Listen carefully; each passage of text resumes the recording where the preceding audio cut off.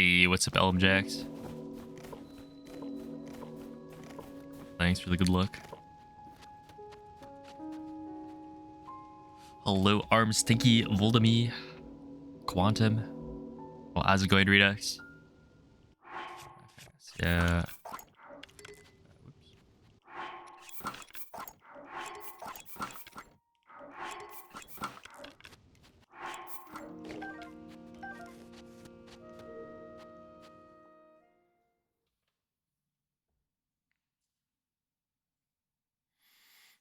Hello, Toonie.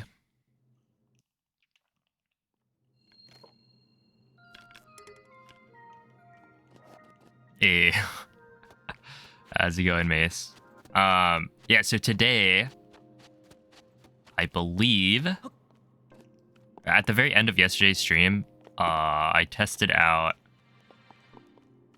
the running arrow smuggle flight. Also, okay, I think that might be why. But I don't think I need to do it that way.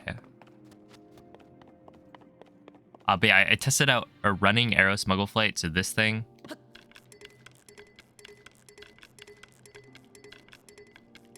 Wait.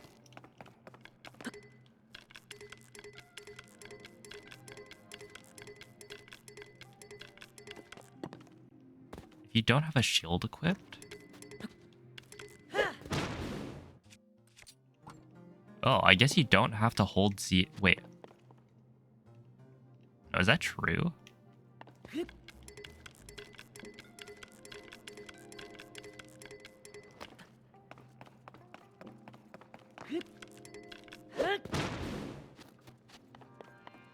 You have to hold a direction?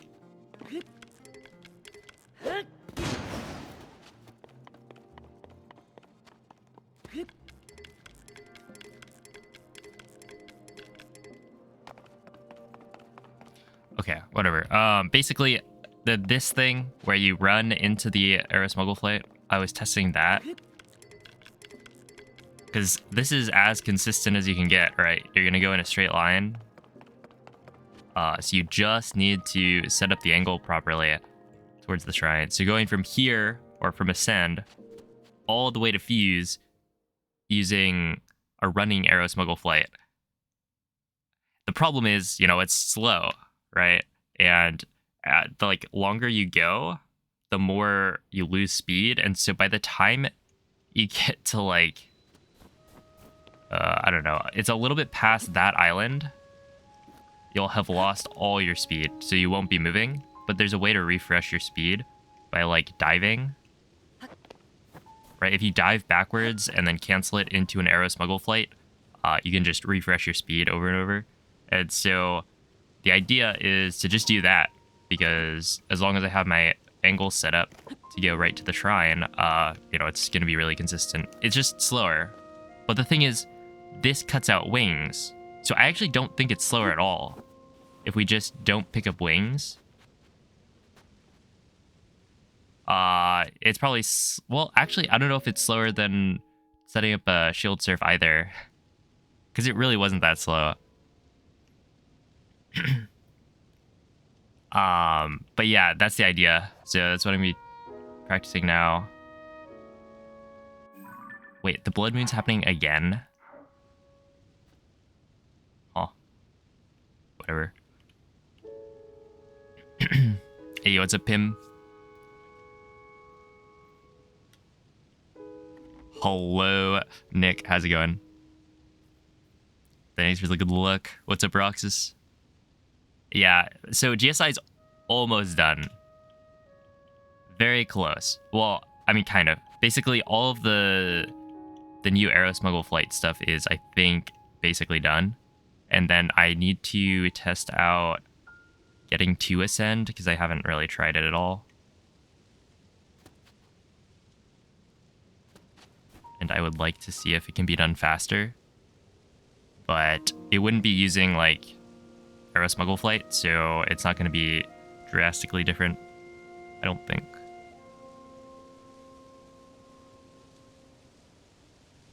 Yo, what's up, Kagura? Hello, CR0. What are the main glitches used in the entire run? It's basically this thing. Which is called Arrow Smuggle. And then there's, I guess, duping. So sort duplication is another one that'll get used a lot. And I think that might be it. Well, there's also clipping out of bounds that is for any percent. So I haven't really tried it yet. At least not too much. So I don't really know how that's going to go. But yeah, we'll do out of bounds clips. I know that currently stick desync clips are used, which uses a steering stick to like clip through the ground. When the glow of the blood-stained moon But yeah, I haven't really touched the post Great Sky Island stuff that much yet. So who knows how it's gonna go. Oh, what's up, Styro?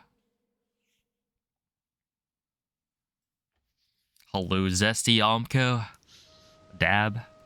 Yeah, the blood moon. Oh wow, it shrinks a lot. Oh, Proto, thank you for the raid. How was the stream?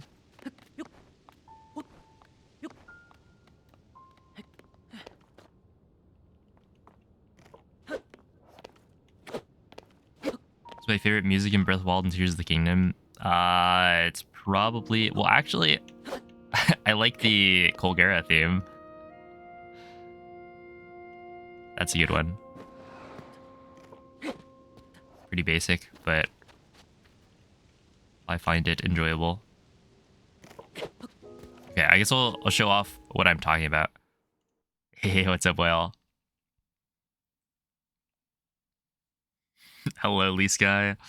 Enjoying the new emote I see.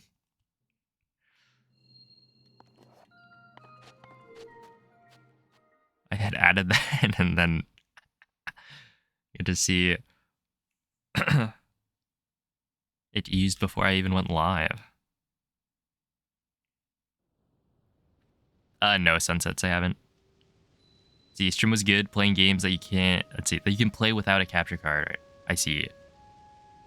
So, PC games or something? Or you stream from your phone and you play using that.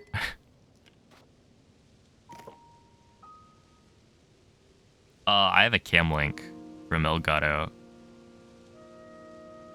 but I'd recommend looking into other options because the cam link is not great. Parasail minigames, pretty good, yeah.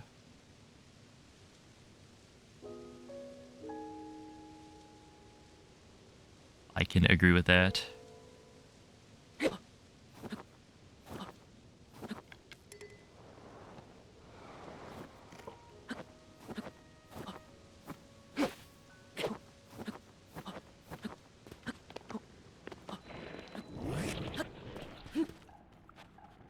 Yo, what's up, Glitch?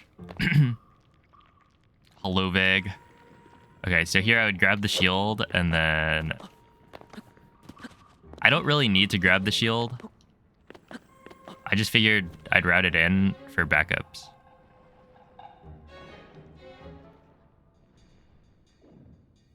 What do you think will come after Tears of the Kingdom, considering it kind of closes the timeline? I don't think the timeline is real. Like, essentially, people try their hardest to make the timeline work out, but that's really not too big of a concern for them. They just kind of do whatever they want. If it works out, then that's only like kind of a coincidence. Or it's mostly a coincidence. Maybe not mostly a coincidence, but like, yeah, they're essentially like, isn't the current timeline like, oh, it's 3 separate ones or something? I don't know. If you mean, like, are they going to make a sequel to this game? Probably not. It's just going to be different. A different world.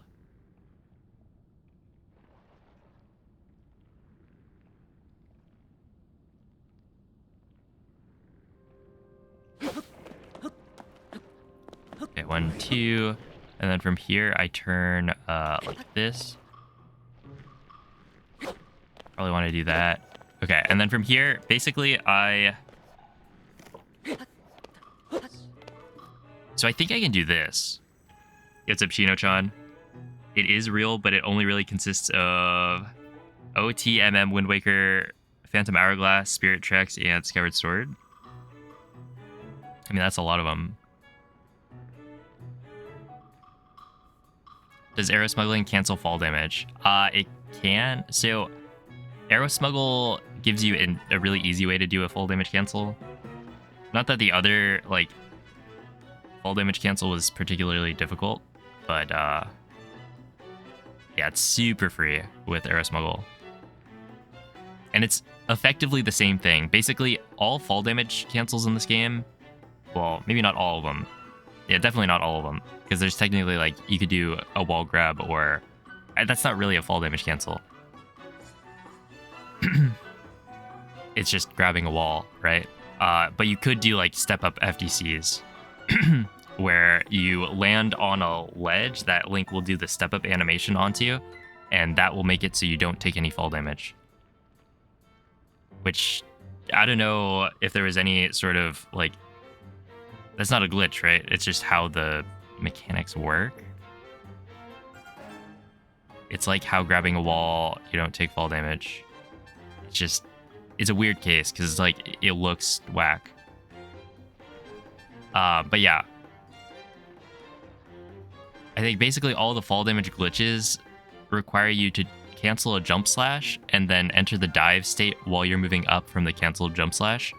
And so what arrow smuggle allows you to do is immediately cancel any jump slash that you do super easily.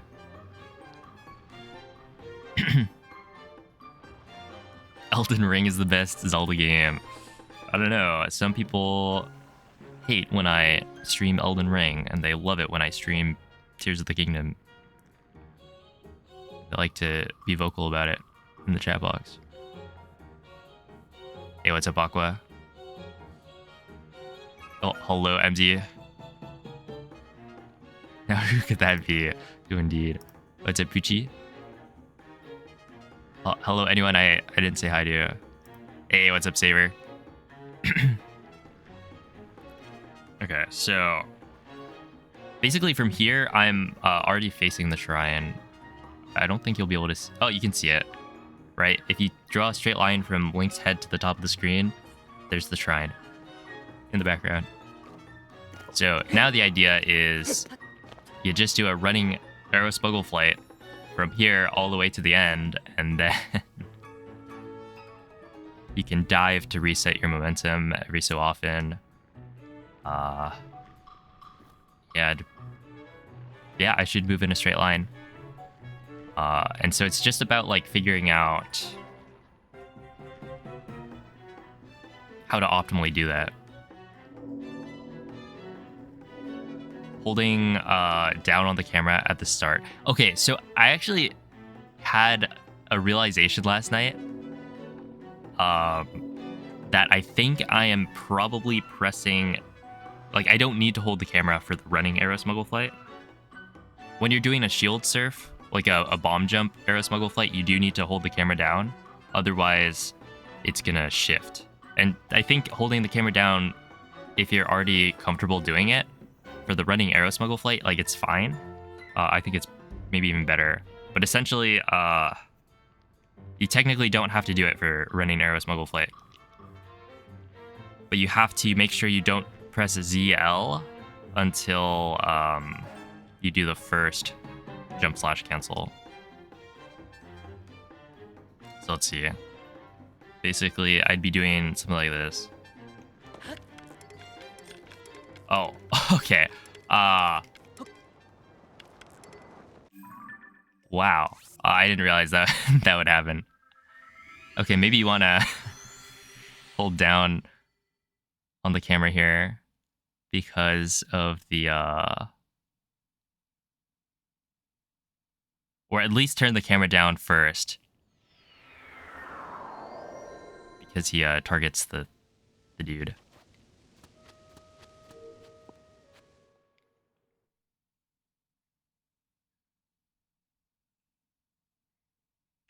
Okay, yeah, so the way I've been doing it right now, which this is not ergonomic at all, but this is my grip with the left hand.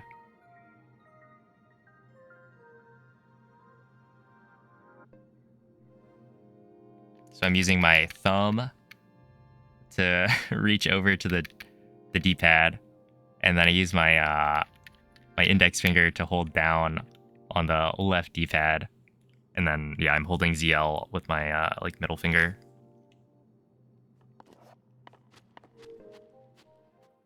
Hey, what's up, Zist? So yeah, it's not great, but did I change the ZL button? Oh yeah, okay, so I looked at this controller and I was like, there's no way. We're definitely switching ZL and L. Cause like you press ZL way more than you press L. So I feel like it makes sense to have, and the same with ZR and R. So in my head it was like, I'm gonna make the bigger button the one I press more often.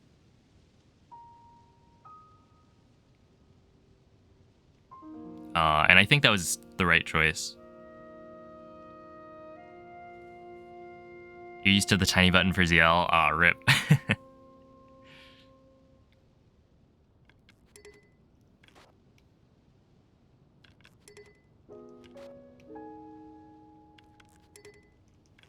Yo, what's up, Mario? Wait, was that 4?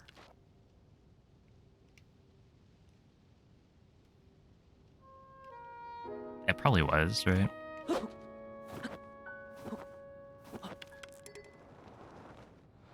Yeah, it was.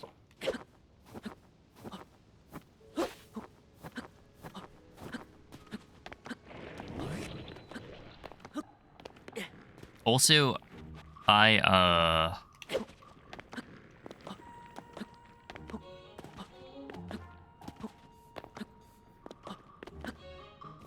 another change I made was, well, actually, I don't know if this is a change, but I put scope on down on the D-pad. Because down on the D-pad, I don't think ever gets used.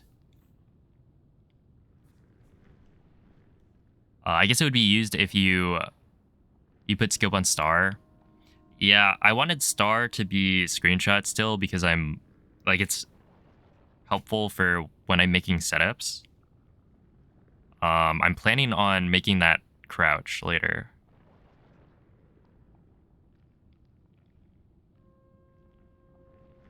For the fairies. Where the only spot you would use down on the D-pad is warping to somewhere on the surface from the sky.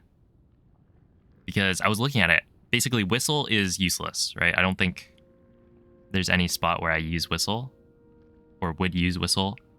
It would be for like alerting enemies or something. But the one time I tried it, it was to alert. There are the birds on top of the Room of Awakening, and I was trying to get the treasure chest without having them like run by me, and I tried to alert them early, and they just kept hitting me anyway. So it was like, okay, that's not gonna work, and I just panned the camera all the way down, and that worked. Yeah, those birds they're tough. But yeah, essentially if they're off screen, they don't bother you. So that was my solution. Now I'm not even grabbing the wings, so don't really have to worry about that. But yeah, essentially the only spot where you would actually have to press down is warping, because that's how you switch between the different layers on the map. And so it's like, well, as long as I don't have to warp back down to the surface from the sky, then there's really no need to have a down button. So I just put that as scope. And then yeah, star is going to be crouch, which I have like one spot where I think I'm going to use crouch. Hey, Zelds, thank you for the 1 year resub, and thank you for the good luck. So we now turn. Do you use down for ultra handing a steering stick?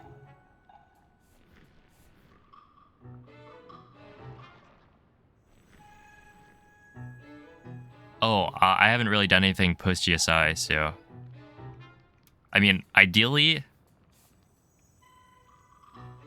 I can remove doing that. But again, yeah, that's for later testing.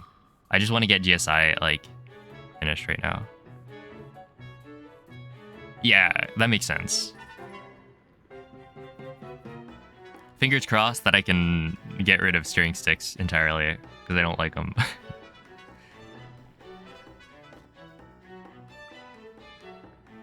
Okay, but let's see. How is this done? It's... Yeah, that's a later problem.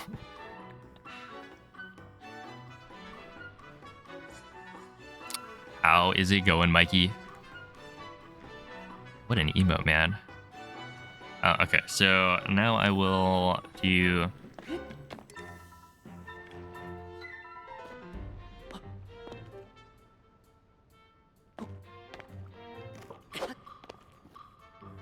the Aero Smuggle Flight.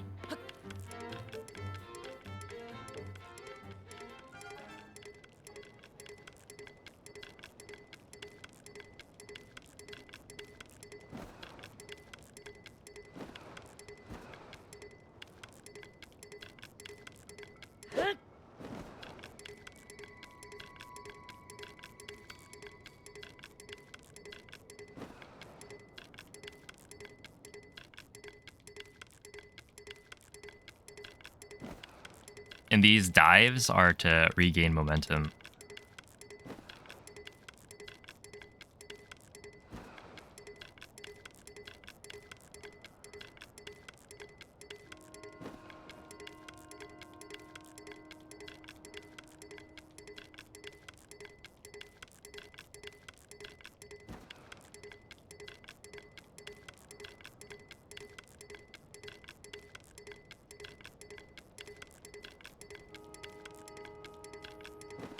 Which they're currently random.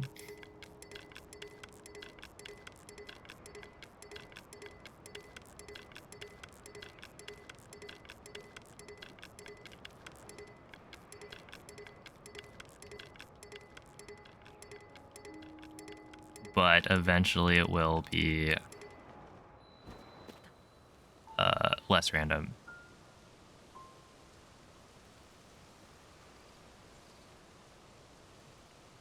As in, today, my plan is to figure this out. Can't figure out the correct way to regain speed. Take you too long to re-aeroflight. Basically, yeah, I'm having a little bit of trouble as well. Kind of like switching between regular, like, aero smuggle flight and then doing the dive. Just having that be a smooth transition between the two. But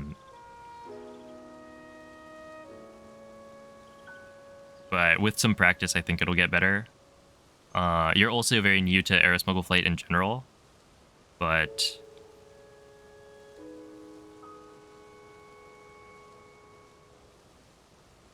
yeah, it's kind of just working in some like fall damage cancel inputs in between. Just getting used to that.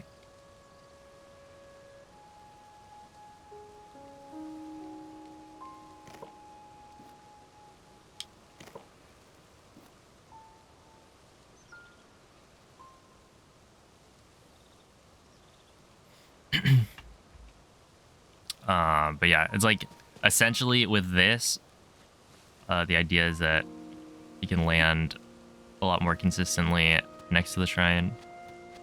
And I mean, hopefully you can land like literally right at the shrine, but I think I might need to tweak my setup a little bit for that to happen.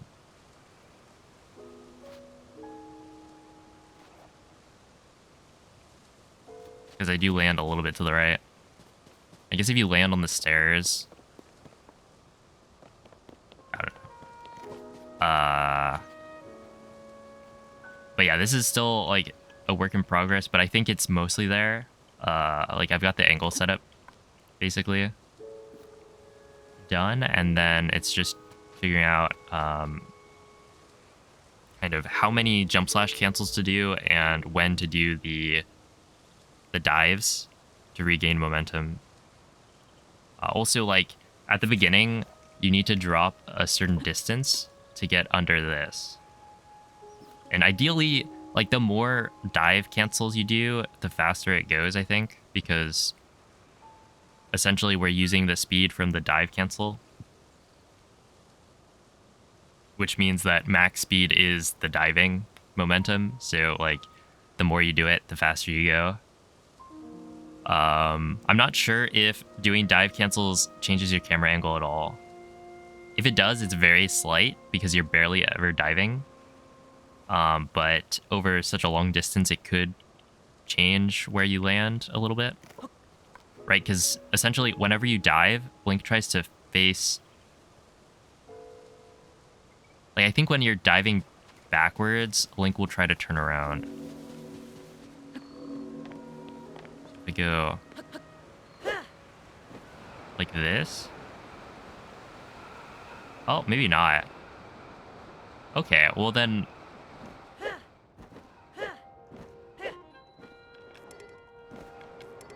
Okay, so I guess he doesn't.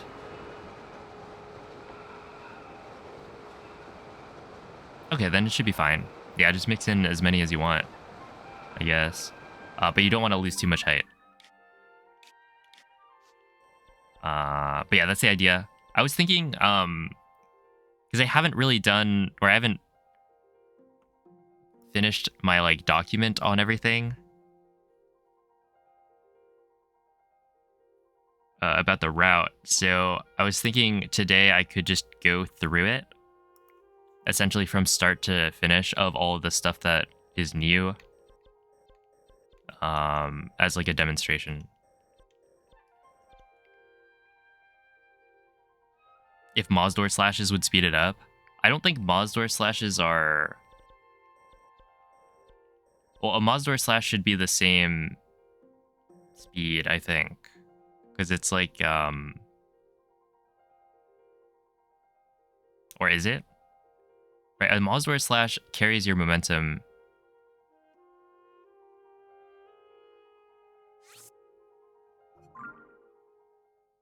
Oh, but you're always doing dive cancels, so it's like the same as diving. But then I guess you probably don't.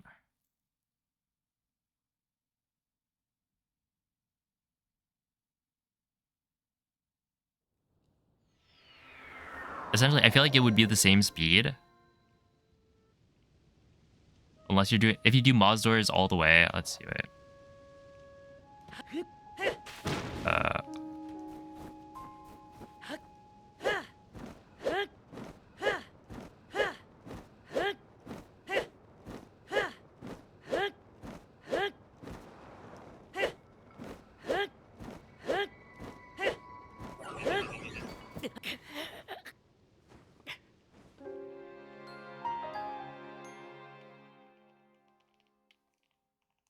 You do lose a lot of height with Moz doors, unless you do them, like, perfectly.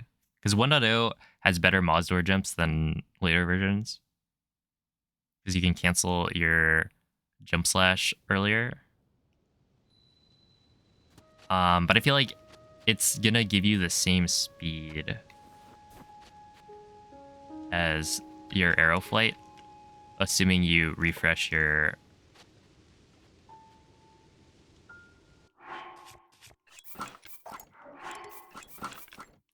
momentum.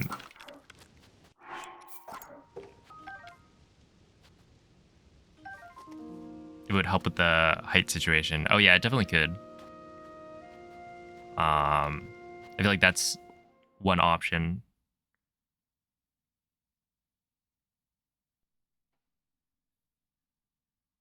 I guess what you could do is just count. So, assuming that, well, it seems like holding down while diving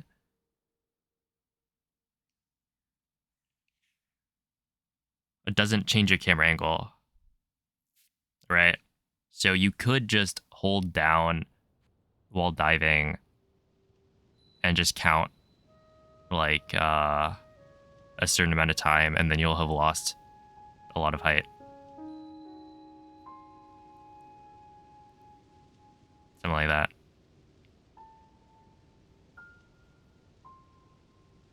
I've tried doing like Mazdoor jumps on this controller, and I was having trouble doing it like as consistently. I just haven't practiced it though. Like I tried to Mazdoor all the way from here, and I don't think you can make it. You lose too much height. Hey, what's up, Namil?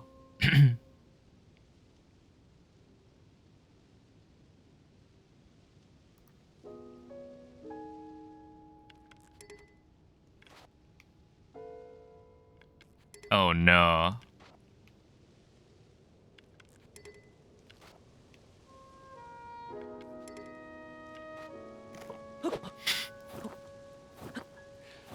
Claimed another victim.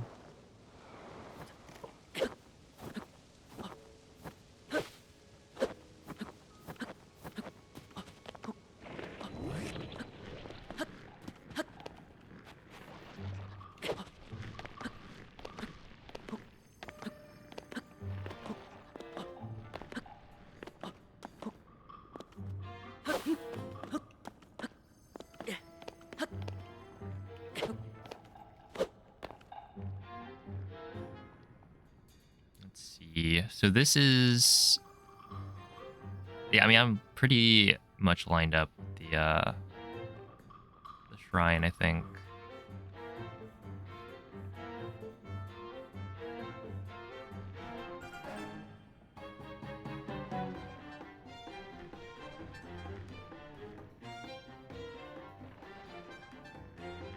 The forward hops in the snow shouldn't matter too much.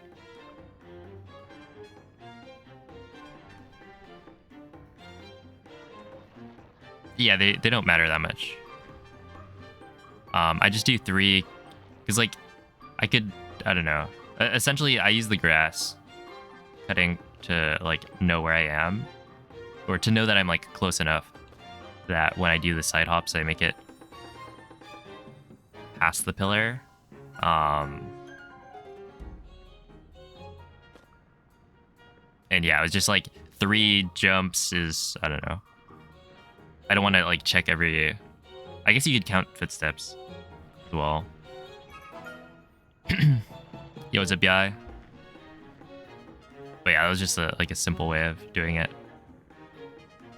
Okay, I think I jumped forward already, so now I do. I guess right here, this isn't. Like, you could probably. The problem with this spot is that it actually slopes up.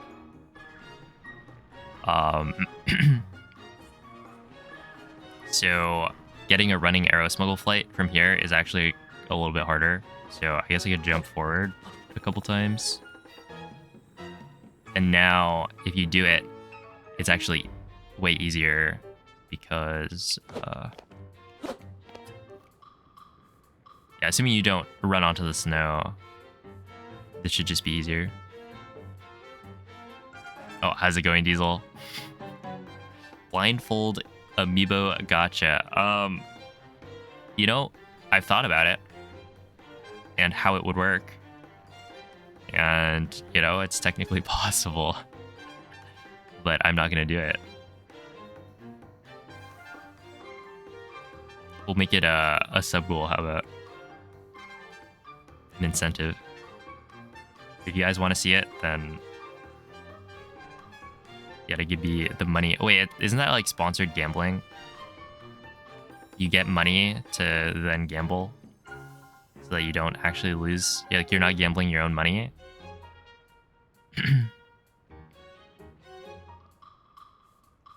Oh, hello, Potito.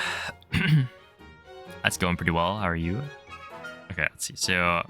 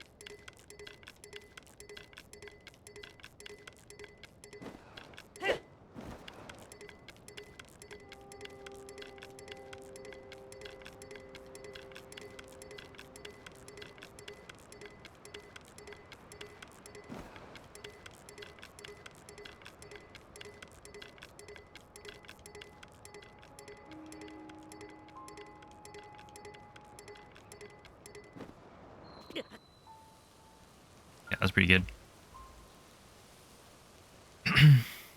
Well, how's it going, Silver Chicken? Yeah, see, like, I land right here. I think this is the same spot, roughly.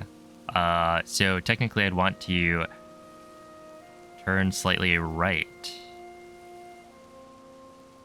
Yeah, maybe there's a way to turn slightly right so that I actually hit the shrine, instead of just getting, like, close to it. Also, right there, I was doing 20... I don't know, this still, it doesn't feel great. Just because you're doing so many jump slash cancels. I feel like the other ones, it's not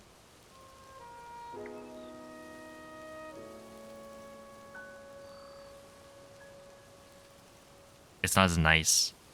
Or it's nicer on the other ones because you don't do as many jump slash cancels in a row. This one, I get kind of tired by the end. Or not so much tired, but like, essentially, the triggers on the Procon are way more comfortable than the triggers on the 8-bit do. And so it's more like my index finger doesn't like pushing these buttons so much. And I've thought about, like, could you swap controllers? I mean, like, well, you wouldn't be able to, because technically if you did it mid-flight. Well, no, you couldn't. Yeah, because you need the down input.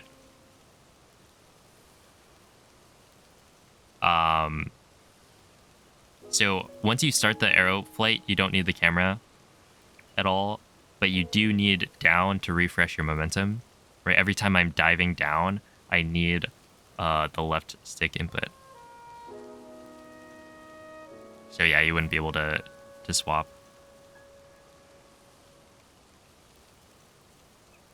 Eating Subway's cookies. Do you get the foot-long cookie? Has anyone actually gotten that? I feel like I asked this before. Not impressed. Do it with no glitch. Glitching is not what Zelda wants. This guy has many years. Wait, what? Eddie, Big Ed. What? I feel like I understood the first part of it, and then I lost it. You never seen a foot-long cookie in the UK? Oh.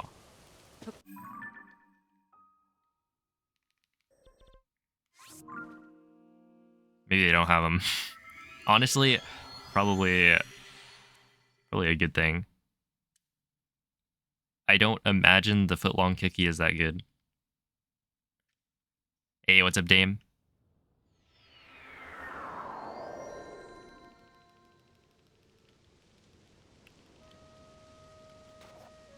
It was supposed to be a paragraph break. Oh, I see.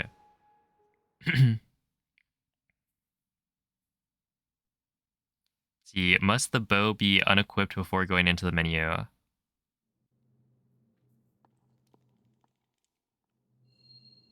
Oh, okay, I see. I get it now. Yeah.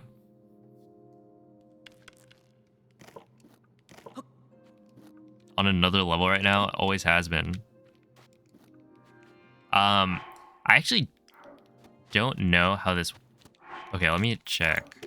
So basically, when you're setting up the arrow smuggle, in my head, you have to... Okay, so if you do this, right? And then you equip... I don't think you can do it with your bow unequipped at the start. Wait. Let's see. Equip drop.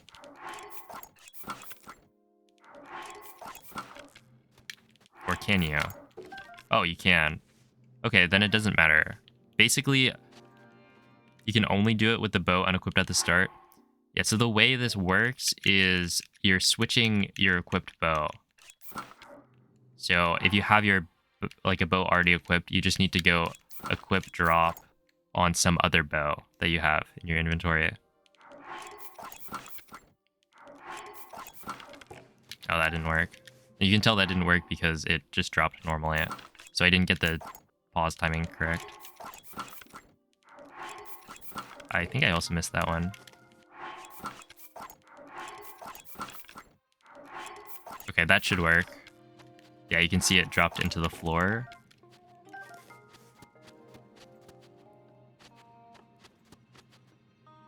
The first move must be a quip drop, yeah. Oh, yeah, dude, when I was learning this, I don't know if I don't think anyone's made like a better resource for this, but I was just watching. Like I went to the Any% channel. Well, I think somebody had linked me Ergol's setup, and I was just watching it. Trying to like piece together what the inputs were. But the clip was so fast. So it definitely took a bit. But yeah, it's like, what is it? Equip drop, and then unpause pause. That unpause pause, like the first one, is not super precise. And then you, what is it? How does this work?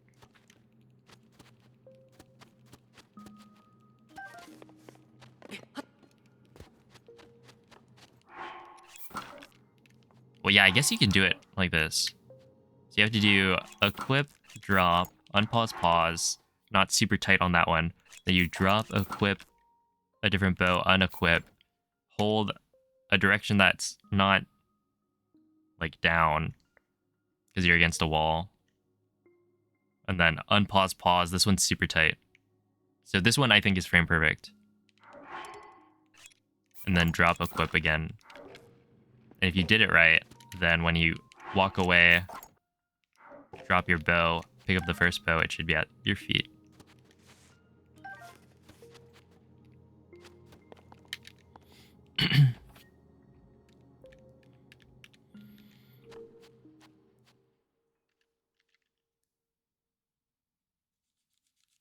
Not everyone saw it. I definitely didn't when I was learning. Is it pinned? Because I think I went and looked for pinned messages first and didn't see anything.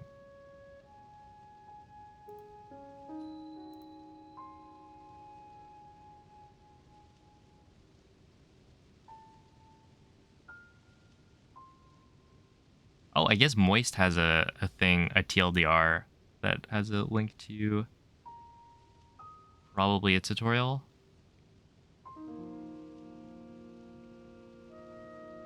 I want to say that's when things were new though, so it may not have been the most up-to-date setup.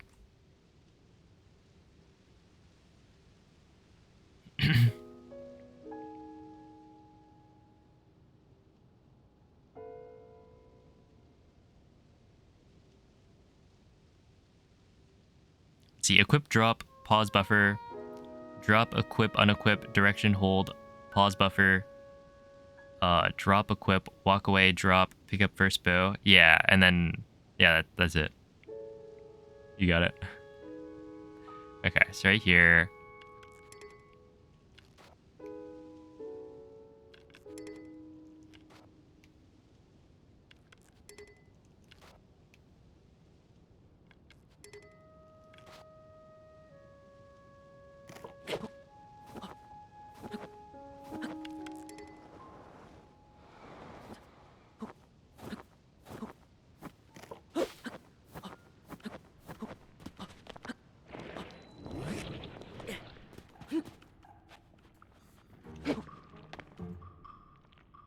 Arrow Smuggle works on 1.1, but you have to set it up differently. I don't think Quick Drop Smuggle works. So the setup I just described would not actually work.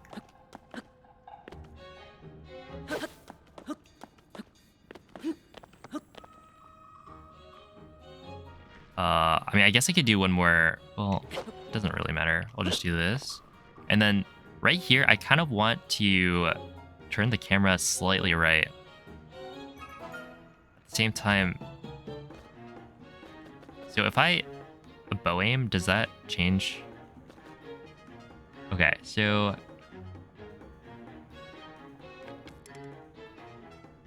bow aim. Right, this I'm pretty sure is moving me slightly right.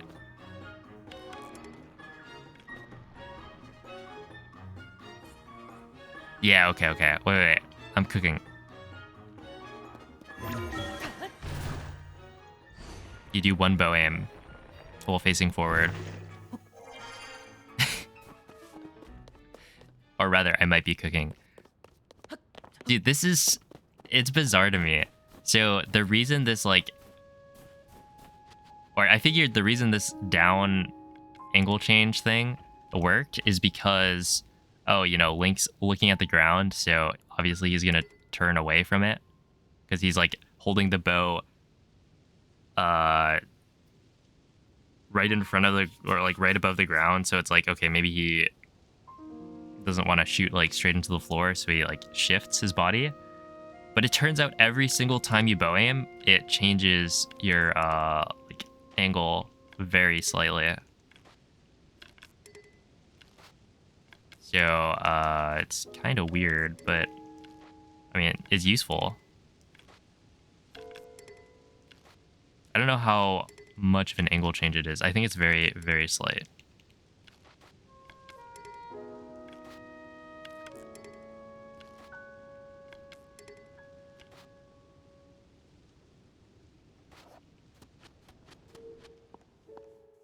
Yo, what's up, Def Not a Chicken?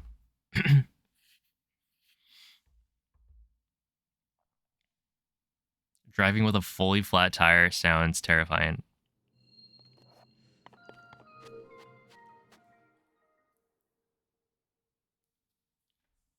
Then went back into the road? No. Oh, man.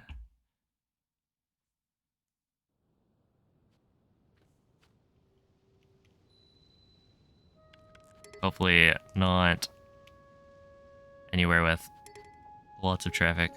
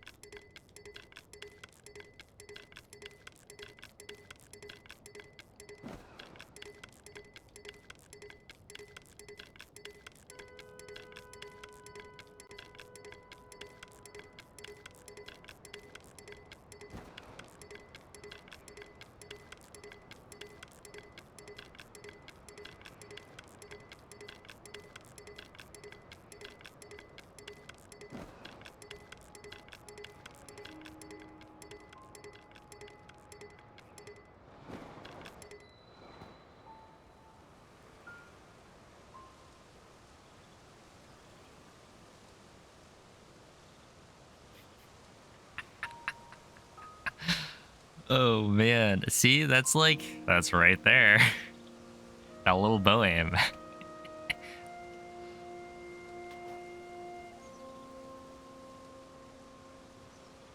I didn't lose enough height there. Also, yeah, I was just doing for like, I don't know, making it easier. Basically what I did was I did like maybe 20 jump slash cancels, and then I like did the dive for like 5 counts, and then started doing jump slash cancels again. And then every 20 I would refresh my momentum. But yeah, there's definitely some optimal way to do this that I'll need to figure out. But I think for now, this is totally fine. But I think it's probably fine to just like go through, and I think I want to do a run through of all of the new things I've kind of come up with.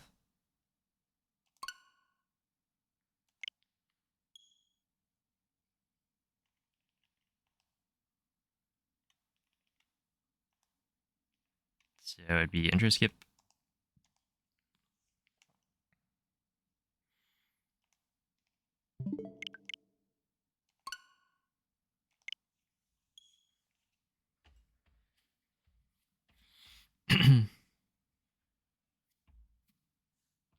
Yeah, hopefully this doesn't take as long as last time, because last time I kind of ran into some issues. Yeah, it's gonna kind of see if I remember all the different thingies.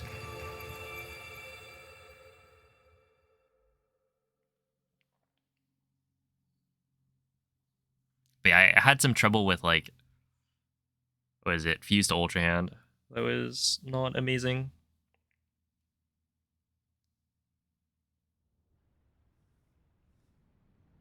See, I don't know if I want to do this with the blindfold or not.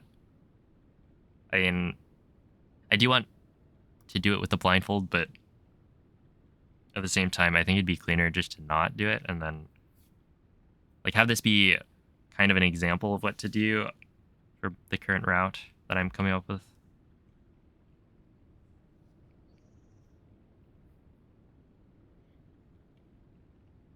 Yo, what's up, Nazi? Hello, Yang. Thanks for the good looks. Okay, so I guess we'll just we'll go from here.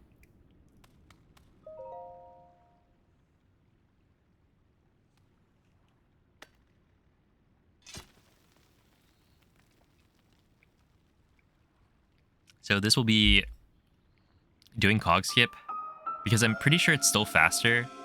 The new running arrow flight to fuse means that you don't need wings anymore.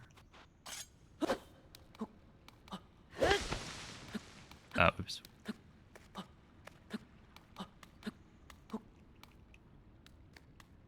At this part, I think could be sped up, but essentially you want to get into this corner, do 3 backflips, 2 left hops, wait for Link to slide down, 1 more left hop. He slides. This is now the right angle. So you move, you turn left, go into this corner, and then from here you turn around, and then do 6 forward hops to get up onto the gear. And then you walk forward into the corner. From here you turn left, walk into the corner again, and then you want to backflip and then side hop left. And then from here, you need to shimmy yourself forward a little bit. So it's like, essentially, I'm using the, when you're holding ZL with the 8-bit do, and you tap down for like a frame, Link will actually move forward. So if you practice this input, it's actually pretty consistent. And you can hear when Link goes forward. I think that was 3. Then you turn left. Right here, you actually don't want to do a jump to turn around again, because jumping can cause Link to like shift. So you just tap down for a little bit for him to turn around. And then from here you do Cog Skip. which is what is it? Run down, immediately jump, or jump at some point while you're running down. That'll give you enough momentum to then throw aim to turn around and then jump slash when you're like kind of at the peak of your jump. Then you want to, I assume you want to like lock the camera immediately. I don't know if that's actually necessary. But then you hit Cog Skip. You're now on the upper ledge. If you hold backwards with ZL held, you will never fall off. If you do, it's because you like barely hit the ledge. So you're like very, very slightly off. But then from here, I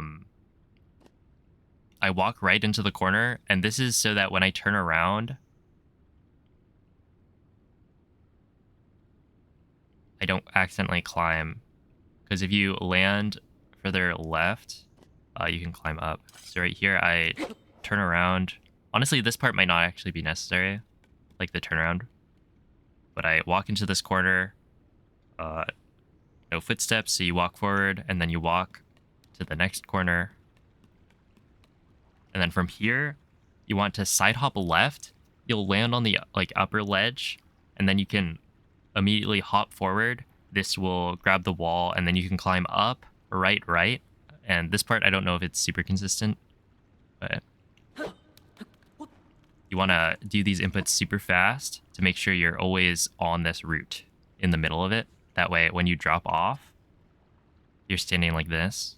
If you are too far on the right of the route, then it's not going to work. So that'd be like if your jumps were spaced out a little too much, you would end up climbing a little bit to the right between every jump, and you wouldn't make it to the same spot. So you got to make sure those are really, really fast. And then you walk back right to get into this corner, jump into the wall to change angles, and then walk right again. So now I'm in the corner. And then from here, I forget exactly what I did. Let's see. So I think it was left hop, 3 forward hops. Then you turn to the right. And from here, I think I just walk forward. And like you can mix in running as well. You just won't, like you shouldn't catch on the wall. You shouldn't. So this might need some extra cooking. I don't know why that happened. I guess you can just hold ZL and walk forward, but that was kind of slow. So I was trying to mix in running as well.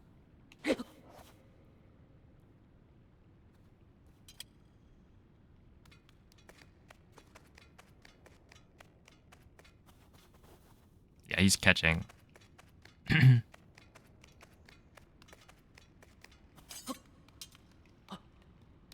So I might be doing something differently. Yeah, it's up, Soy Dog. Yeah, I'm just gonna ZL walk. It's fine. And I think this should work.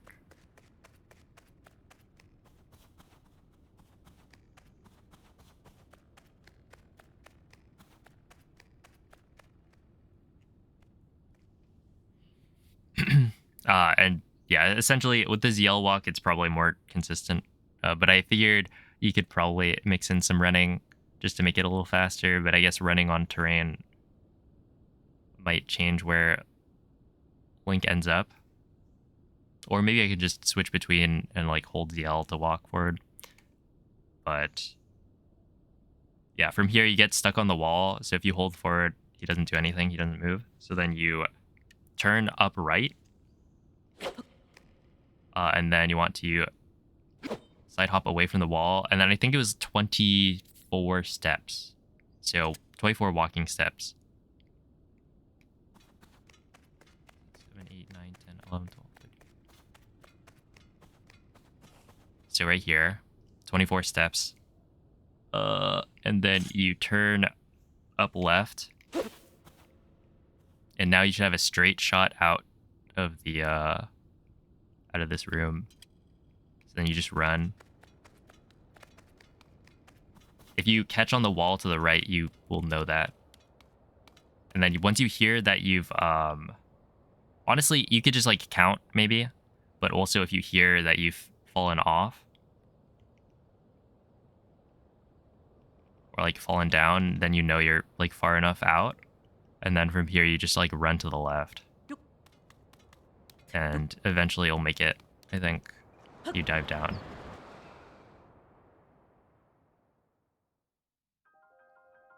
Now, all of this is not necessary because I don't think this route needs wings at all. I don't think this actually saves that much time because, yeah, if you don't need wings, then you can just do the normal route, and it's a little bit slower, I think, but I haven't really done a full comparison. Like, I timed certain bits of it, and it seems like Cog Skip should save some time, but, like, not that much. Yeah, and then you do wing flip. Hold up. Well, I actually don't have wings, so I can't do that. Otherwise, I would.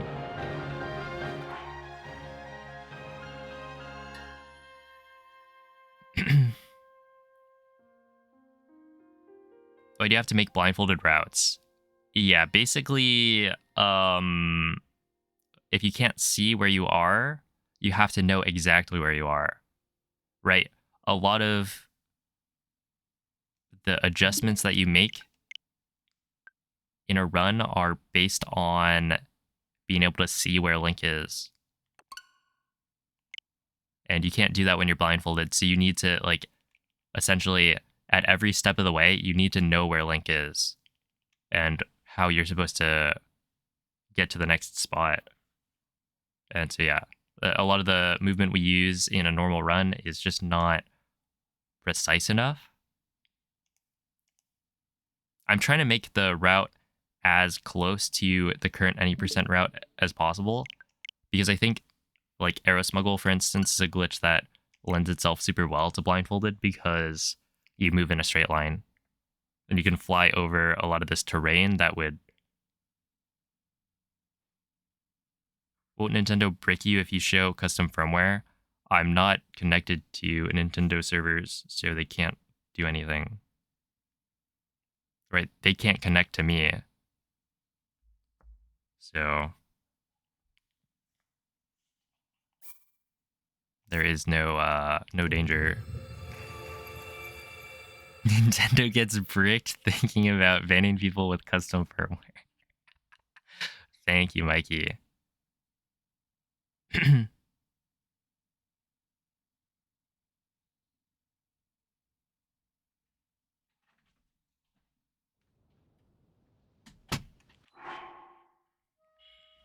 Okay, so then from here, this is essentially a file that I assume is... I haven't tried to do the diving cutscene to ascend, right? That's a section that I have not practiced at all or tried to, like, figure out strats for. So my current plan, assuming I don't find anything fast to, like, speed it up, is to just, you know, use other people's routes, right? So I think by this point you're gonna have a rusty broadsword, a shield. These are from the Temple of Time construct. I guess you wouldn't have wings because we're not grabbing them. But it's really important that you have the rusty broadsword. Technically the shield's not necessary, but the broadsword is, and you'd pick up both. Yo, what's up, Sir Squiggle? Doing pretty well, how are you?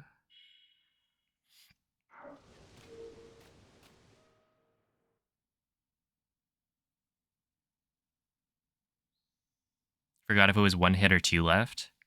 On the broadsword?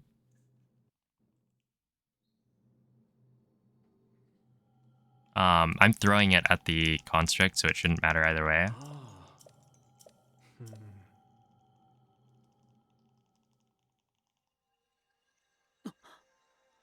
Yeah, basically, throwing the broadsword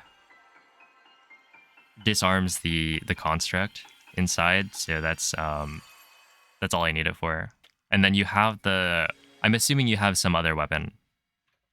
Right, the Decayed Master Sword, I think, is also intact. Yeah, okay. So that's what I'll be using. Okay, so right here, I will just run forward. You just want to hit the wall. Lock the camera, run right. Hit the wall. Turn your camera, ascend. From here, you want to side hop left, ascend. Now this is the part where you disarm this construct. And so the reason this is consistent is because this construct will only notice you when it's turning around on the left side. So you exit, you target, you hold R to get throw aim. Right, it always turns the same direction. And then it will turn and notice you. You do 2 jumps, throw it in the middle of your second jump.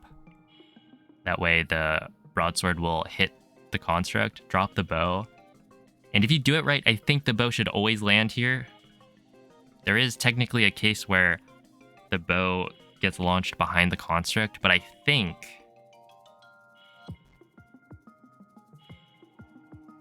I think that's... like, you're doing it wrong, right? You throw the broadsword at the wrong time. Because in my testing, I've only had that happen like once. So I'm pretty sure it's like, I don't know, something about the timing when you throw the broadsword. Like if you throw it later, maybe. But yeah, essentially you have the audio cue of the construct noticed you. And yeah, it's like as long as you don't move at all after you ascend, it shouldn't notice you. And then from here, what I've been doing is, so I press B to exit this menu, and then I run to the right for, I don't know, a little bit. It's not super precise, but essentially you want to run to the right and then back right with your controller and lock the camera, of course. So right here, I wait for Link to stop moving. Well, I guess you don't have to.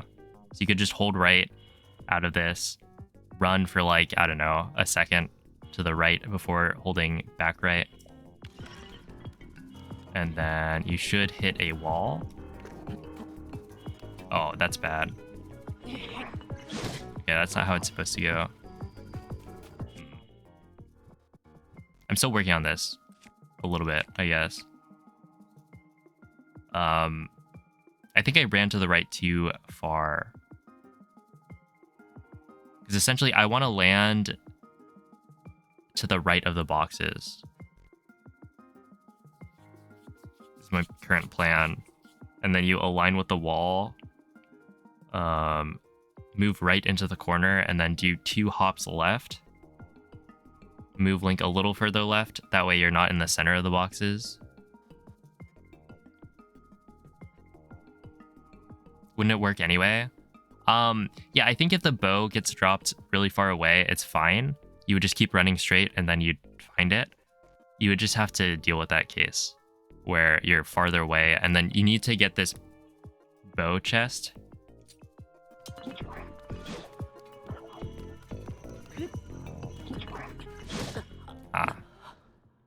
Yeah, I'm also doing this on very low HP. So if you ever get hit by the construct, you should be fine because I think you enter this shrine with more HP. As long as it's not like the big attack. Could always move the boxes, ascend, align with the wall above. Right. Try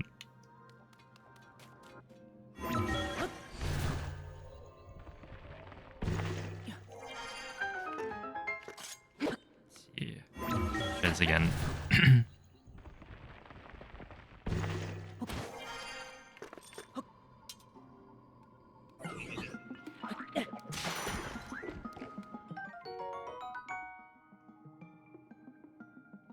Yeah, the problem right here is that you're gonna pick up the bow in a different spot every time. So I was trying to like figure out a way to maneuver from here to the boxes. Assuming Link's position is different, like very slightly off. Because I think it does land in a pretty similar spot, but like you're spamming A, maybe you move a little bit more before you actually grab it, or it lands, you know, slightly farther. But yeah, essentially this is what it's supposed to look like. Then you go here, and then slightly left so that you don't push both boxes at the same time. Because if you do 2 side hops left, then the boxes are actually, like, you align with the middle of them, and Link will push both, which makes him, like, push them slower. But yeah, you ascend up, and now from here, you can, like, walk left. Oh, that's fine. Basically, you just want to pick up the treasure chest. And then we're aligning with the wall in front anyway, so, like, you just walk left and pick it up. And then you would go up here, walk into the corner here, turn around, and now from here, this is where you want to set up quick drop smuggle, but you also want to duplicate a bow. And the reason you duplicate the bow is so that you have a backup for later. In case you ever like die or have to reload, you have to reset up quick drop smuggle, and so it requires 2 bows in your inventory. And the way it works,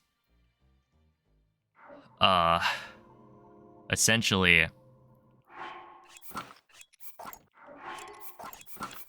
okay, so this is a successful quick drop smuggle, where you drop 1 bow, it like drops through the floor, and then you drop the second one, and you go back and pick up the first one, right?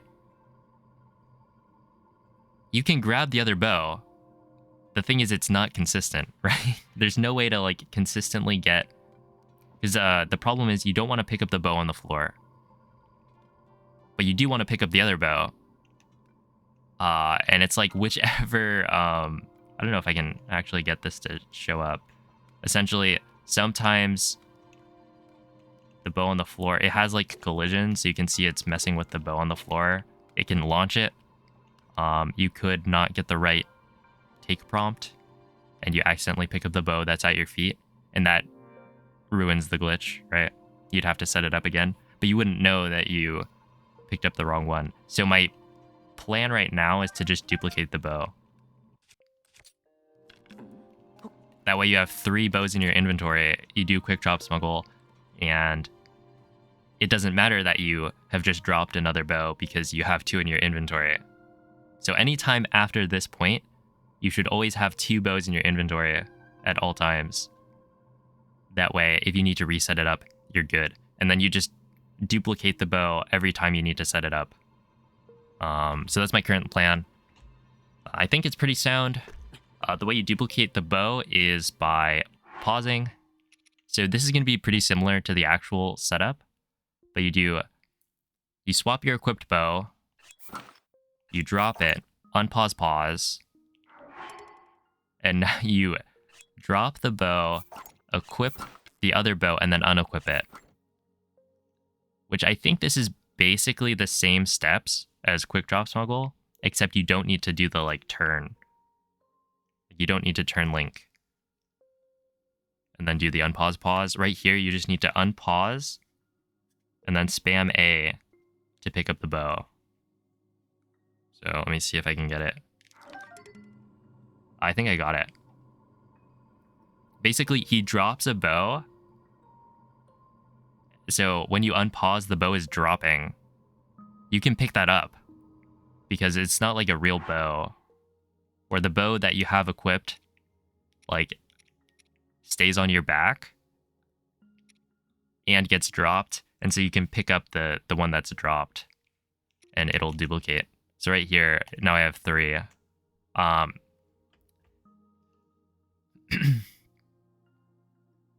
So if you notice that you got it, then that's where you pause. You press A to make sure, oh, is there a bow in this slot? If there is, then you move your cursor left. If there are 2 bows to the left, then you got the dupe.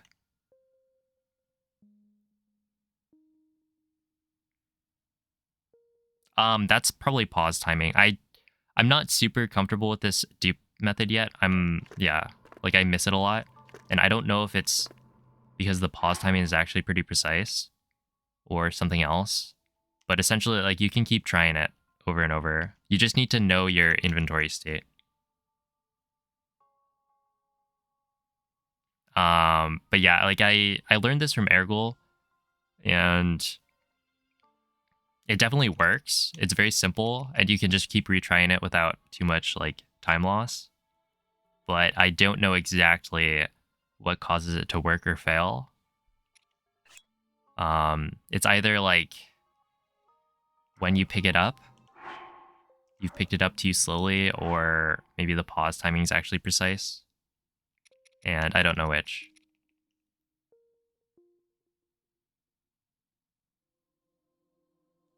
Is there an alternate method?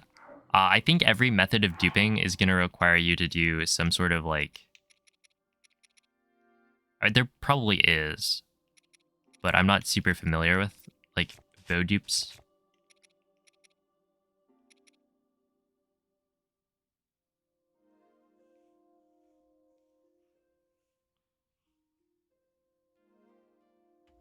Oh, hello, Yonduino. Hope things get better.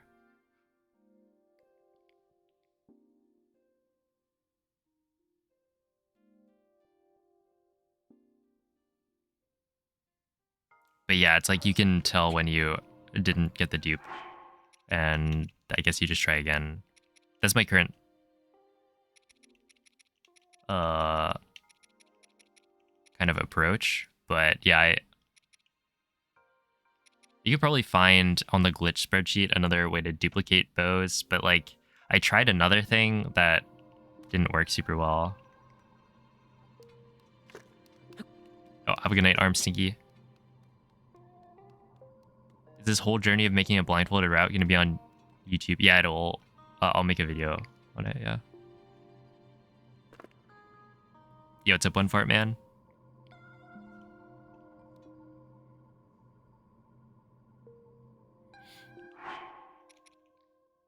So I guess like a failed dupe would be like this. I didn't hear the pickup sound, so I know I didn't pick up a bow, which means that when I repause, I'm gonna be focused on whatever bow is equipped, and it should be the one on the right. So then you just retry it.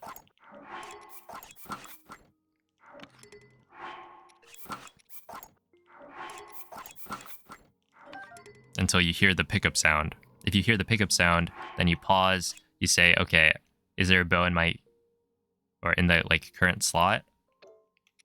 Are there at least 2 bows to the left? Or in this case, well, there should be only 2 bows to the left. But if there are, then you got the dupe. And you can continue from there. So just go here. And then from here, right, you've checked that there's 2 bows to the left, and then you just do the equip drop, unpause, pause, drop, equip, unequip, and then you hold left, and then unpause, pause, and this is really strict timing.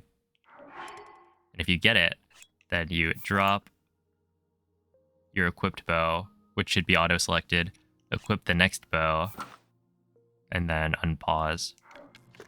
Now if you backflip, drop your current bow, forward hop, you can now pick up the bow. And so from here, you shouldn't be pressing A at all until you get to the like terminal. You found holding up was a little easier. Yeah, I mean, it doesn't really matter. Essentially, you need to hold a direction that's not facing or that doesn't put your back to a wall. And so, yeah, you could hold up, but they should be the same. Because I don't think Link's like turning animation is variable in speed. So you could turn left, you could turn up. And because your inputs are so precise with the 8-bit do, it should be the same. But yeah, from here I like realign on the wall, turn around, and then so this is the part where I may end up cutting this out of the run, but the idea is to arrow fly all the way to the end of the shrine. This is a really hard flight. Because you need to gain so much height. And so your kind of rhythm on the jump slash cancels needs to be like extremely fast. An alternate method would just be to arrow fly across the gap and then use the moving platform with ascend anyway. And a setup can definitely be found that's, you know, quick. It's not going to be as fast because you have to ascend twice and wait for the platform. So I don't know how much this actually saves, but I'd imagine it's a decent chunk.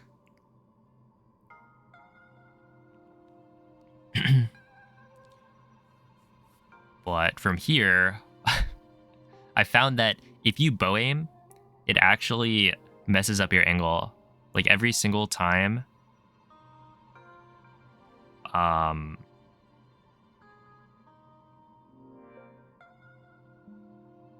Every single time you bow aim, Link's angle changes, which is fun. Basically, I was trying to do this over and over, and I was landing in a different spot every single time. And that's, I think, because of bow aim. And so my solution is to just not bow aim. Because arrow smuggle, if you just pull out the bow, you can get a jump slash cancel. Oh, also I didn't mention, but you should probably check that you have arrow smuggle. So one way to check is to just, after you've picked up the bow, you draw the bow and then do a jump slash. If you hear the jump slash noise, then you failed and you have to try again. Technically, you'll be losing time overall. If you're talking about comparing to a non-arrow smuggle route, then, I mean, that's not too relevant because you're saving time with the rest of the strats. And so the comparison should be between two arrow flight segments.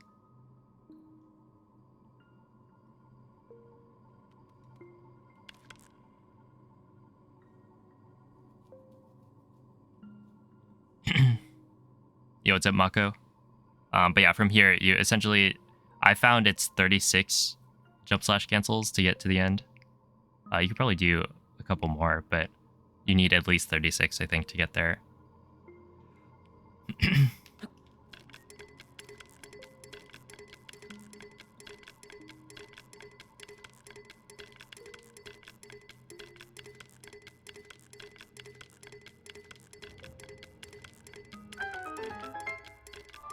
So that's 36. And then from here, I think you just ZL walk forward. And the idea, so I don't know if this is actually, this is one of the things I need to work out more, if it actually works, but you just ZL walk forward, and then it should lock Link on the end terminal, right? So if you set it up right, don't turn Link at all before the arrow flight, then you should land in a spot where if you hold forward, like you hit this edge, and then you'll always get the examine prompt. This is really important because, yeah, you don't want to pick up the bow at your feet because it will remove arrow smuggle. And so this is all so that when you exit the shrine, the bow is at your feet and you'll have arrow smuggle set up for the rest of the run. Assuming you never have to reload, because reloading will get rid of it. But yeah, going through a loading screen, so like finishing a shrine, entering, exiting a shrine, warping, that all will put the bow back on your back, and then you'll have it set up for later.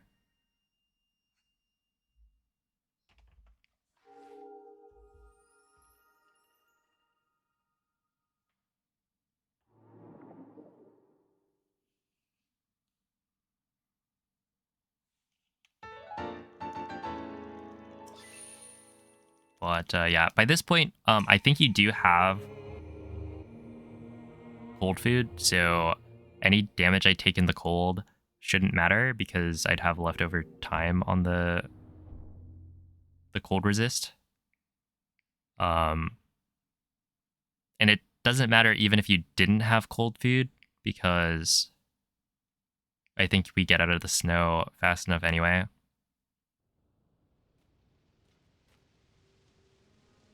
But this is just a demonstration of the route so far.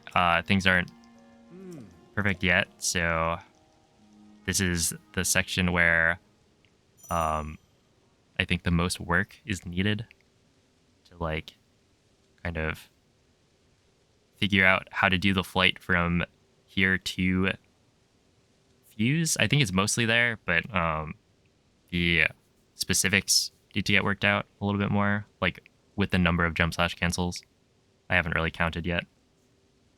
But basically, you do 4 angle changes with the bow with your camera turned all the way down. So it's draw the bow with your camera turned all the way down and then put away the bow. And then press ZL to realign link or realign the camera. And then from here, you want to do 4 hops forward. The 4th one will put you off the edge, so you hold ZR to draw the bow, and then you do a fall damage cancel by essentially having the bow drawn, having ZL held, and you hold those the whole time. And then at some point while you're falling, you press Y to do a jump slash cancel, and then R right after, and that will put you into the dive animation as you're rising from the jump slash cancel. That gives you the fall damage cancel. So you shouldn't die. And then from here, you want to do 3 jumps forward. Take a swing with a bladed weapon. In this case, it's probably the Decayed Master Sword, because I don't think there's any other weapon we have that would be sharp. If you cut the grass, and this is an audio cue, so you listen for the grass. If you cut it, then you immediately do 8 hops to the right. If you don't, then you do a hop forward before doing 8 hops to the right. This is essentially just to get inside of the cave. It doesn't really matter too much. The grass is just a good indication that you're far enough forward that you can jump into the cave. And the reason this is necessary is because every time you do a fall damage cancel, unless you're doing it at the same exact time, you're going to land in a different spot. Because doing that neutral dive will cancel all your forward momentum, and so you're going to land wherever you do the fall damage cancel. So if you were to like jump off the edge and then wait even longer, you would have moved like horizontally a little bit more, and so you'd land farther forward. Which is why I'm using the grass. So right here I didn't cut it, so I do a hop forward and then 8 to the right. Now you do 2 backflips, and then you walk left. And this will put you in the corner,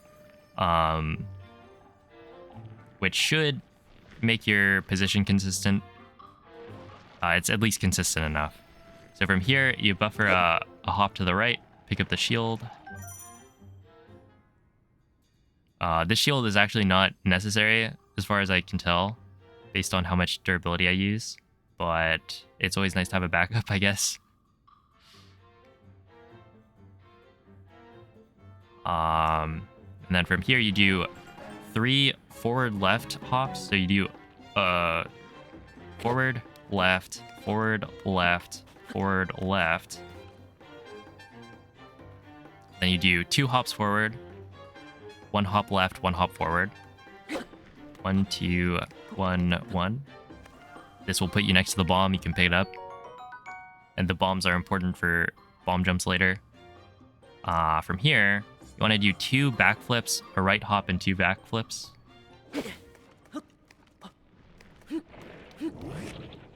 Now, Link shouldn't slip, but I feel like I've had situations where he does slip on the terrain because it's kind of sloped. And it's like my position is never 100% consistent here. I haven't figured it out. But I don't think it needs to be, because it's like close enough.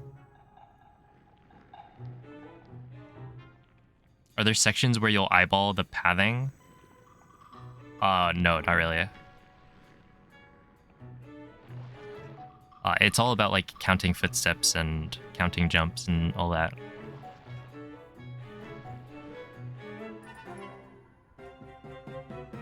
There's a lot of counting actually. And then from here you turn down left. So this gives you a really, really good angle towards the shrine. I've been jumping forward like twice.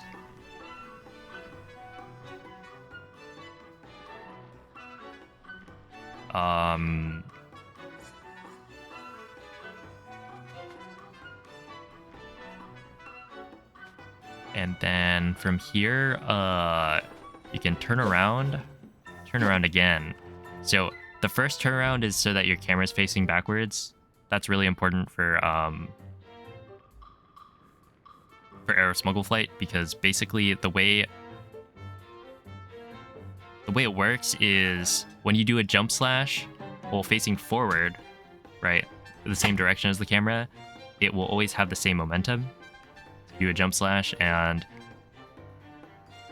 your momentum will always be that of a forward jump slash. But if you turn around after jumping and then do a jump slash, you'll just continue to maintain the momentum you had going into the jump. So in this case, I'm doing a running jump, turn around, jump slash, essentially. And the jump slash will be canceled by arrow smuggle, so that we can continue to fly through the air. And right here, this is where you do the fun input of running arrow flight.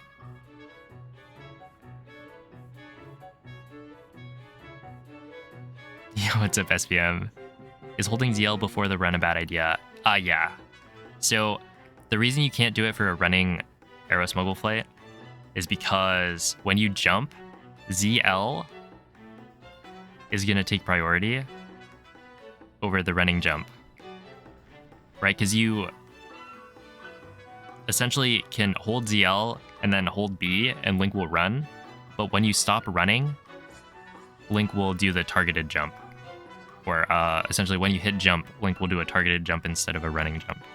So essentially you don't really get any benefit from running if you hold ZL during the setup for it.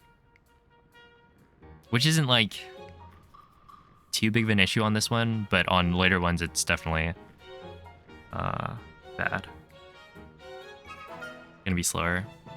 But yeah, right here, essentially you want the camera held down, and then you'll want to press down on the left D-pad. And so the way I've been doing it is actually like I use my left hand to hit the camera down, and then my right hand or my left index finger to hit down on the D-pad.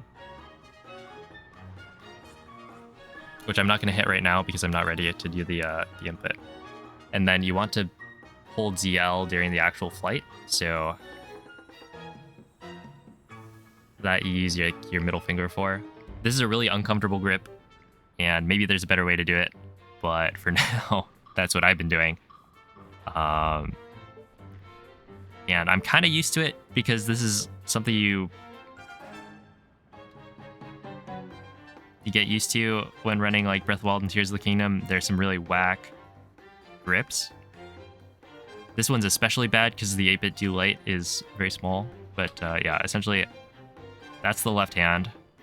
Down on the right stick, and then ready to press down on the left stick. And then you hold B,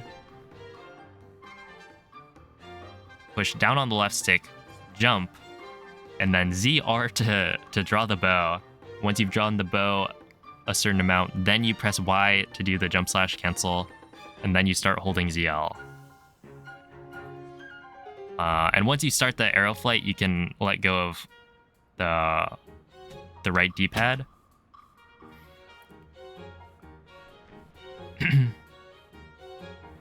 Oh, true, yeah, I have remapped the ZL button and the ZR button Basically, I looked at this and I said, there's no way I'm pressing this for ZL, right? It makes so much more sense in my head to, for me, I was like, there's no way. Bigger button is ZL. Bigger button is ZR. And so far, it has made these inputs a lot nicer. Because, yeah, I'm trying to avoid pressing this button as much as I can. It's just way too small.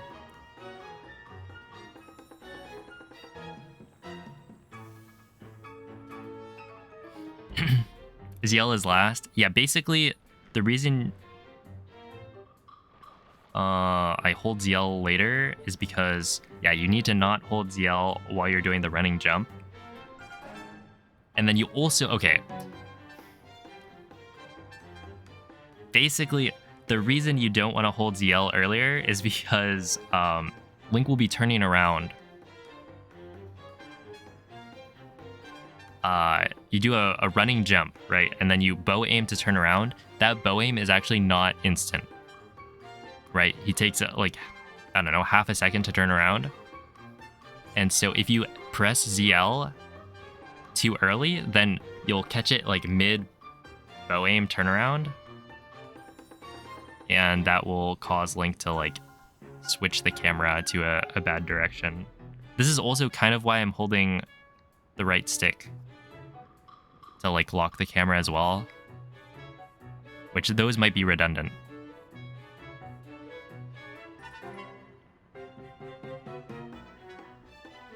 But yeah, I don't know. I've got the input display as well, so if you want to like, you know, slow it down later with a video, like you can look at the inputs I'm doing. It's very confusing. Yeah, so basically the reason you don't want to do the forward arrow flight is because you don't carry your momentum. You're just gonna have the momentum of a forward jump slash, which is already like pretty slow. Yeah, and it's gonna be like the same momentum every time. Where if you're doing it backwards, Link will maintain the same momentum that he had. So that's why like Cog Skip works, for instance. We do a running jump, turn around, and then jump slash. That way he moves really far because he is essentially maintaining the momentum of the running jump while also getting the jump slash like little height raise. And that's why he is able to hit the ledge up top. If you were to do it facing forward, he would just jump slash and like fall down halfway through. Because yeah, he's moving quite a bit slower. So in general, moving backwards is faster. Yeah, they don't cut off your momentum. Am I compiling an input script? So yeah, later I'm gonna get like an input script all written down, but for now I'm kind of just like figuring out the inputs. You know, most of it is pretty simple. It's just like set up your angle somehow, and those are the steps that you're gonna need to memorize. And then once you have the angle set up, you just do an arrow flight, and most of the movement from now on is an arrow flight, so it's, yeah, pretty simple. But yeah, I'm just gonna do the arrow flight. For this one specifically, it's very long and it's a running arrow flight, so I don't actually know how many jump slash cancels you have to do, and that's the thing I need to finalize later. But the idea is that you do a running arrow flight all the way to the shrine. But the thing is, when you do arrow flight, your speed decays the longer you do it. And so eventually you run out of speed and you won't be able to make it to the shrine. Which is why having like a bomb jump, it gives you more momentum. So you're moving faster with every single jump slash cancel, and so you can make it farther distances. In this case, this is just really consistent, doing a running arrow flight, so even though you will be moving slower, it's fine. You can refresh your speed, your momentum, by doing a dive, which you'll see mid-flight. So let me just do it.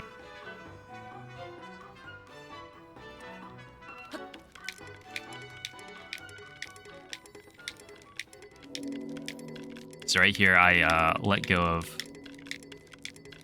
the right stick. You want to lose a certain amount of height.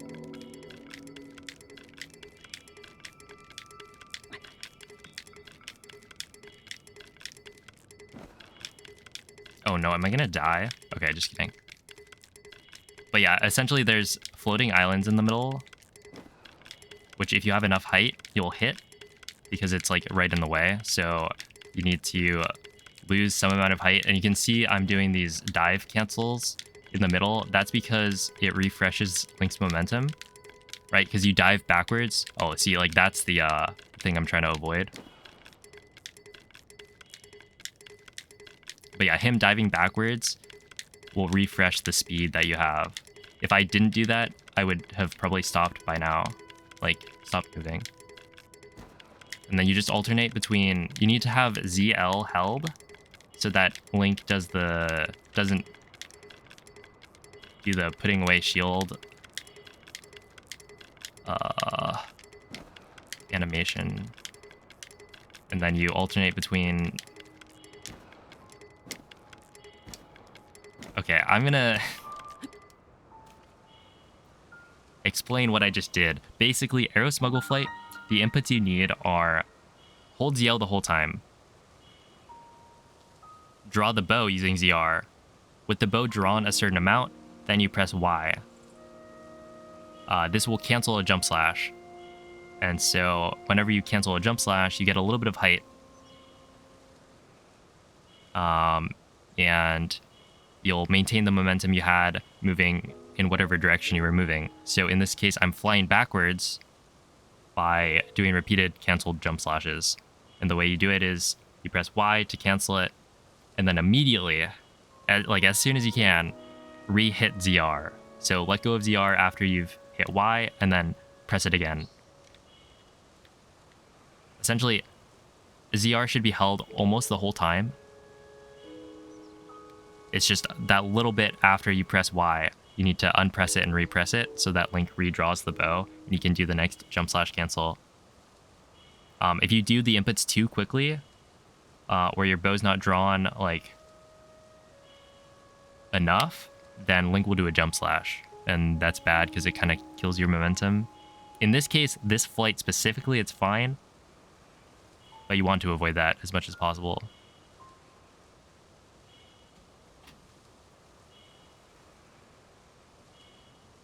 How long after holding ZR do you switch to RB? Oh yeah, so basically it's to regain your speed, you're doing... It's essentially the same as the fall damage cancel, which I'll get to. But you're holding ZR, you're holding down. That way, when you dive, Link will be moving backwards because you want to regain your momentum moving backwards. So then you hold ZR, press Y to do the jump slash cancel, and then you hold R, or you press R, you tap it. You don't want to hold it. If you hold it, Link will do the full dive, like the nose dive. So you just tap it, and then you hold backwards, and then press B to cancel out of the dive, and then you start holding ZR again, and you can resume your normal arrow flight inputs. And so you just do that every so often. I'm going to have that figured out later today, hopefully. We'll see.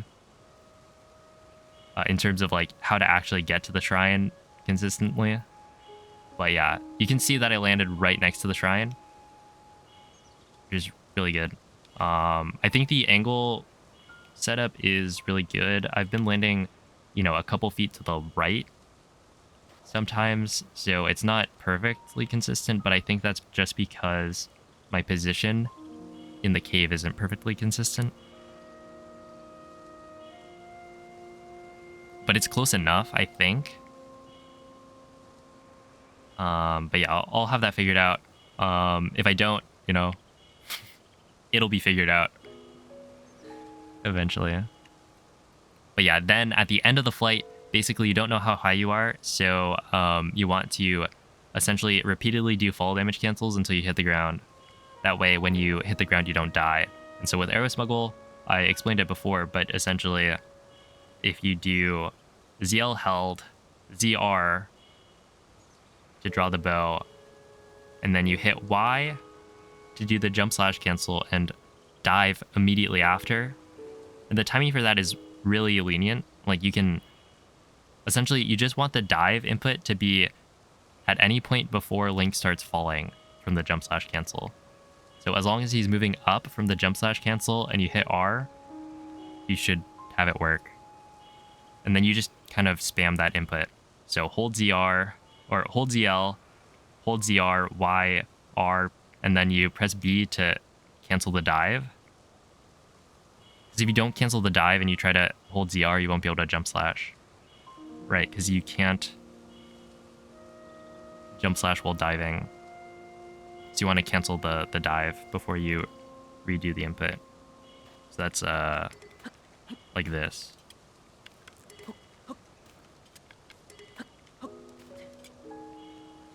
And you just spam it, and it'll give you a soft landing on the ground. And then from here, the idea is that, like, I'm close enough to the shrine that, in this case, like, it literally, it made the sound for, oh, you found the shrine. Or rather, like, it made the sound for, you're close enough to the shrine that it's going to appear on the map. So you could even use this to try to locate the shrine even more. The idea is that, you know, you're close enough, or you're going to land close enough that you should be able to just find it. Like, it's right there anyway. But, again, still a work in progress. But yeah. In this case, I would just hold down and A, and, you know, that would get me to the shrine. But, you know, if it is not as consistent as the next arrow flight, then that wouldn't work. But yeah, you can use the map, because essentially, if you hold left,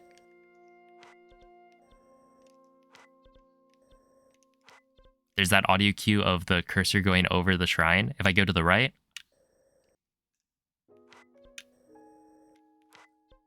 it doesn't have that audio cue, right? So you know the shrine is behind you.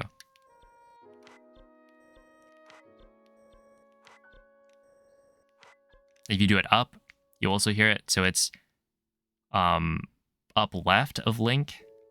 In this case, it's really behind Link, but you can see it's like technically up left. But that's another technique that seems to work to help you locate the shrine. This only works if you have the shrine location on the map, which if you're landing like in front of it, a decent amount, like here, I think should all work. That should all give you the shrine location on the map, and then you can try to find your way to it. But yeah, hopefully things are just more concrete later.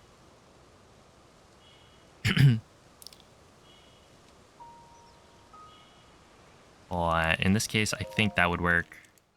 Enter the shrine. All right, so now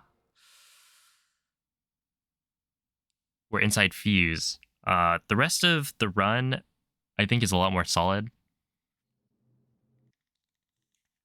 But yeah, we'll go through all of it. What's my target time for blindfolded? I have no idea. My target time is to complete a run. I think Aeroflight is gonna save a lot of time, but like, it's already gonna be very difficult to just finish a run anyway. So I don't think having like a gold time is too important right now.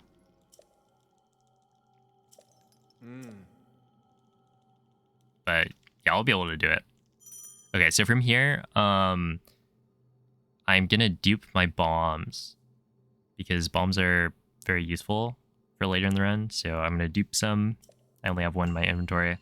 So I've been doing run forward. When you hear Link hit the like gravel part of it, and you listen for the footsteps, then you know you can dupe the bombs.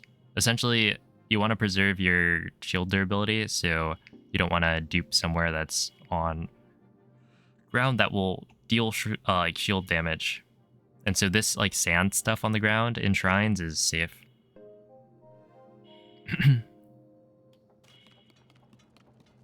Like right here.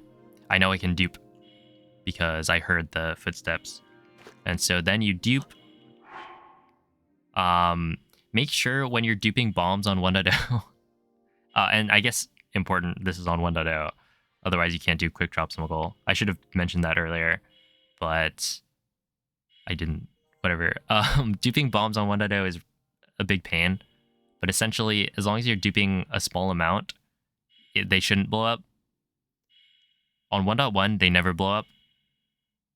If you're doing like a normal shield surf dupe, because of the way they like drop out of the inventory. I actually have a video on version differences that like showcases how they're different and why 1.0 blows up where 1.1 doesn't. But yeah, right here, as long as you wait for a link to be like falling on the shield surf before you do the pause to drop the bombs or to like hold the bombs, then they shouldn't blow up. And always make sure to only dupe 2 at a time. Then you should be pretty safe from blowing up. So your materials menu is always 3 from the left. I think that's cooked meals, right? So at this point, oh, actually, yeah, when you do this in the actual run, I think you'll have the cooked meals menu because of getting to ascend. So it might be 4 to the left, but essentially you go all the way to the right. And then in this case, I only had to do 3, but you might have to do 4. Sort. I think this is the only thing in your inventory. If it's not, then I don't know, get rid of everything else. And then you hold. And then press Y and B at the same time. That should dupe it. Then you walk backwards a little bit. Press A, you should pick up a bomb. Walk forward just so that you don't actually move. Then repeat this. With 2 bomb dupes every time. I think my current target is 8. 8 bombs. So in this case, I have 6. So if I dupe 2, I'll have 8. And the reason, or the way you can check for this is by duping. And then when you were at 6 bombs, right? To see that you actually got all the dupes that you wanted, you can pause while the bombs are on the floor. Try to hold. And if you can hold 5, that means you have 6 in your inventory. Which means you hit all the dupes. And so now, if you pick up these 2, you'll have 8. So, that's how you get around, like, knowing whether or not the dupes worked. And then from here, you run forward. Line up with the pillars. Do 3 backflips. And then throw a bomb to break these. From here, I think you do 11 front hops.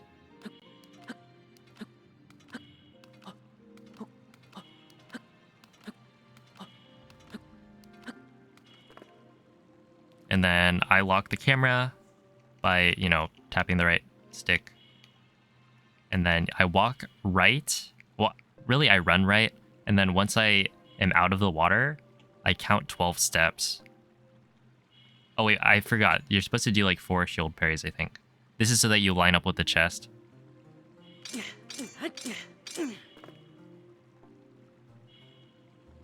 I think it was 4 shield parries. This actually might not be correct, but we'll see. This is roughly how you're supposed to do it. Or the way I've figured out how to do it. And so 12 steps, I think, should put you here at the edge of the slope. And then here, I think you do a scope. So you hold ZL so the camera is flat. You scope.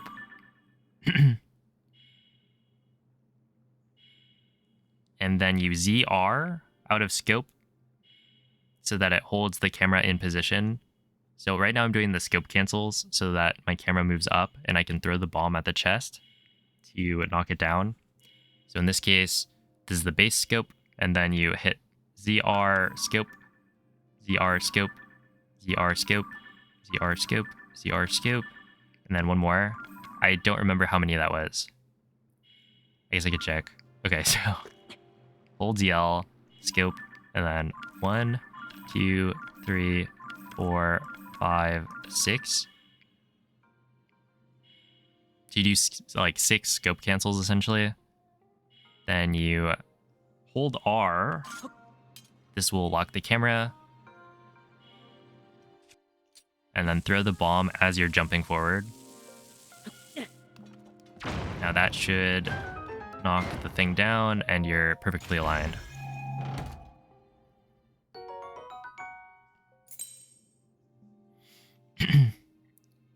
You pick up the key, turn around. I guess you don't really have to turn around technically. You just walk backwards. But then you run back. You'll know when you hit the water.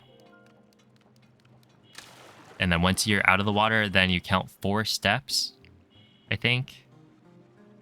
And then you turn right, and you should be at the door. Or you should be aligned with the door. You can turn right. And then from here, you just run forward. Press A on the door. It should open. Hey, what's up, Cell? Hello, Starman. Happy birthday. Hope it's a good one. And then from here, right, you open the door. I line up with the door. I just like jump into it. It hasn't been. I'm sorry to hear that. Hope it gets better then. And then from here, I've been lining Link up with the left or right wall. I guess I've been doing the right wall, so to keep it consistent, line up here. And then I'm doing, I think 2 side hops to the left. That way you're in the middle. And then it was like, was it 5? 1, 2, 3, 4.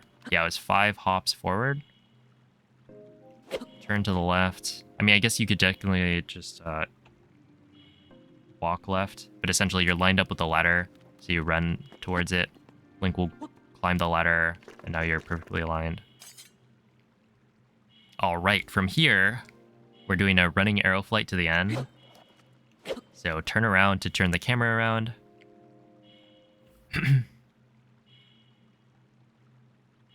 And then turn around again so that you're running forward. Walk left will sometimes miss due to not being 90. Yeah, but then turning left and then walking forward, isn't that still going to run into that issue? Because the left turn is not.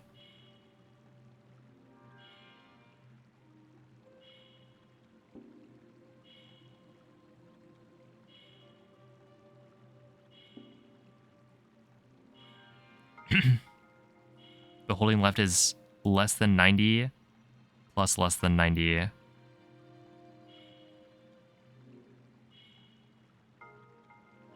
While 90 degrees turn is 1 less than 90 than straight. Okay, I see.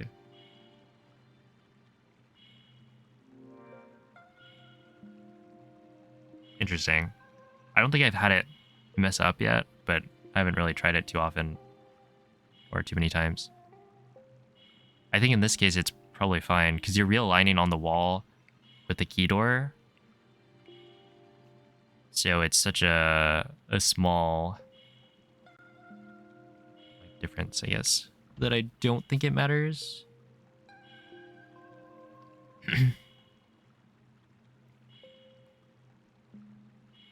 But yeah, from here,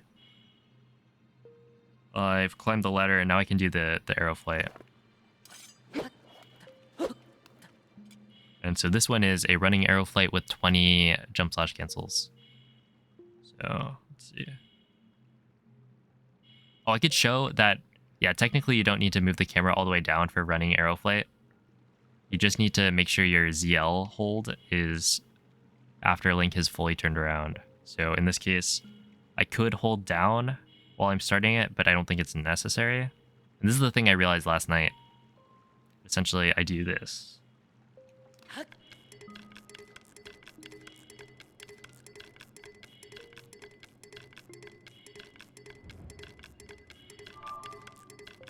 Okay, 20 of them.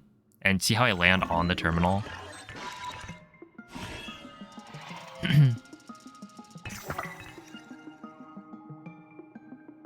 So you could press A here. If you go too far, you can hold up and then hold down. So in this case, I think I want to fuse a bomb to my shield before I exit the shrine.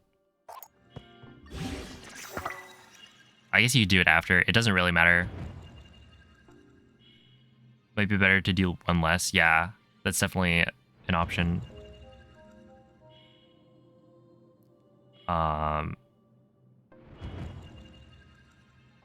But yeah, you could just hold forward, hold back. This is a really lenient prompt.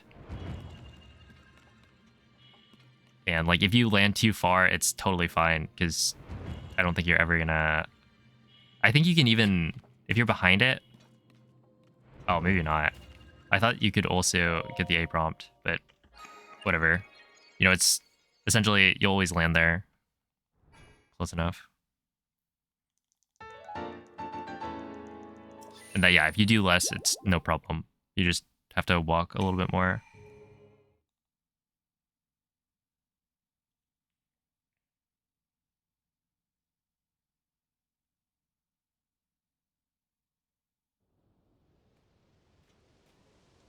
Okay, and then from here, I'm going to have to re-enter and exit the shrine. Okay, so by this point, you'd have the battery. Because we get the battery on the way up to ascend. And this guy actually messes with my positioning. So ignore this. It would not happen this way.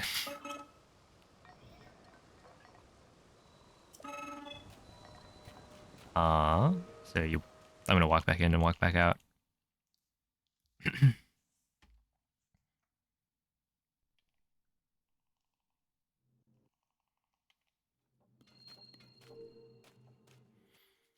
And fun fact, while you can't teleport yet because you haven't talked to Raru after getting recall, if you did teleport to a shrine, it's different than walking out of a shrine.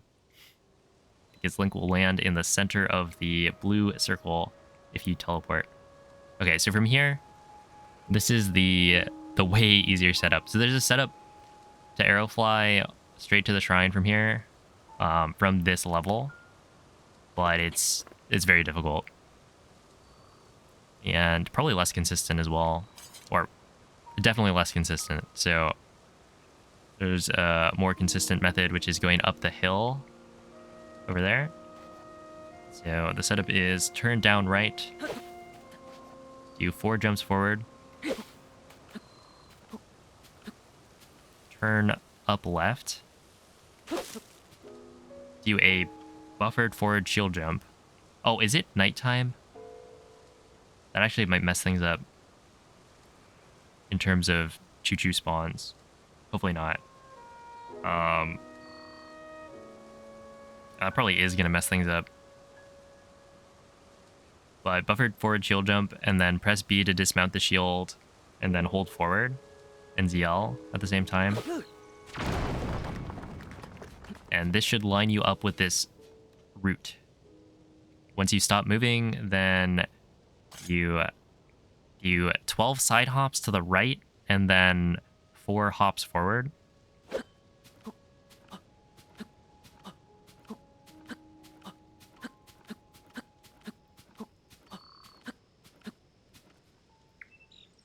All right. No choo-choos yet. That's good. Fuse a bomb to your shield. This just needs to happen at some point before you finish the setup. And now you turn around.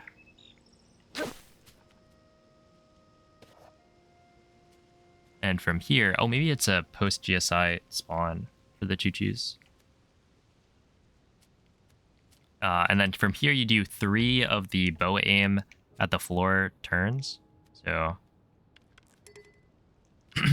1, 2, 3. Then you do 4 shield parries, which I haven't actually tried this with fewer than 4. This was literally the first setup I tried from the top of the hill, and it worked.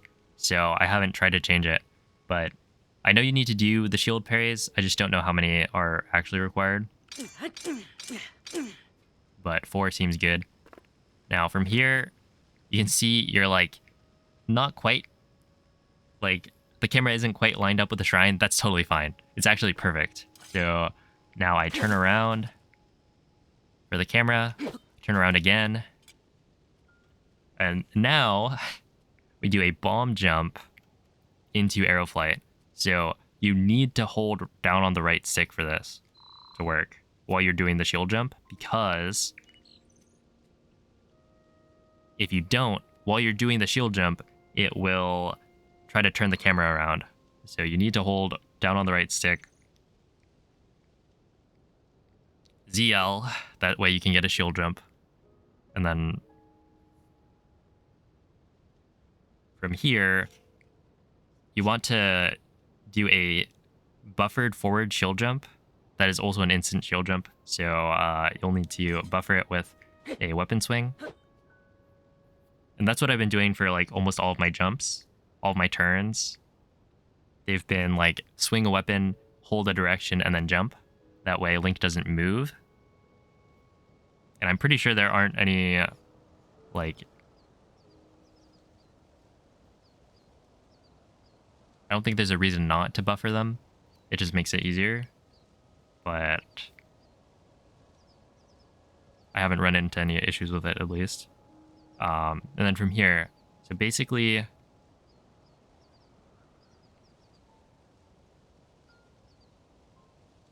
other than it's harder to do, wait, buffering it? Isn't buffering it easier?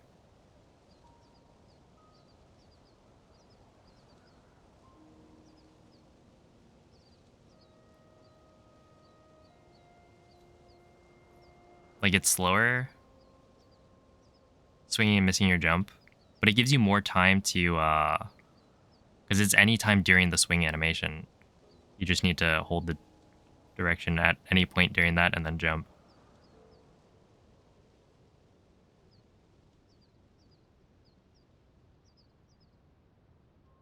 Where for the other one where you just jump, you have to get the direction hold, like...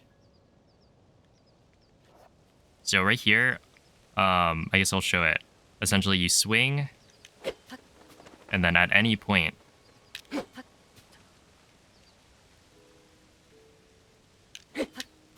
during that swing, so it can be early, it can be late.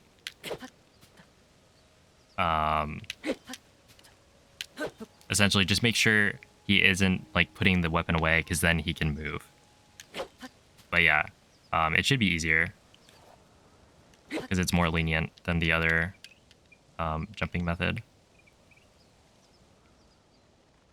But yeah, essentially for here, you need to hold down on the right stick, ZL, and then buffer a instant forward shield jump by swinging your weapon and then holding A, then pressing X and holding down. So you swing, start holding down, and then hold A and then press X. So this is a terrible input as well. This is probably the worst of the inputs. But after that, you do an arrow smuggle flight with 65 jump slash cancels. The rhythm needs to be fairly quick so that you're gaining height, but like you don't need to gain that much height. Let's see if it works.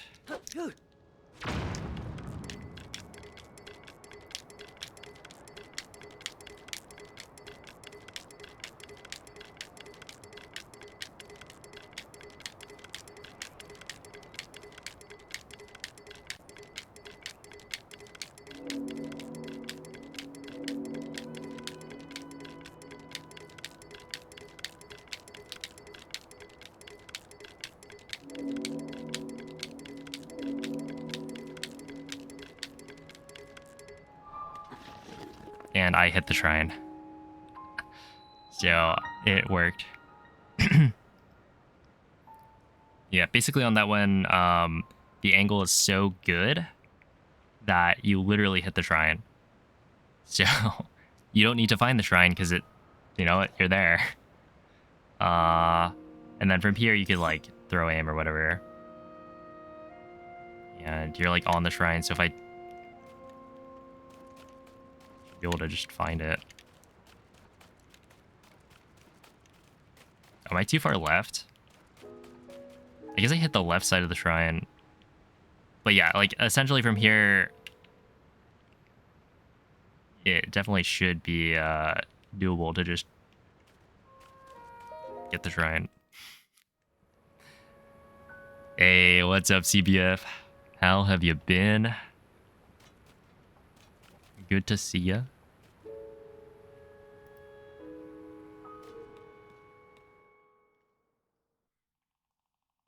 But yeah, that one's like super solid. That setup. So then you walk inside. Raru talks to you. Kind of. Says like two things.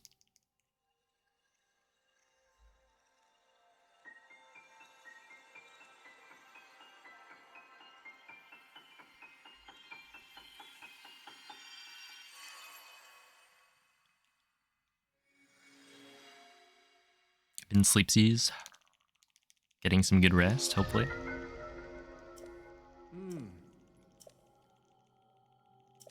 I've been doing pretty well. Having lots of fun with Blindfolded and Elden Ring. Okay, so right here, immediately turn around for a running arrow flight, which is the same, turn around for the camera, turn around again. So you're running forward, and then do the running arrow flight. I believe it's like 20. I mean, this one I haven't really counted too precisely. So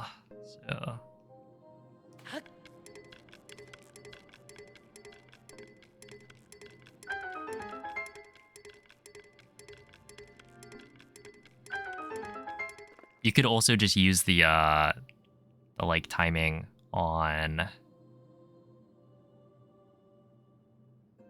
the sound effect, the jingle, if you wanted to. No way. What's up, Rick? Been doing well while running Tears of the Kingdom. You know it. Hey, I'm not running any percent. I'm running any percent blindfolded. And I'm not running the game yet. I'm just making strats for it. But yeah, then from here, I've been counting steps to the right. So just lock the camera and then I forget how many. I think it was 28.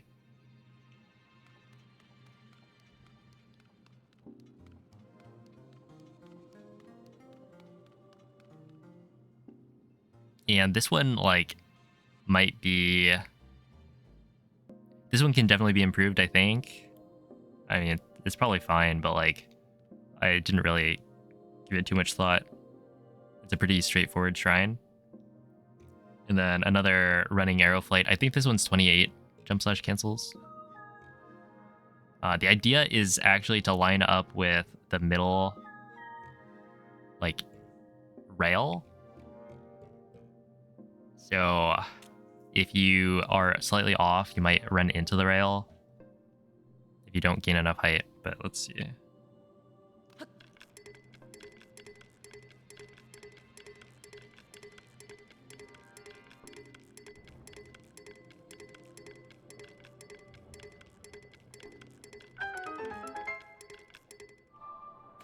So that's 28 cancels.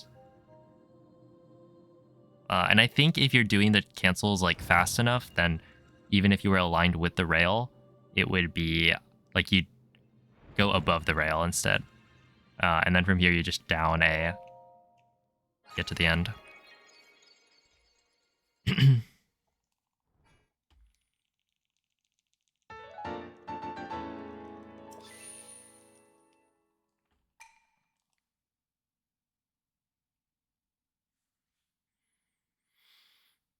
Now from here, Ryder's gonna talk to me, and then the idea is to turn towards the Temple of Time. I think I do, if I remember it correctly, turn down left, do 2 of these floor bow turns. Now, in this case, this is just totally fine.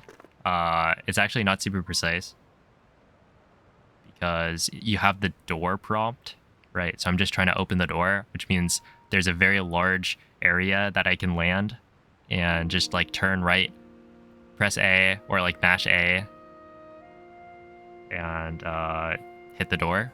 So this one doesn't need to be super precise. So turn around for a running arrow flight. And on this one, I use the cue of the Temple of Time.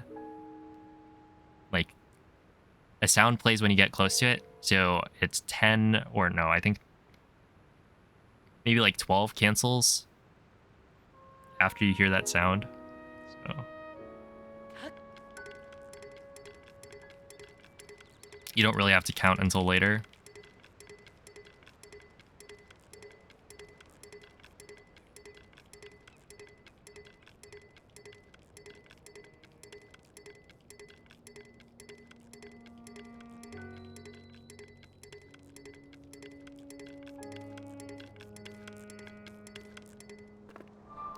So that's 12 cancels after the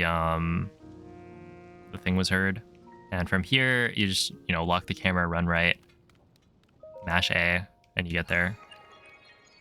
The next time, the setup is slightly different because you're going to need to realign Link with a wall or like a corner. But this time it's super free because of the door. Now you just run forward, mash A.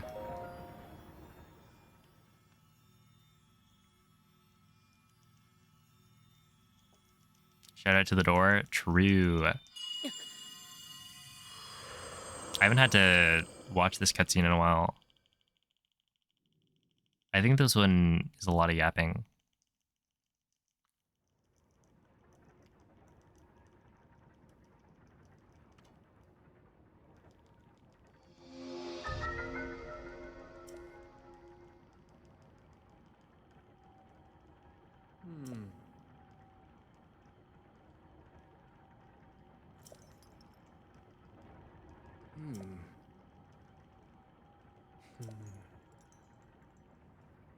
All right, so now you do 3 backflips. Fuse a bomb to your shield. Turn around. This is to get the forward shield jump with the backwards momentum. And then you do a buffered forward shield jump, just like before. And I think it's like, is it 12 cancels? I don't remember the exact number. I think it's like 12 or 13 to get to the door at the end.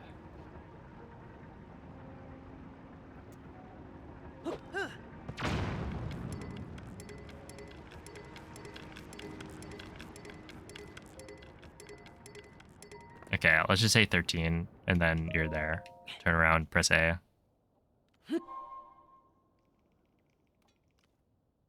And then, yeah, you don't have to actually try to open the door. Just press B. Mash through some dialogue. And then from here...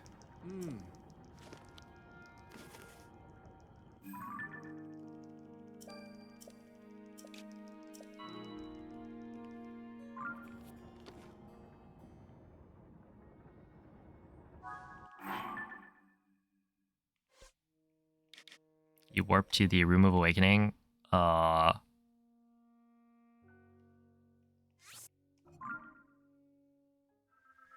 And then fuse a bomb to your shield, because we'll be doing a bomb shield jump.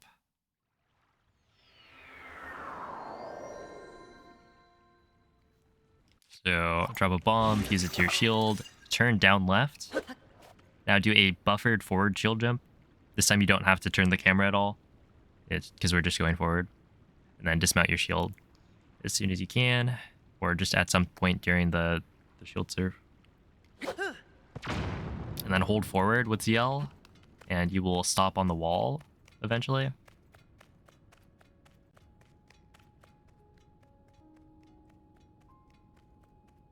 So just, I don't know, hold it for a while. You can hear when your footsteps get soft. And then from here, I believe it's... I actually don't remember. Is it... I want to say it's turn right. Oh, I don't actually remember this one.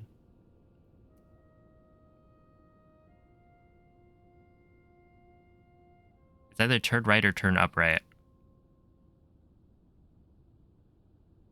Let's just go with turn right. And then...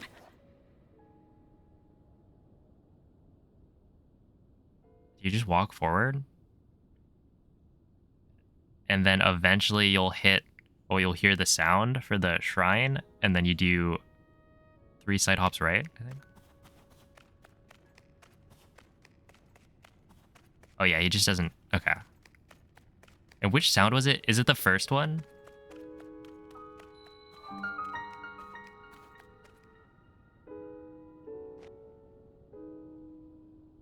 Is that one? Okay, yeah. So, then you just do like 3 side hops to the right. So you do it earlier. So that you're over here and then you walk forward and hit A. To activate the shrine. So you want to do the side hops early. Just when you first hear a sound from the shrine. Here is where you... wait, is 8 the exact number of bombs I need? Maybe I should do more. Oh, I should definitely dupe more. In which case, you probably want to do like 3 bomb dupes or something.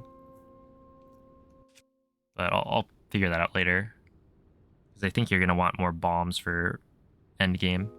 But use a bomb before you enter the shrine. And then this one's on a cycle, so you actually want to go pretty quickly. The cycle is not super tight, so it's fine to not go like as fast as possible. But the idea is that you enter the shrine, you turn around, you do a running, or like you run forward, do a bomb shield jump on the stairs, and then do a bunch of arrow flight cancels. The stairs will give you a slope so that your bomb jump will essentially put you against the back wall.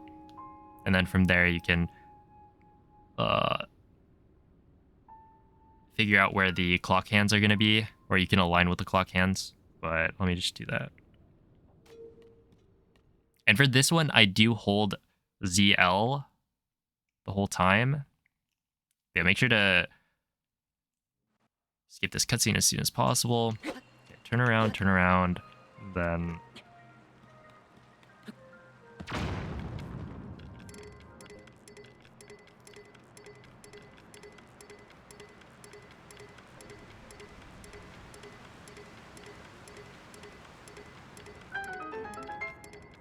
I believe it was 28. And then you want to walk back to the wall, turn left, 1, 2, 3, 4. And now you should be aligned. You can just walk forward. Eventually you'll hear this sound where you'll recall the hands together, and it should be right in front of you, so this should line up with the camera. And then you can go forward. And let's say some people have trouble with the sound. There's a backup.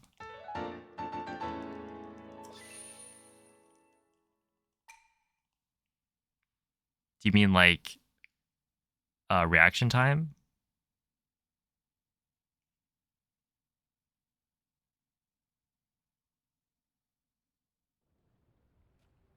Let's see. After hearing the gates starting to close, hop in place 16 times, then recall. Can't react fast enough. Oh, okay. Oh,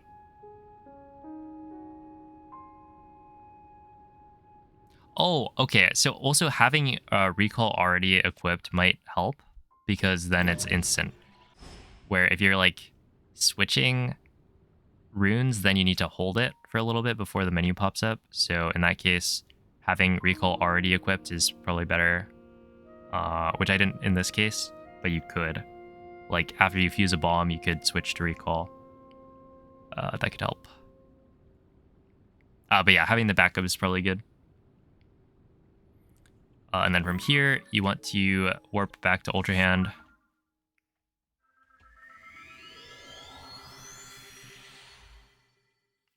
I definitely haven't. I haven't done runs with all of this, so I don't know the backups like super well. I haven't really had to develop the backups, I guess, in a way. But it's definitely important. And this is really just a guideline for getting used to the route. Okay, so right here, I warped. So I'm actually in a different spot than the first time. But also, I want to line up with a corner on the like door of TOT. So here I will turn down left. Then I will do a forward hop. So this is so that I am closer to the door. It's not important to do this on the other one. You could, I guess, if you wanted to keep the setups consistent, but you don't have to on the first visit. But right here, I forward hop. This way, I'm essentially trying to line up with something next to the door so that I can walk backwards and it will catch me every time. But you do a forward hop after turning, and then you do the bow aim turns. The floor bow. You do 2 of them. Now, turn around, running arrow smuggle flight. It's the same 12 after you hear the sound.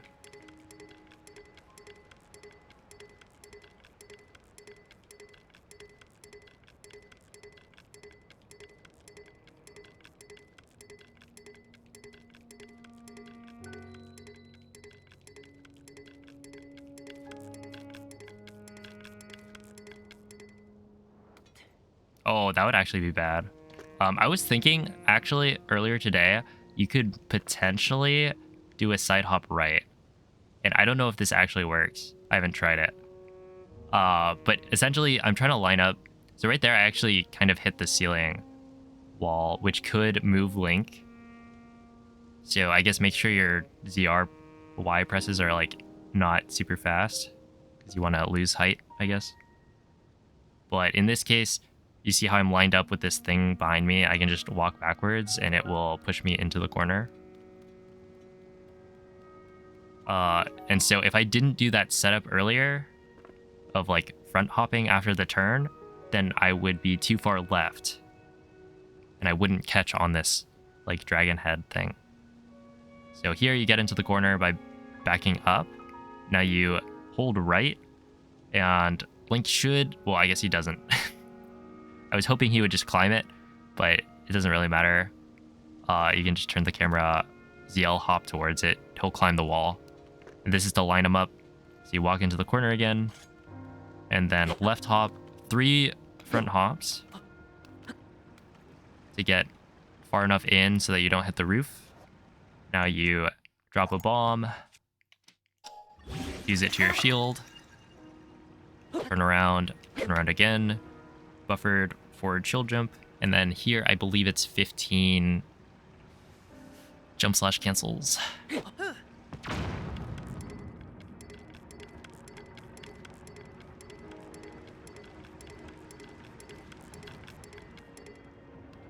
And then lock the camera, walk down and press A. You'll hit the trigger for the goddess statue, which you then ideally you hold ZL during this. That way Link will be able to do like target walking without targeting the goddess statue after you exit the dialogue.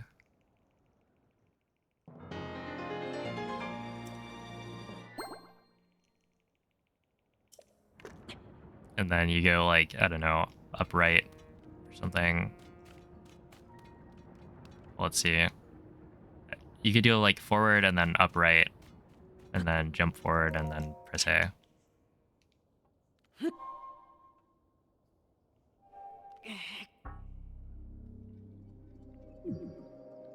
And then at the end,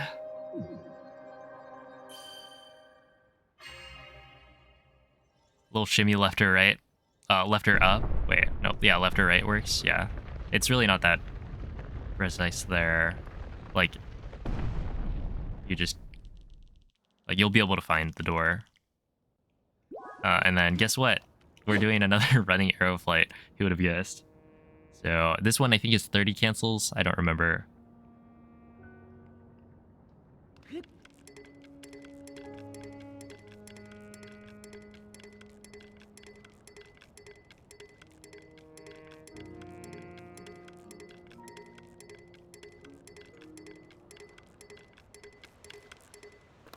Yeah, 30 cancels, and then down A, and you'll hit the end of GSI, and that's it.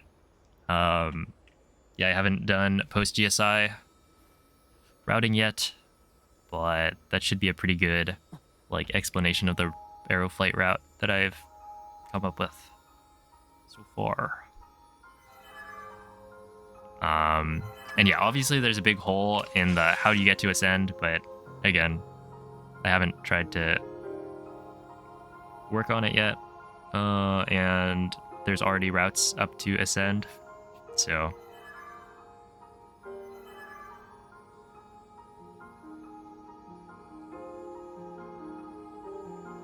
any extra advice for getting a running arrow flight on a solid surface?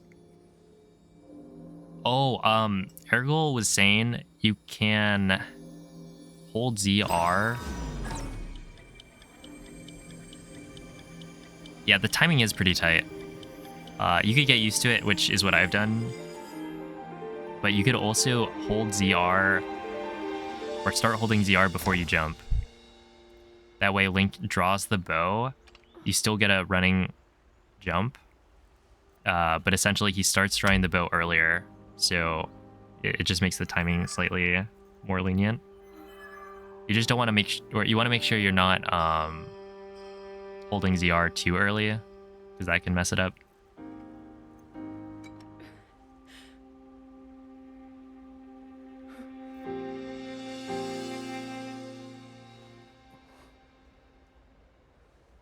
YOLO your way to ascend. I don't think that's gonna work. I just have a feeling.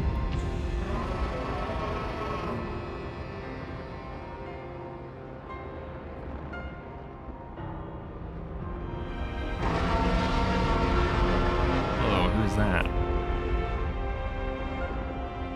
they added a new dragon to this game.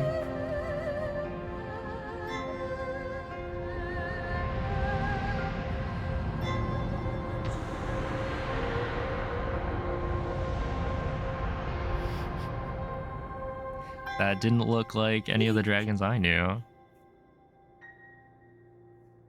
Link, you must find me.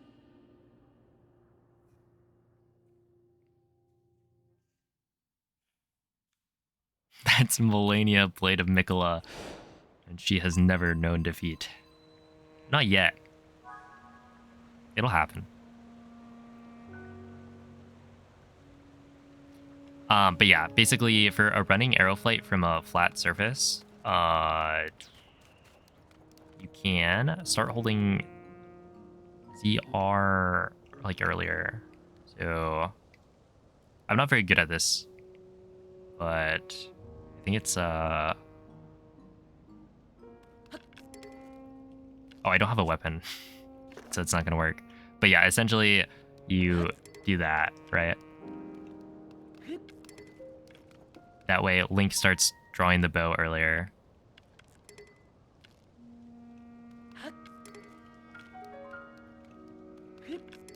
Maybe I should practice that. Yeah, like I don't think it's that bad. It should be easier.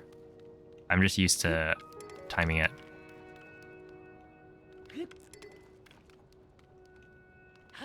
Yeah, okay. You basically just do this. Right, you press ZR before you press X.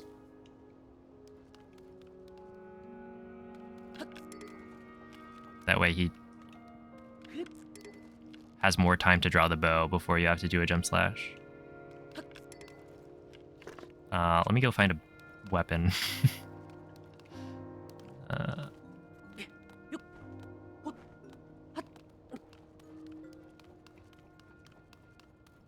Yeah, and so for any percent, you're gonna have to have another weapon.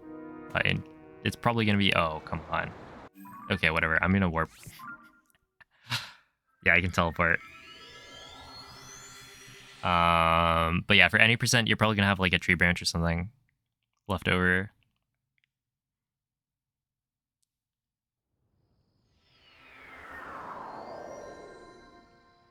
I don't imagine that'll be a problem.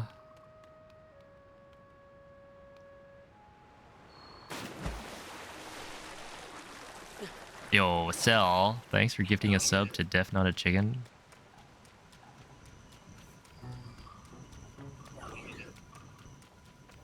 Cell gifting a sub to somebody who isn't named Shrek.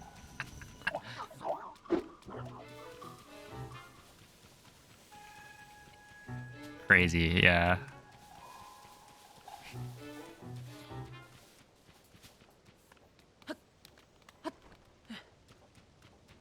Your, let's see, MSG guide in this VOD. Oh yeah, how do you do message not found?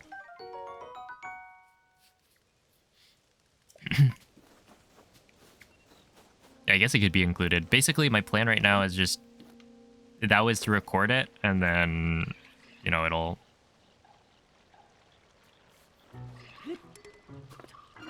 be on my VODs channel, I guess. Or just highlight it on Twitch. I feel like navigating YouTube VODs is easier. But yeah, and then I'll throw that in the Discord thread. Do it in Ultrahand.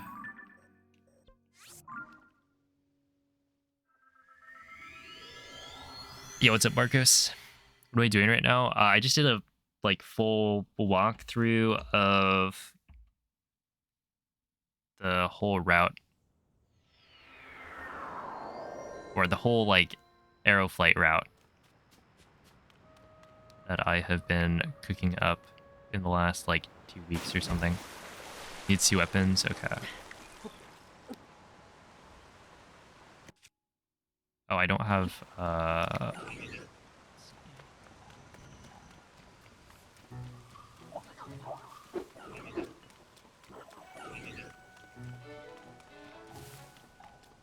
oh, I could pick up an arrow here.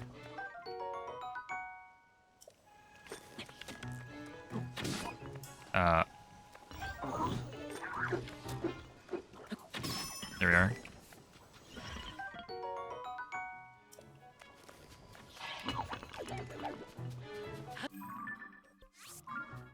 Stick.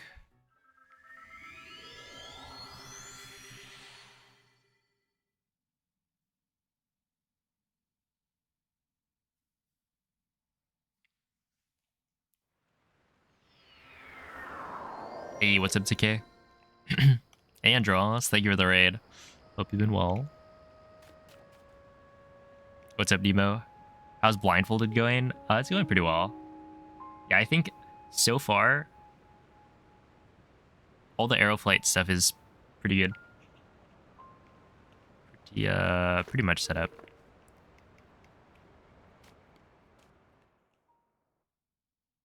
Oh, good to hear. Vetka. Hey, what's up, beer?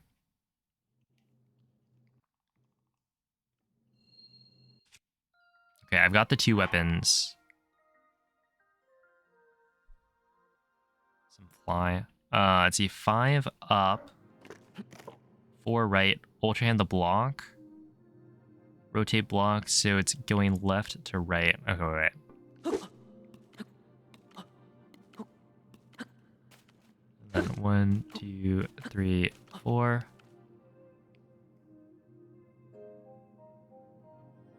Yeah, I do have a cog skip setup that seems to work pretty well. And then you ultrahand the block.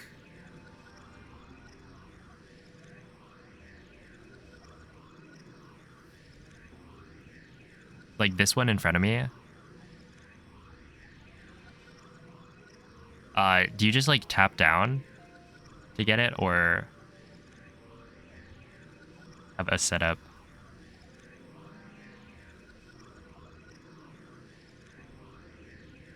Trying to cross Hyrule in a straight line, and you think you have your route finalized? Good luck. You can guess at it. Okay. So I now have this. Rotate it so it's going left to right. Oh, come on. Wait. Rotate. Oh, okay. Let me try this again.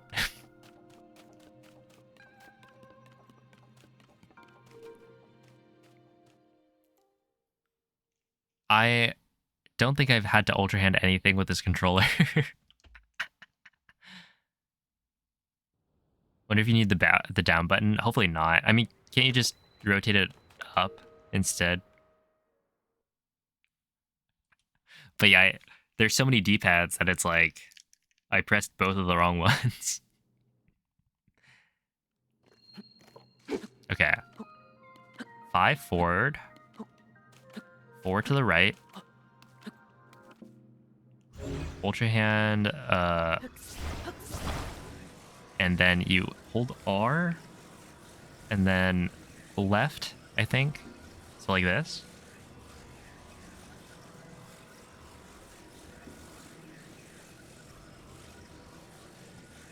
It's 1 right.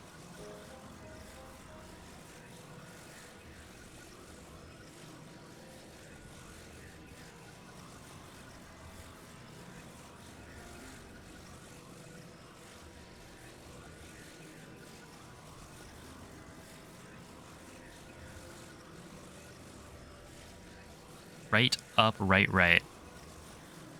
Well, I've done left.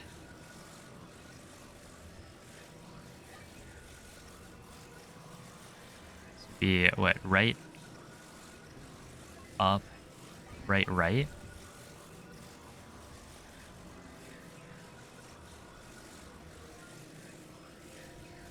Two more rights.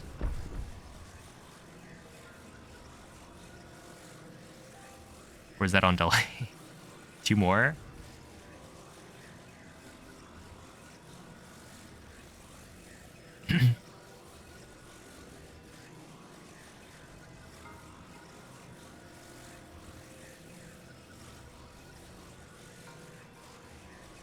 Shouldn't have dropped the hole. Okay, we're gonna see if I can reload inside the shrine.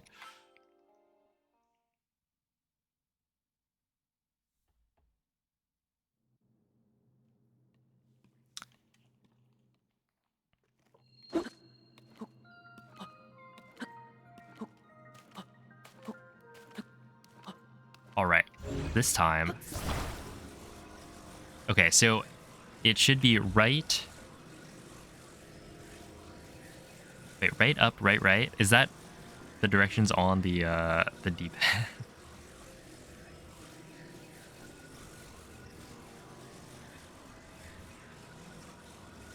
So I'm gonna do right,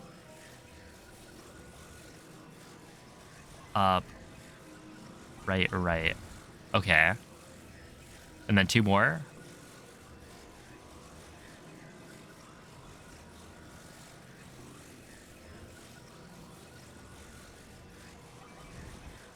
Like this. Then I take it you drop it.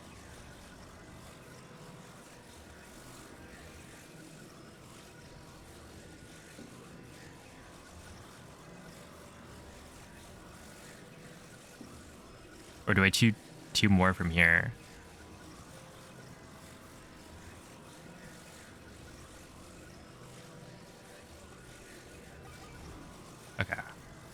like this.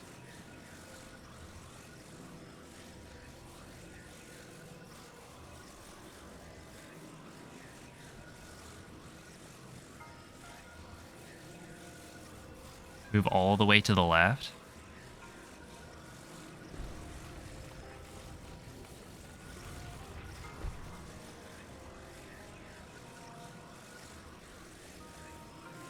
Should he be walking forward? Oh, until Link touches the wall.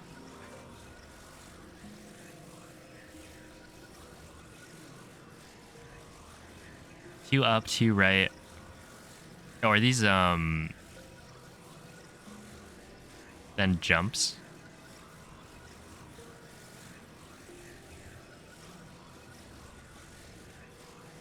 And on Ultrahand, I think I walked forward a little bit. Well, so I'm gonna do this.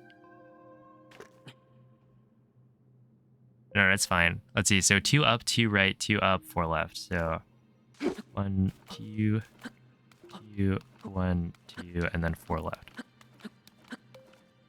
Oh, dude, this is... Yeah, this makes a lot of sense.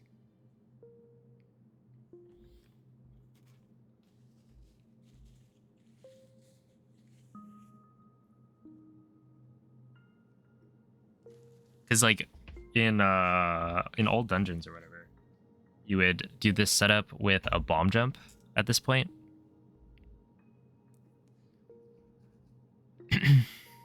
And then this puts the thing at the end of the intro. Okay, so then from here, I take it you drop.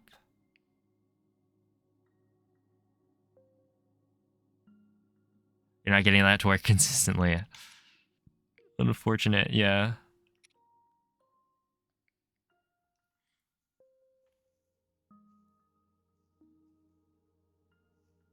But I guess we do have we have bombs, so it would be possible, but yeah.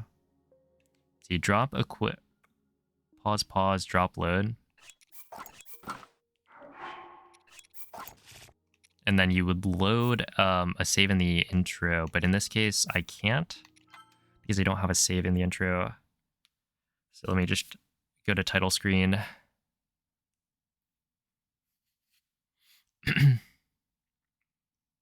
Select new game. Yeah, and this is all to get the message not found sword, which is an unbreakable master sword that you get in the intro. That normally does not make it out of the intro, but there's glitches to transfer it. So, and then I assume it's like at the end, right?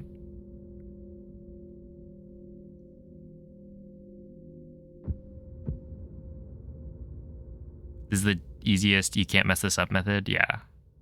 Okay. So then I will run through the intro. I actually haven't tried to do the intro blindfolded, so I'll do that at some point. But I think for now, that's the wrong button. For now, it doesn't really matter. I was more focused on, you know, the new stuff.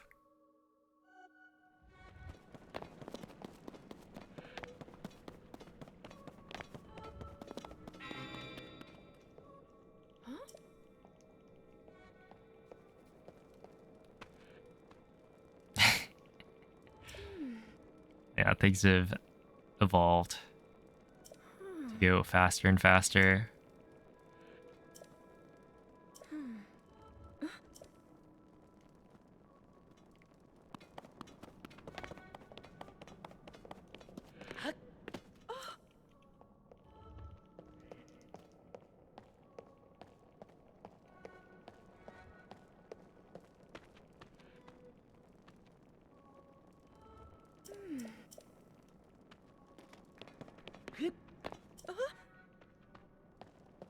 Fun fact, these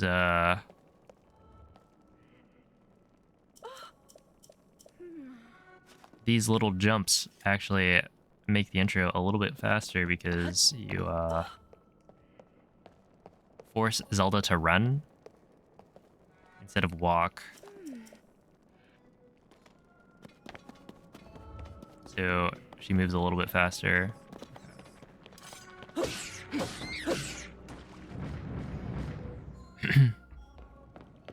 5 up, 4 right, rotate, left walk, 2 up, 2 right.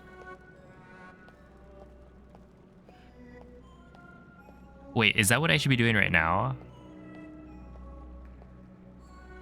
To get to the...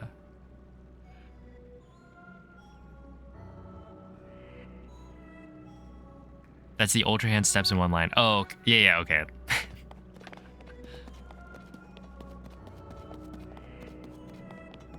I was just thinking because I'm not actually going to be picking this up at the same exact spot, but...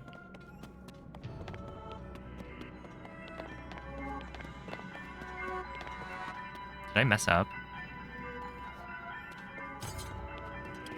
That'd be awkward. I think it's supposed to be at the bottom.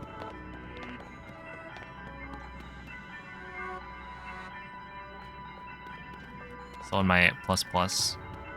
Okay. I was under the impression that was very lenient.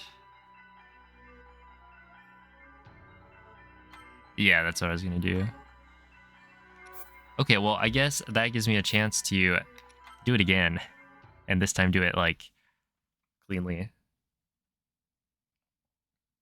Yo, a Smeege. A GG. Congrats. What was the time?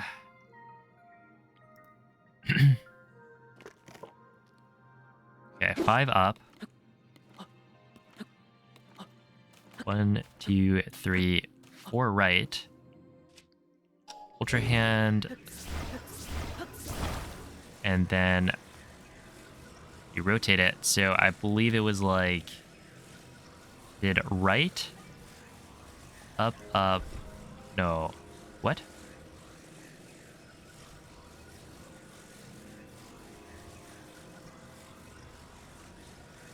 Right, up, right. Oh, okay.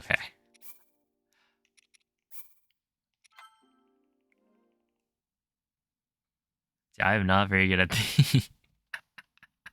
the rotations. I feel like when I was playing the game casually, I was also like, I'm just gonna rotate until it finally is correct.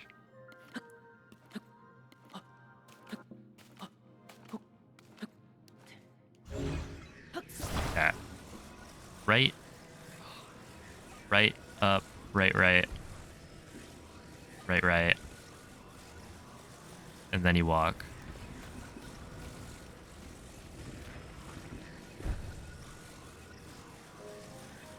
And wait, no, I messed up.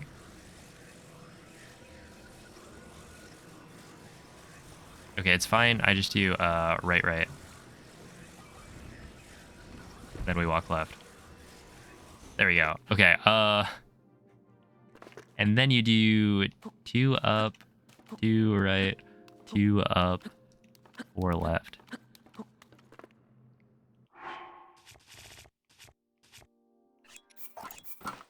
Drop equip.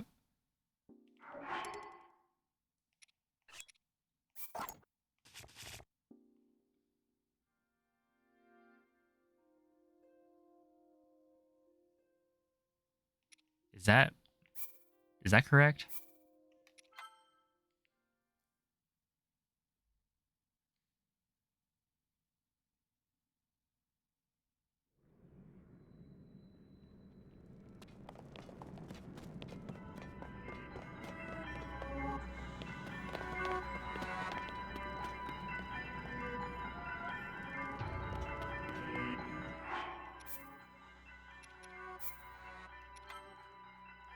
I feel like, is it possible that I was too close to the edge? And so when I dropped my weapon, it didn't actually drop? Because I was too close to the edge?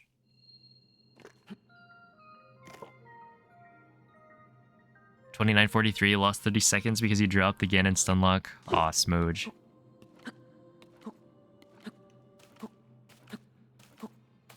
You know what they say, though. Time save for next run. Okay. Stop it. Right, up. Left. That was right. What am I doing? Yeah, I should try it with the left. Boo. No, don't boo me.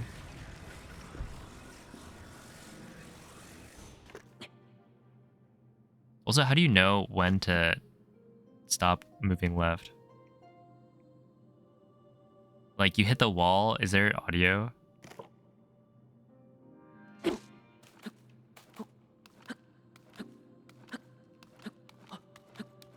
Okay.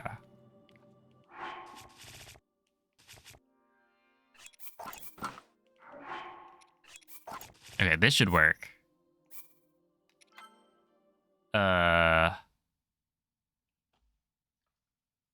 Should work. We'll see. There it is. Hey, look.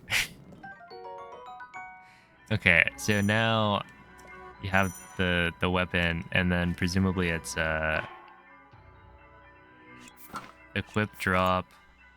Wait. Just kidding. Let me pick that up. It's a drop. Equip. Unpause, pause, drop, reload.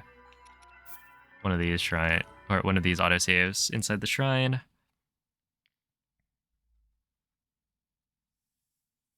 Somehow didn't get Fireblight 1 cycle. Fireblight 1 cycle is tough. And then the sword is on the left, I assume. So you just go and get it. So you can practice arrow flight without your weapon breaking? Hey.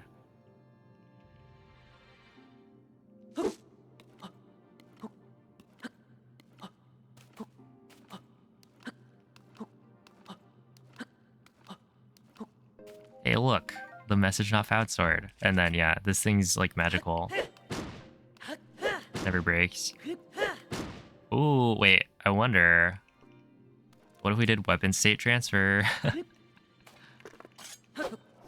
No, I'd have to probably ask Andre about that. I think he has a weapon state transfer on 1.0. Setup, maybe? Yeah, I don't know how important it would be, because we could just Zuggle more. This is, of course, assuming that the message not found sword is the way to go for, like, Ganondorf. It definitely seems like it could be.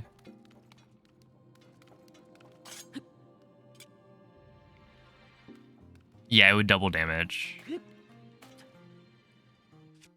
Exactly. But the setup for it is essentially you need a stick. You fuse something to the stick.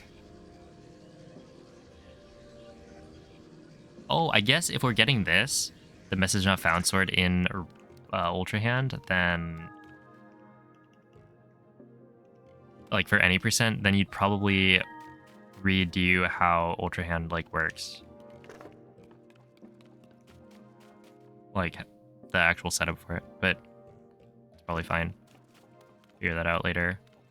But yeah, essentially it's like you want to fuse something to the stick and then use up all of the durability so that it's back on 1.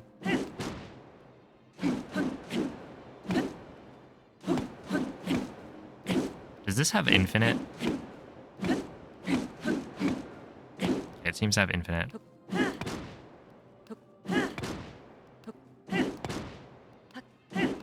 Like gust.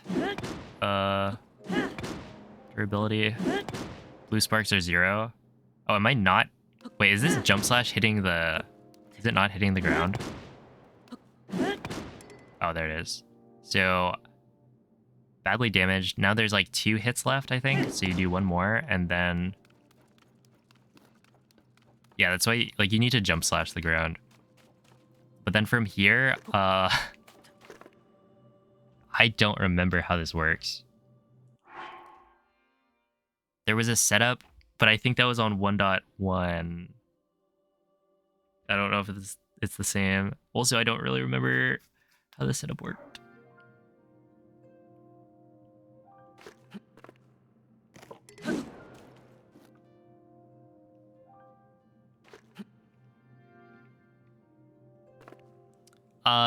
So with tree branches, it's different.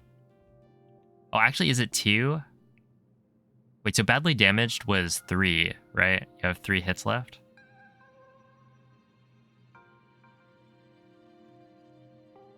I guess we can see. Yeah, it breaks. Basically, tree branches, once you get the badly damaged prompt, that means there are only 2 hits left. And for some reason they did this. Like, it's literally the only weapon in the game that does that. It's the tree branch. I guess because it's got such a low durability value anyway, they just decided to make it special. I don't know, it's kind of weird. Yo, Code, thank you for the 15-month resub. I appreciate that. Okay, so we're gonna do this again. This is gonna take longer. I don't remember how to do it.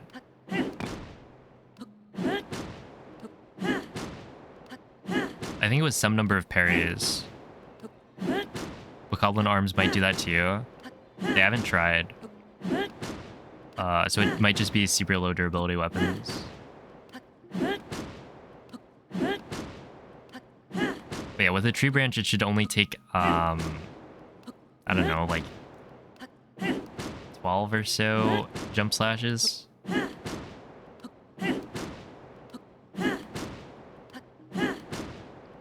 Essentially, when you fuse, I guess it only matters if we're fusing something to the,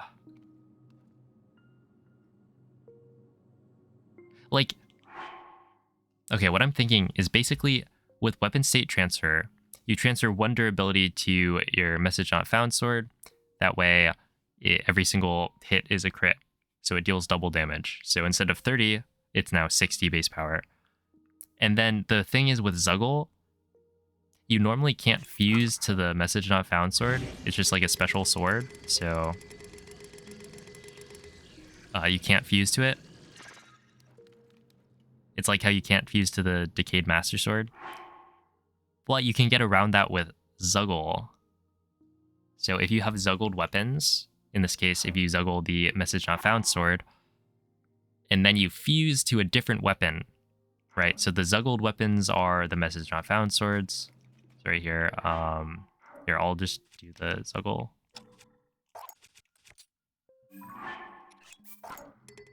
Okay, I now have a Message Not Found Sword Zuggled. Right. I'll destroy the fused material, and then I will fuse this. Now, it fuses that same material onto every single weapon that I have Zuggled. So, if I then drop this, I'm pretty sure the Master Sword, yeah, you can see it's now a Master Sword plus Stone Slab. The UI gets messed up, but essentially this is a 31 attack weapon because it has the Stone Slab. And yeah, it makes the icon mini because it doesn't actually show the fused material. Hey, what's up, Andre? I was just talking about weapon state transfer. Potentially for getting a 60 power Master Sword on 1.0. Because yeah, that could be an option. The easy version, yeah, I don't think I've ever tried doing it for 1.0, but I believe it is easier.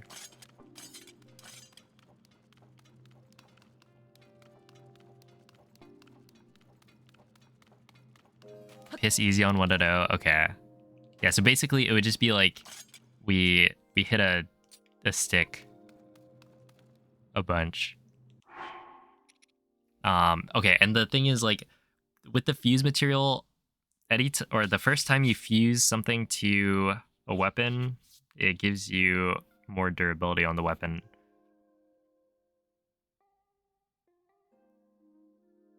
And so that's why you would need the tree branch, and then you would fuse something to it, bring it down to 1 durability to get rid of that extra durability that you got.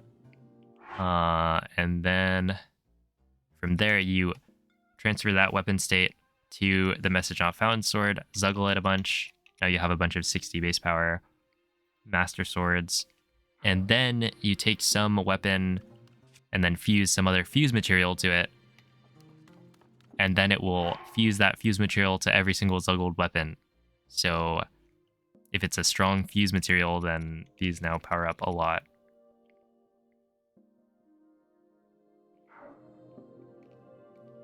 You'd accidentally weapon state transfer your tree branches? I do remember that. Wait, so, okay, so how does it... What are the steps? Because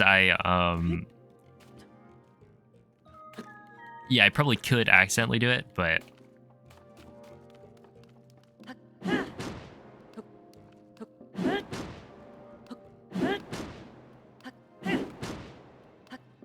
I'm not really sure what I'm trying to go for. Okay, so that's then 2...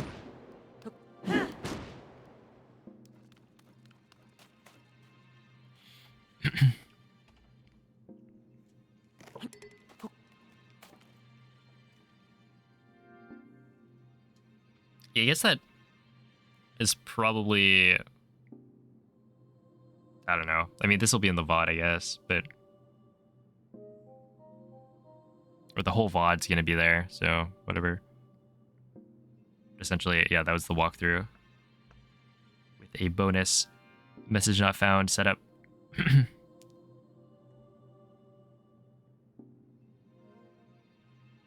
Are they out at midnight for the thrill?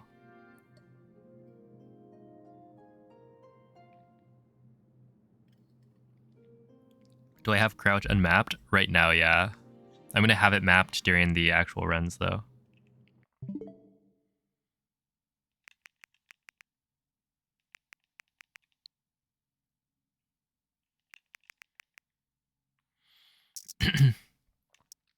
So if there's a crouch input, I could...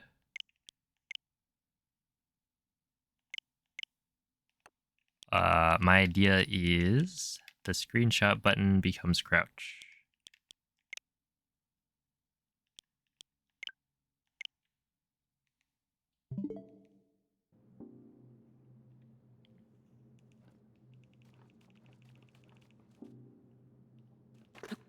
Yeah, there probably is.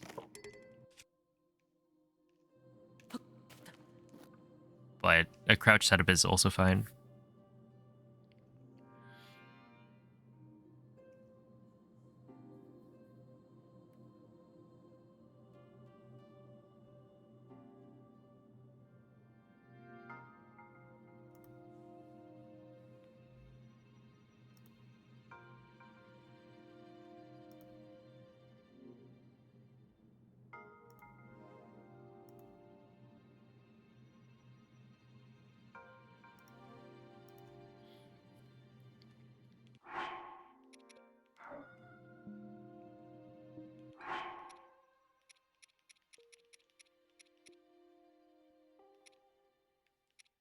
You probably like drop, equip.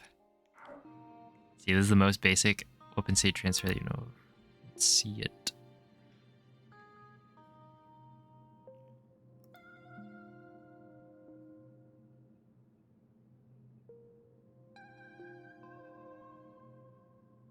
What? Crouch, drop, equip, drop, and it dupes.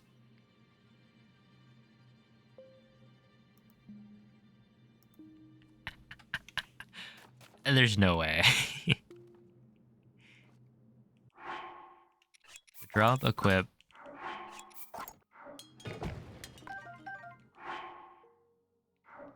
Wait. Do you have to like pick up a certain one first? Drop, equip.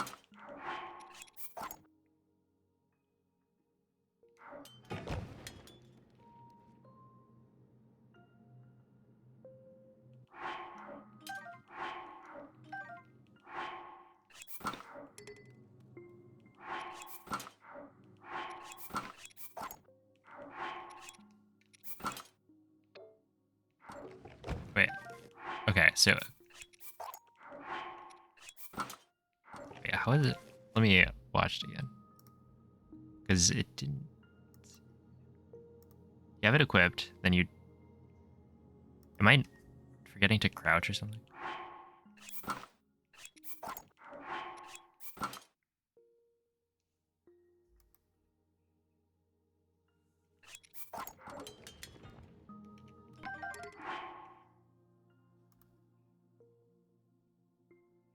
Crouch, drop, equip, unpause, pause, or drop.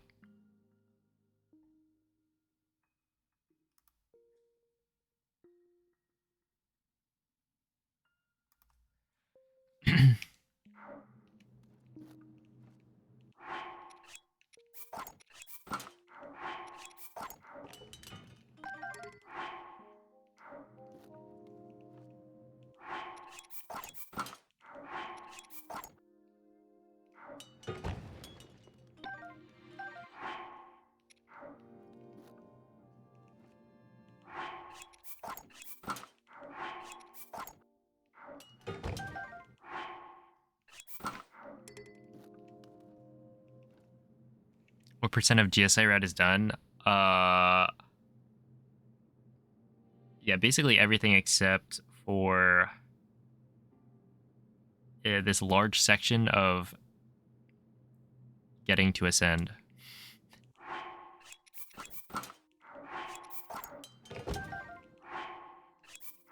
Okay, this is currently not working.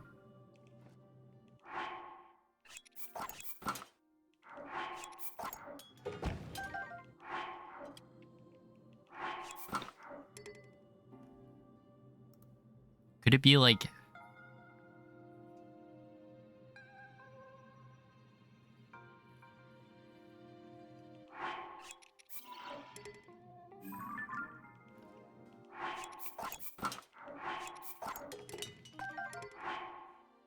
Okay. Well, it worked. I got rid of the fuse material.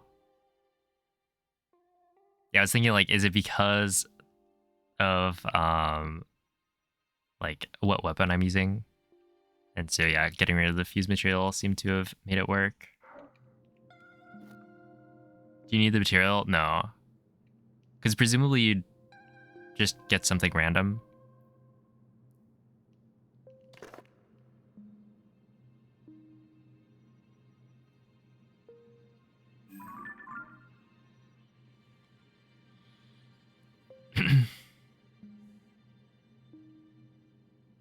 You could grab the axe and ascend.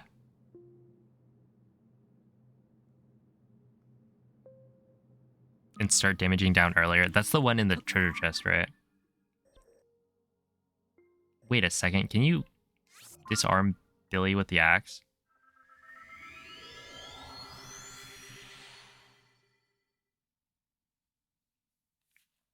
Oh, I guess you'd want to damage that one down.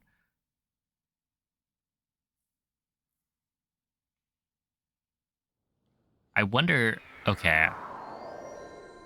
Wait, is this... No, I think I overwrote the save. The axe is a wooden stick. Right. Yeah, it would have more durability. I was definitely... I don't know how much more, but that would make it a little slower. But if you're damaging it down throughout the run... I don't think we really do that many jump slashes, though.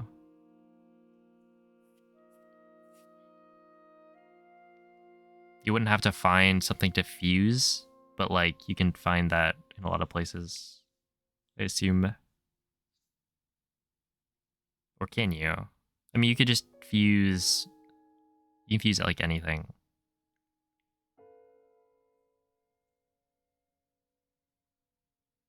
Can't just unfuse it. I don't think that's... I don't remember how it worked. Wasn't it like, once you add the fused material, then it has the extra durability? So, like, if you fused something and then unfused, it would still have extra durability?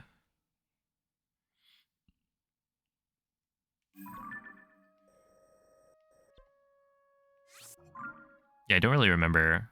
I think there was a problem with doing that.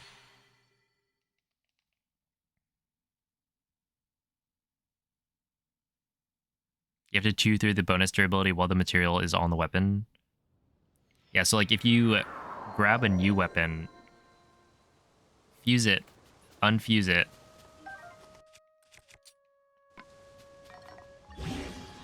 So if I do this,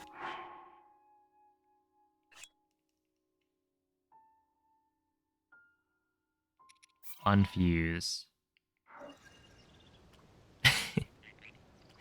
Oh, like a hot-footed frog. And then I try to damage it down. It doesn't have the bonus durability. But then I fuse again, and it's back to having better durability. So yeah, you have to damage it down with the... And then if I unfuse, it's back to being badly damaged. So it re-gets the bonus durability.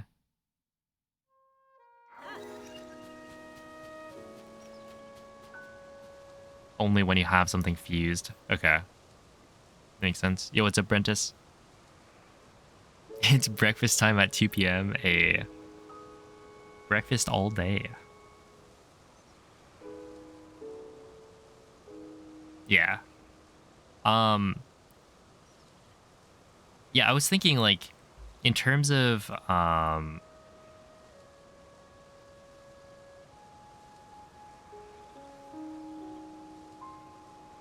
you want the message not found sword to have 1 durability for 60 damage, or want 60 damage plus some fused item. Yeah, so basically you could settle for a 60 damage message not found sword. You don't even eat breakfast? That's true. I can still be excited for people though that do eat breakfast.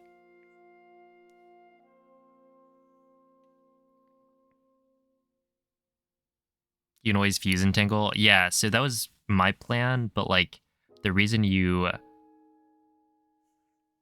weapon state transfer something that's had the bonus durability removed is that when you fuse to another weapon and the fuse item has been put onto the Zuggle message not found swords, then it won't give back the durability to the message not found sword.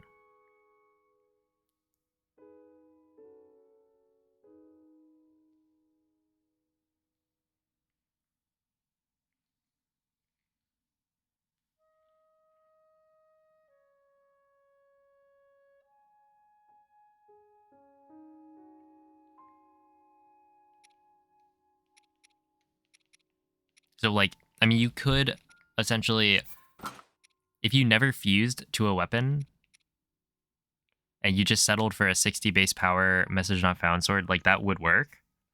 And you wouldn't have to deal with, you just take a stick, hit it like twice, and then weapon state transfer the stick onto the message not found sword and Zuggle it.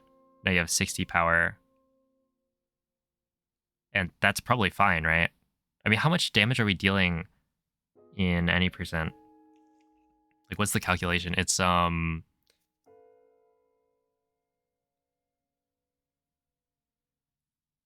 is it 7 on the Royal Halberd? With a fused material that's like 30, maybe? I mean, if you already have 60 base power,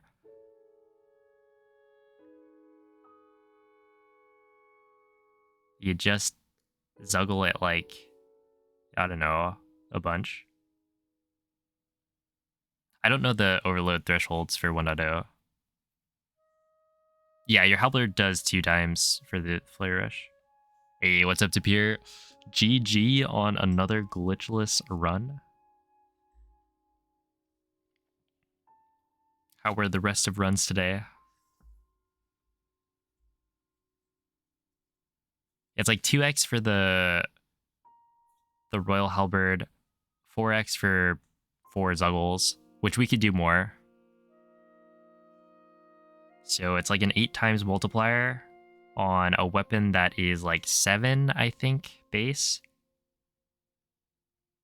And the Boko Horn is... Oh, wait, yeah, it's 5 times. And then 2 times. Okay, yeah, so it's a 10x multiplier on a weapon that's... I think it's 7 plus...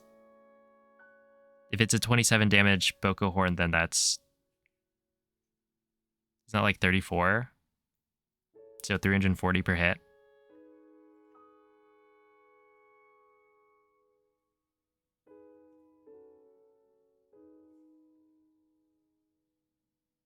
It's 5, not 7, because it's a spear. Oh yeah, of course. Sick. I love that. I do remember that. Somebody like randomly brought up like, oh, is because the damage calculations are incorrect for spears, is it actually better to use I think it was like a one-handed weapon. It was like, huh? But the spears attack so fast. Okay, so in that case it's 5. Wait, 5 times 5 times 27. You have 5 weapons.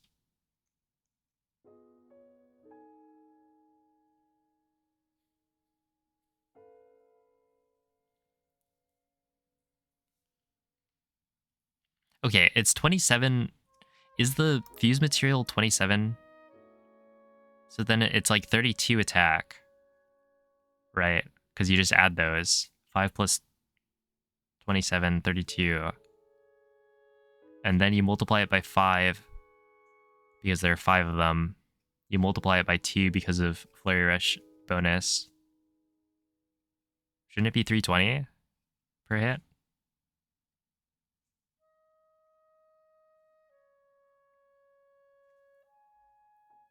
And then I don't know how many hits it is. So you did 2. The first died to no more chew jellies. Oh, rip. Second was the PBE. A cut down Cog Skip from 15 minutes to 10. Love to hear it.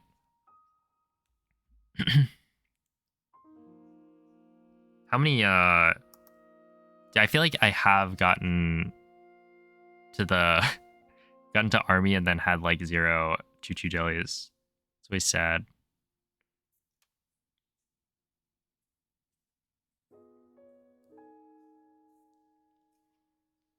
Okay, so if it's 320, let's just assume we have a 60 base power weapon, then you just Zuggle it.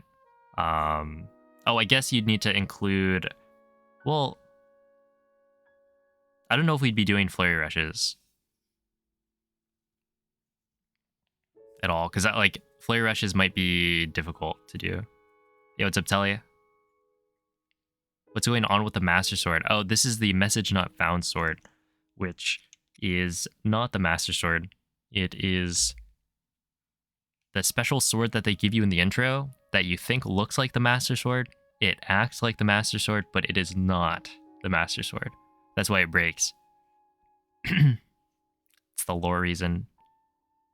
It's the wrong one. So basically this one is unbreakable because they didn't want you breaking the sword during the intro. So they just decided we're going to make it not use durability. So this thing, despite being badly damaged, will never break. And I used a glitch to make it badly damaged in the first place. Because if I use this one, which is pristine, and I do jump slashes, it will remain pristine. No matter what. MNF is literally the reason you got into Superior Tech. A shout outs to the MNF.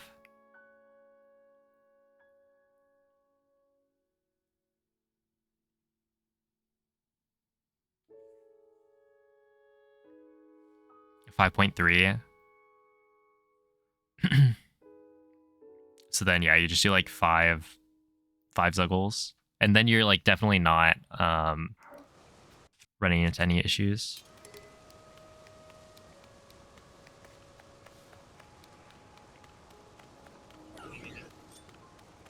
Also, check this out. So this is...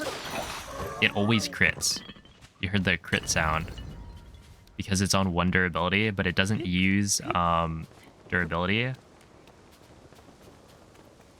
So it always acts like it is about to break. And so it always has that crit from like the weapon breaking. So it just deals 2 times the damage. It's very cool. And potentially useful in this case because the current strat for killing Ganondorf is to throw Topaz at him. But gems deal like no damage at all to the big dwarf.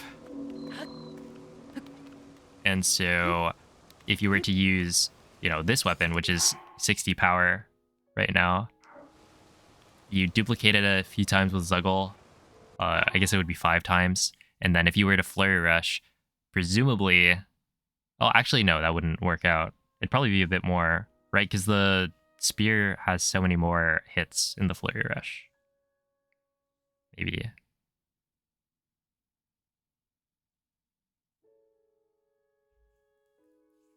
But yeah, essentially this is probably going to lead to a much faster fight. Probably. We'll see how it actually goes. But yeah, the sword is very useful.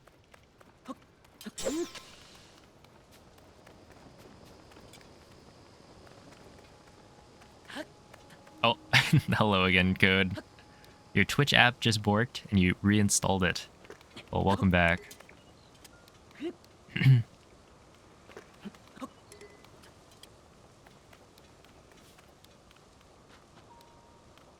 That means you'd never have to, or you have to never save until after getting MSG or redo the intro. Yeah. How long is redoing the intro? Shouldn't it be like 2 something?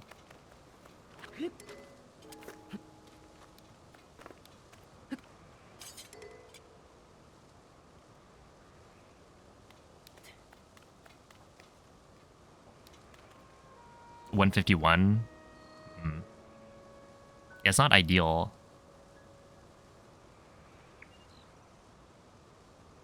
It would make it easier if you just redid the like you make safety saves and then redo the intro. And if killing Ganondorf takes long enough, then I don't know.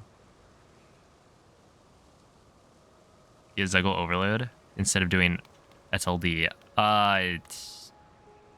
You would be the expert on that one. More like big dork. Hey, you got him, DJ. I bet he's crying right now.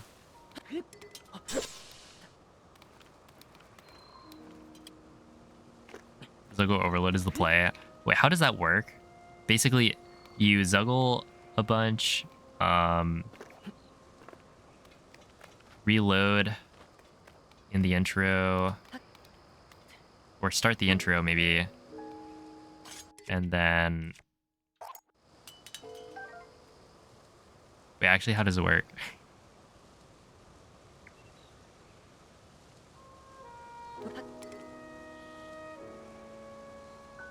Any location where you can load an autosave. So you can do that like immediately, right?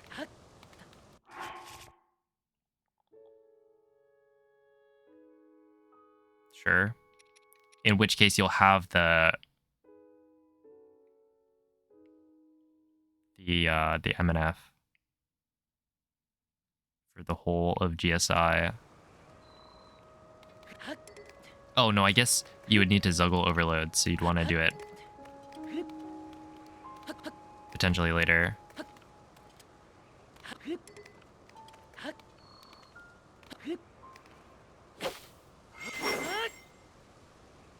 With Aeroflight, maybe the autosaves would be good enough. Yeah, maybe. I haven't really seen where the autosaves actually happen. It's just that with whenever you reload an autosave, you need to then reset up Aerosmuggle. And so you want it to be in a location that's like close to a shrine, I guess, so that you can go into the shrine and then walk back out to reset it. So it's kind of like it'd be ideal to have it in a spot where it's like easy to recover from.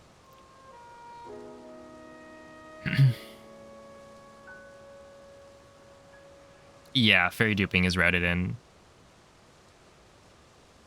Currently, army is looking like... So army is you throw gems with fairies. And Ganondorf is also the same, but might be changed to Zuggle. Zuggled weapons just hitting him a bunch. And then... Because gems deal like no damage. But the current strats that have been done are all with gems, I think. Throwing them at Ganondorf. And you just skip the bosses. With a stick desync clip. Which could potentially be huge, like, if, or, you know, this is all theory right now, but maybe a jump slash cancel clip. I don't know. I'm gonna try it. Runeless should be should have some good examples. Okay. Is Runeless like official? Is it on the board?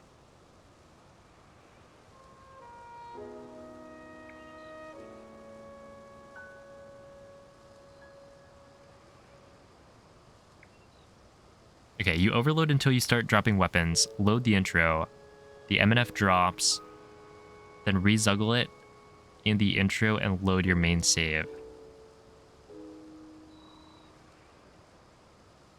Okay, so let me try this.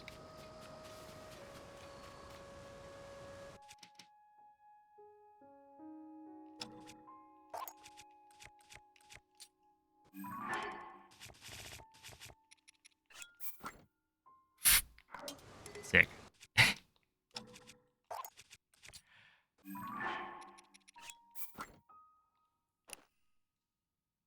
Oh, I don't have it down on the D-pad.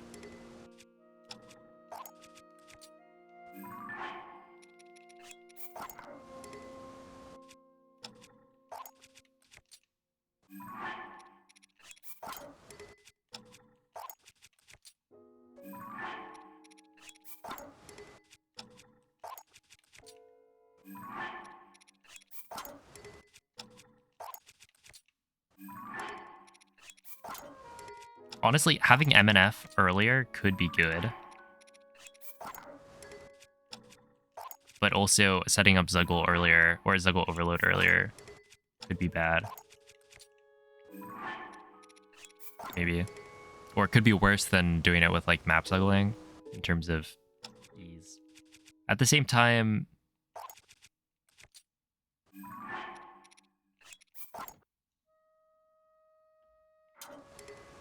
am I snapping my joysticks? I'm using no joysticks.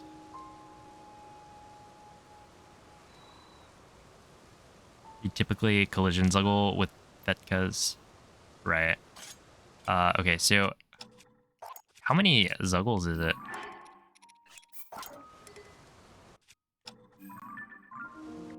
Shouldn't it be like not that many? Well, I guess it's only one weapon. Oh, there it is. So now I load up the intro, which I conveniently have here. Don't you need to be holding the weapon in hand for the Zuggle to stack? Well, so you need the weapon to be in your hand if you want the extra damage from your Zuggle, but you can just Zuggle it. Oh.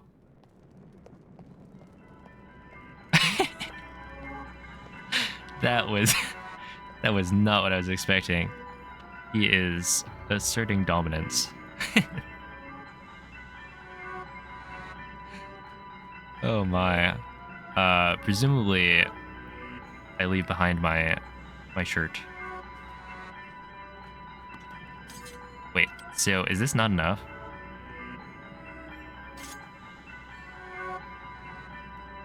Yeah, the weapon didn't drop.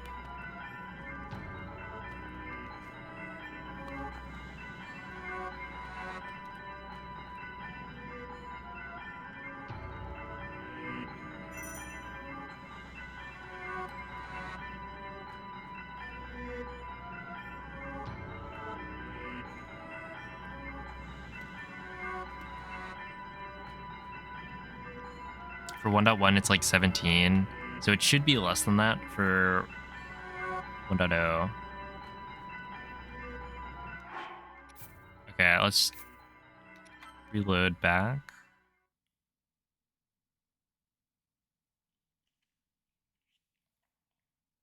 $13 or less. I do remember that, yeah. For Zuggle overload clipping. Ooh.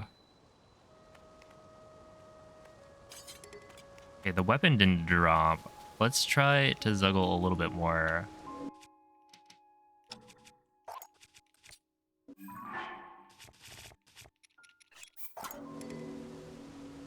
How about that?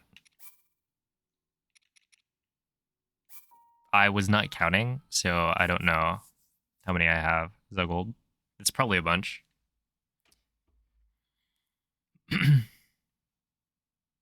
are you watching? The Player 5 Twitch channel. This is a super long load. I thought it like crashed or something. Oh, he's doing it again. And still no dropped weapon.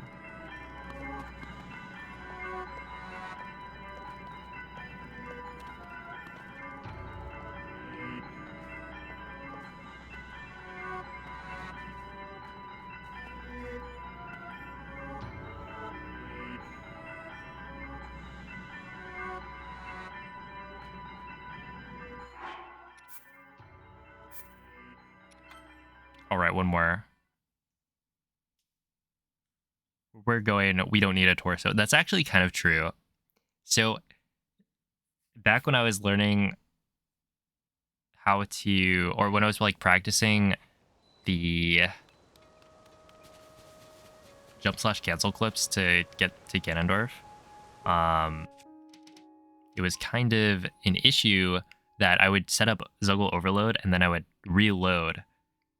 I would have the model be overloaded, so like I would leave behind my pants, which, you know, is my legs, and so I wouldn't be able to see the visual cue on the ground.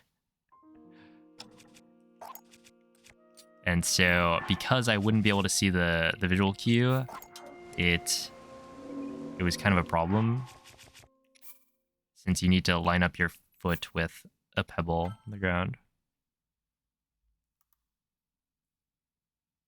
But in blindfolded, once you have the setup, technically, if you're doing JCC, you don't need to be able to see the ground, so I wouldn't need pants or legs. Latency to broadcaster, 58.74 seconds. Huge. Well, I suppose you won't be able to hear me.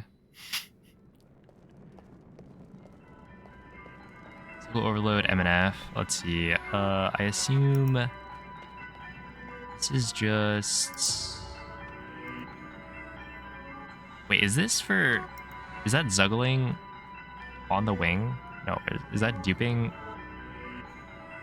No, that's Zuggling on the wing.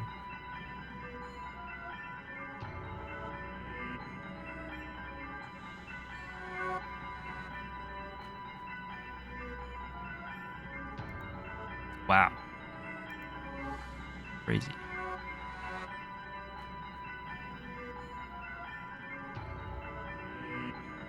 Then you get frogs. Which we don't need frogs.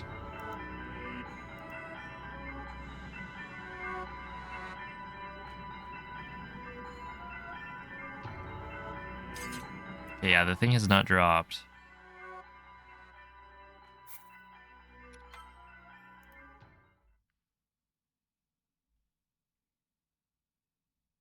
It's equal 12 tree branches on the way.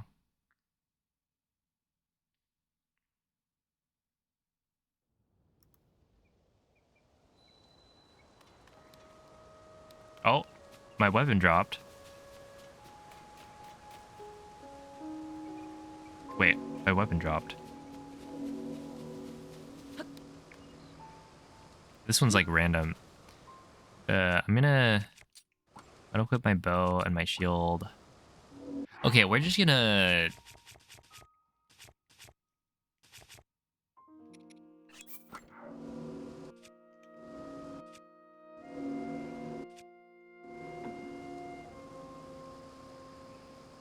Yeah, I'd want that in the intro, but let's see, what's my manual save? Oh, it's in the intro.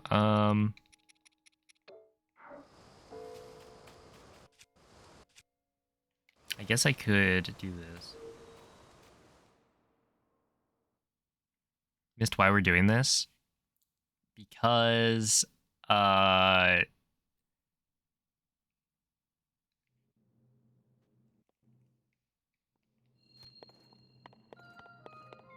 that gives me an autosave. So now if I reload the autosave, is it going to be normal? Yes.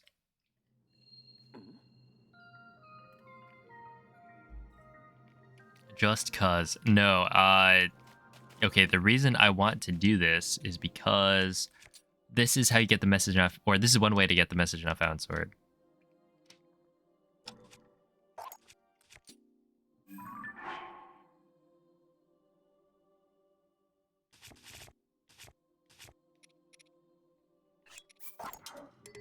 Okay. The weapon dropped to the floor. Now I reload. And the weapon should drop to the floor, right? I've overloaded. Why do you want MNF for blindfolded? Because the current method of killing Ganondorf, there it is.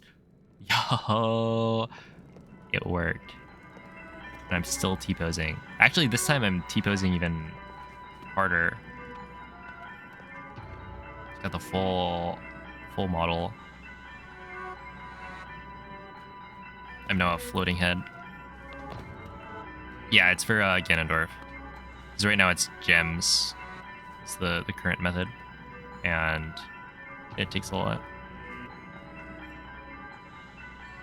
Okay, so now I grab it. Let me reread the thing.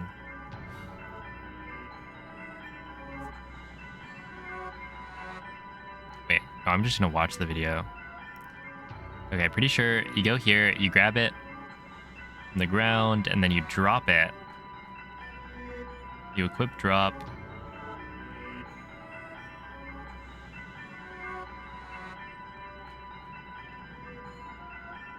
Yeah, and then you Zuggle it using the things in your inventory from when you dropped it.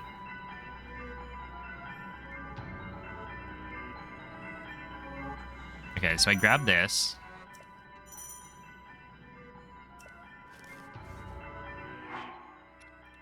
Then I equip.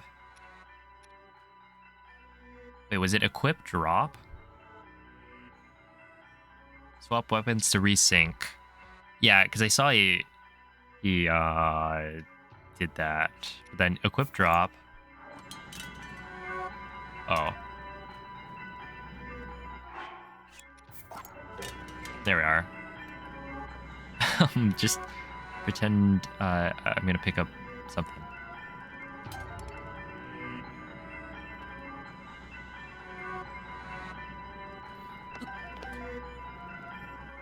Okay, now I have 4. Then I... Was the jump necessary? Drop, drop, drop, equip. Drop.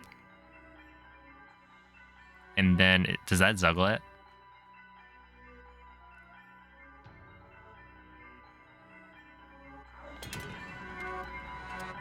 Yeah, okay. And then you reload this autosave.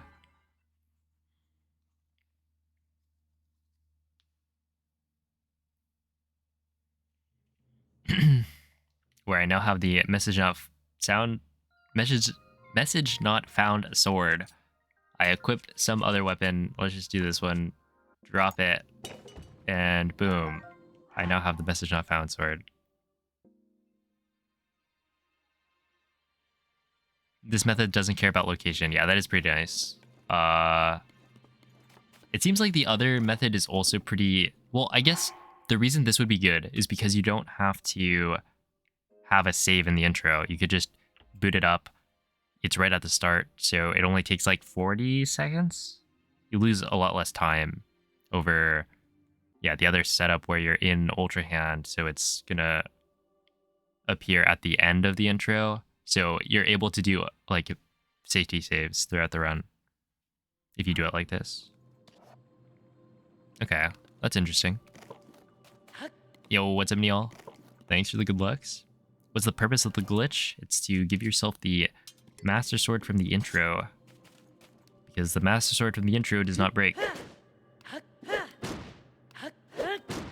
And it's very strong.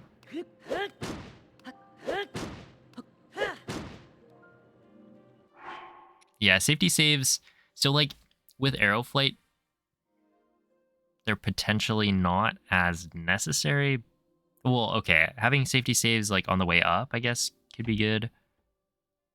I don't remember. I think...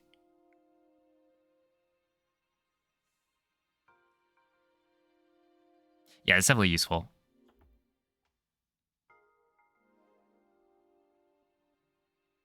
Are you doing a blind speedrun or just beat the game blind? Those are like the same thing.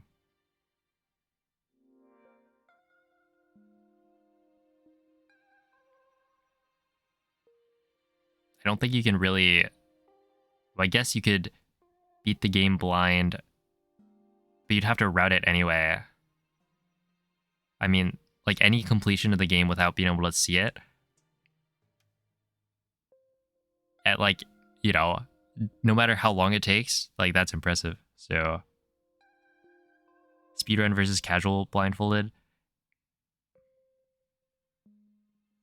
like I guess, but at the same time, yeah, like no matter what, you have to follow a route. So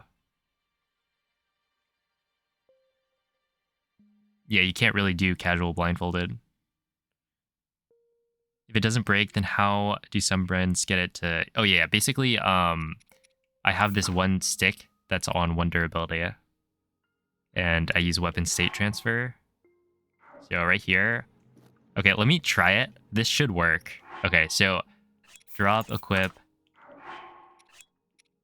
drop, and now I pick them up. It didn't work. Wait, did it? I don't think it did. Pick up the donor first. How am I gonna know which one's the donor?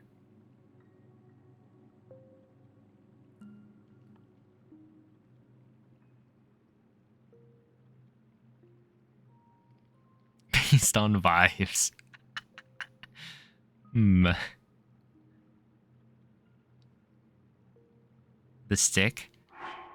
Yeah, but like, I'm not gonna be able to see it. So I can't just choose which one.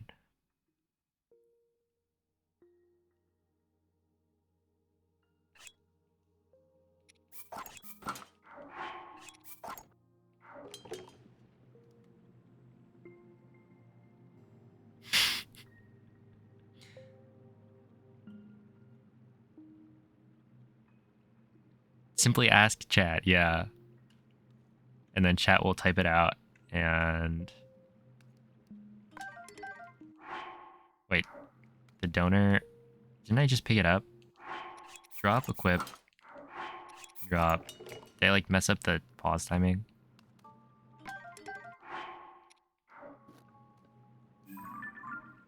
Blind weapon state transfer is crazy.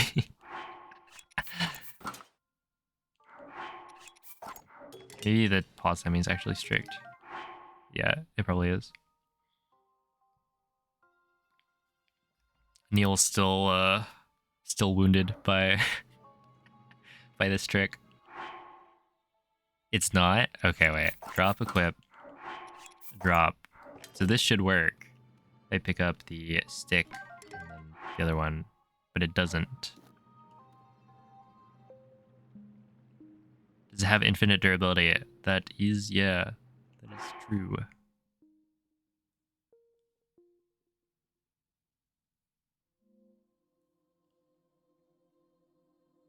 Weren't expecting me to go this in depth. I wasn't either, and then I decided to do it. It's not a one framer? Okay.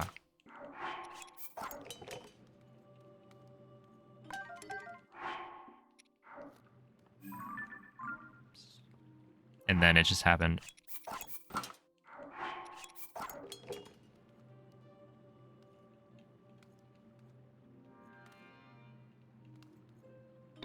Honestly, maybe it's consistent. Wait. So if I do like this, right? Wait. And then I drop, equip, drop. Oh, so that one dropped to the right.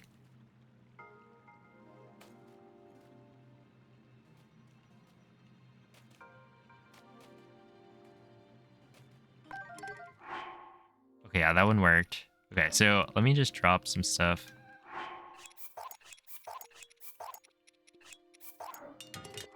Oops, drop. Okay, so now I have this.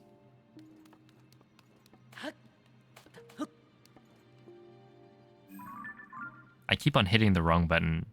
I'm not used to having crouch mapped to star. Let's see, drop, equip. Nice.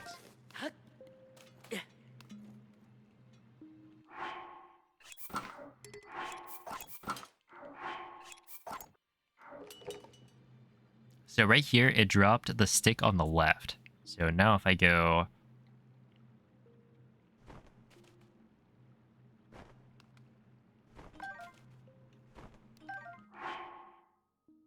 Did that not work?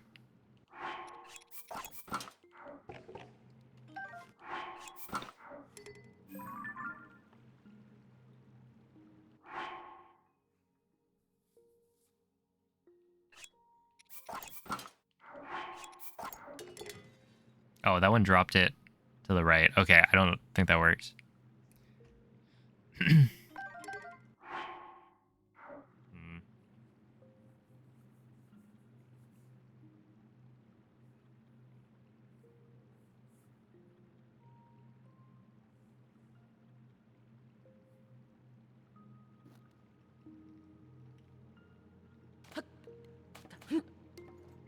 Yeah, this is 1.0. Drop, equip, drop. Yeah, this time it drops it to the right. And that one worked.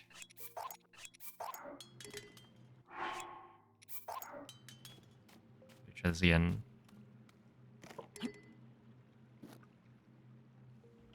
Oh, have a good night code.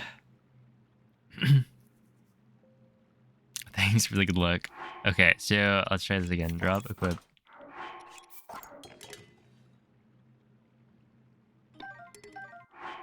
That one worked.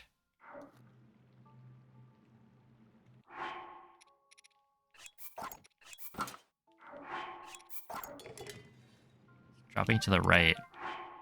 That one also worked. I mean, if it always drops to the right, then that's good.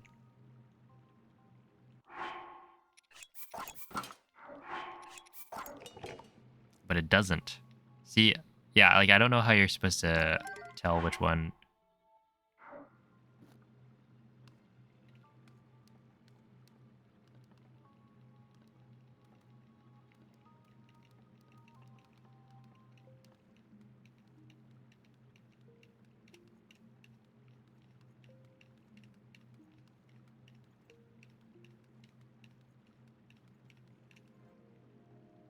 Yo, how's it going, Clouded?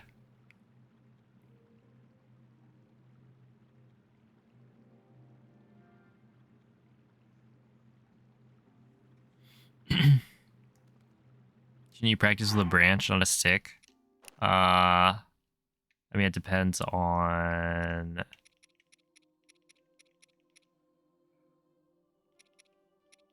Like, if this is not consistent, I don't imagine a tree branch would make it more consistent.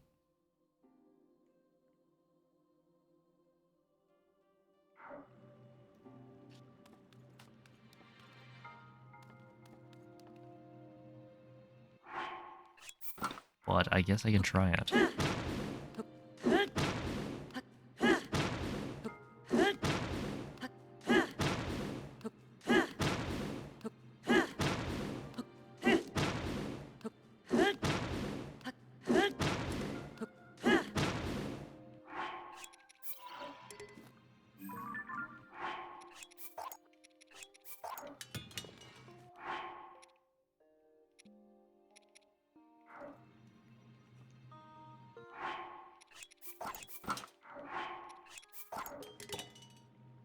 Okay, dropped to the right.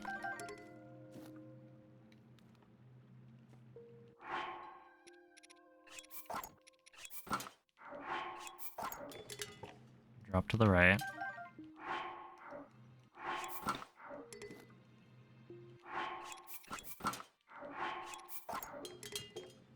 Drop to the right.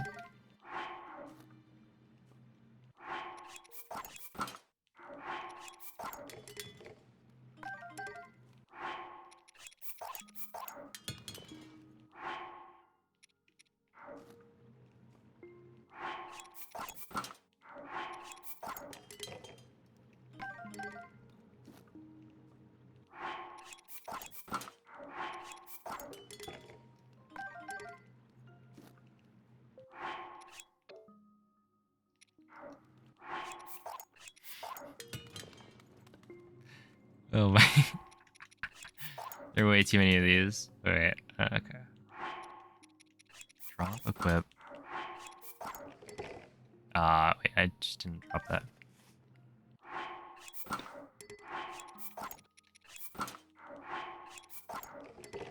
Huh?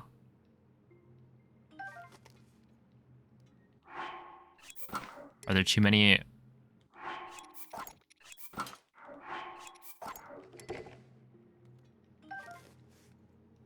Are there too many MNFs on the ground or something?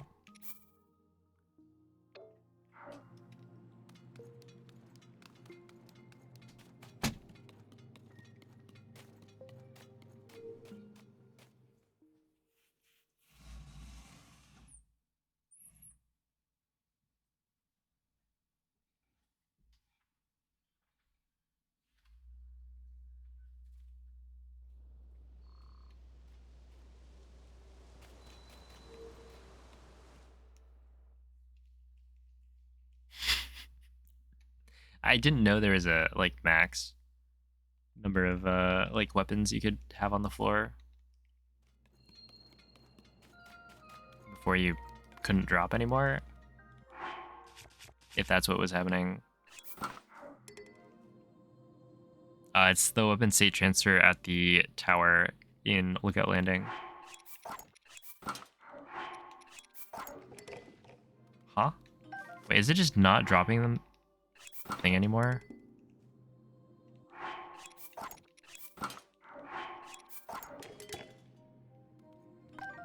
Or does it only drop it if I get the pause timing right?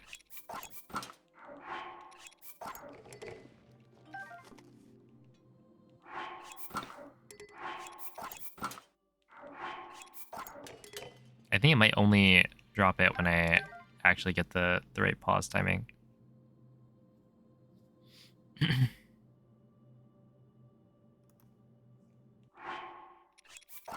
Which is really good, right?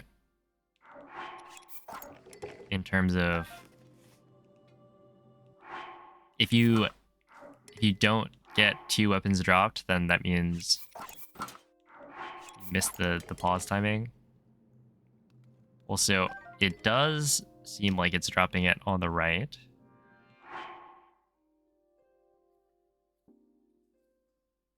Particularly discernible. I mean, you just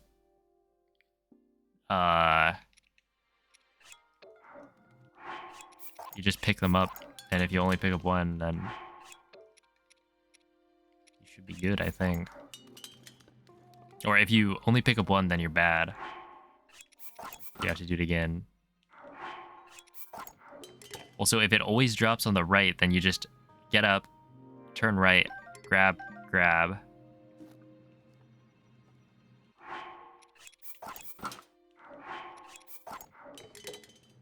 Which it seems like it's dropping to the right pretty consistently. Here, I'll close my eyes.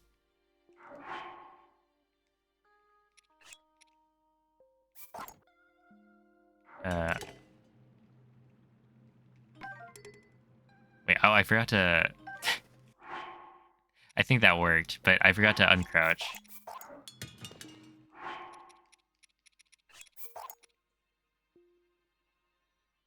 Don't forget to resync after weapon state transfer. I probably will. Okay, so right here.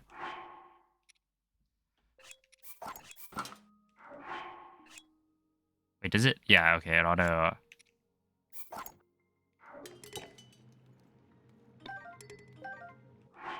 And then it worked, right?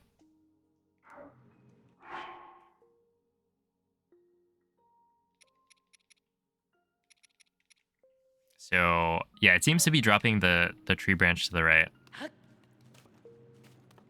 As in, I don't know how many I just did, but I think every single time with the tree branch, it dropped to the right. Which means the wooden stick. So, okay, that basically means that... Well, okay. Here's the idea. Essentially, do it with tree branches. You can do it early, but you could also do it later. Like, it doesn't matter when you do this unless having the message not found sword is useful for GSI. The only spot I could see it being useful is to disarm the construct, which it feels like smacking him with a, or throwing the rusty broadsword is good. How do you know if you got it? Yeah, so basically, you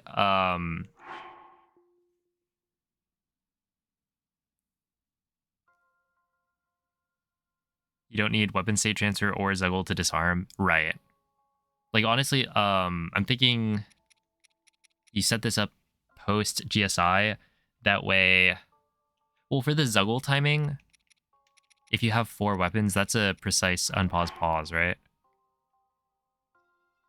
So I was thinking you wait until you get map to get the MNF. That way, you can't really mess up map Zuggling.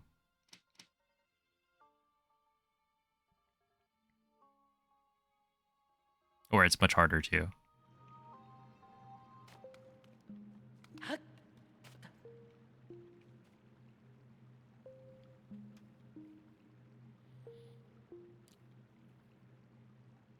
Also, if you do it... Well, I guess you would do it early. Not sure if collision Zuggle is faster than map. Well, it doesn't really matter if it's faster. Because collision Zuggling is faster for the menuing, but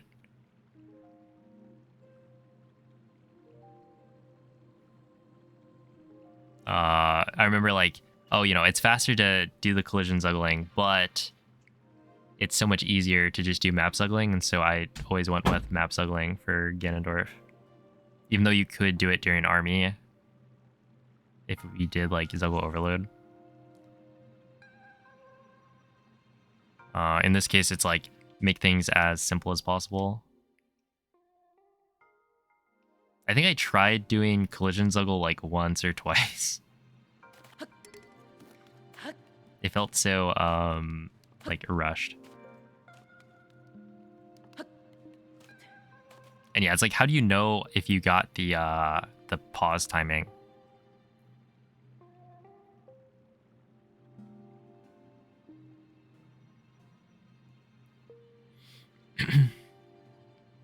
To get the Zuggle. I guess, can you hear the drop? For when you've overloaded enough? You'll have to trust it at least once to get MNF out of intro. True.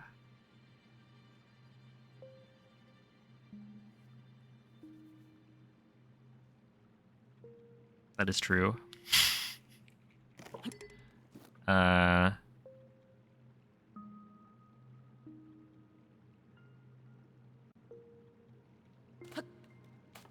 Yeah, so I'll probably map Zuggle to get the overload.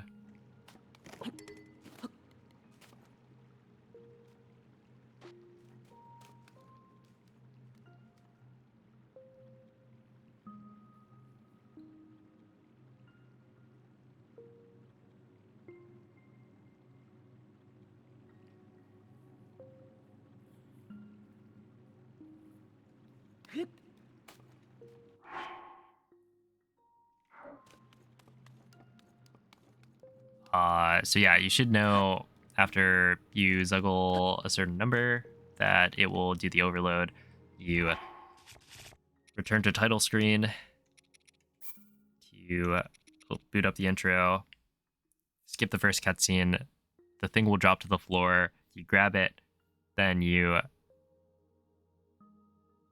essentially you re-Zuggle. Like you drop your weapon so that it drops all your Zuggled weapons. You pick up the... How do you know how to pick up the message not found sword?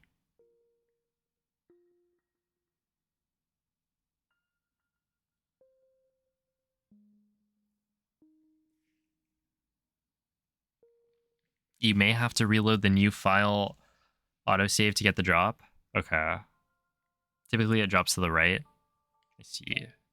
Would definitely need to be like practiced.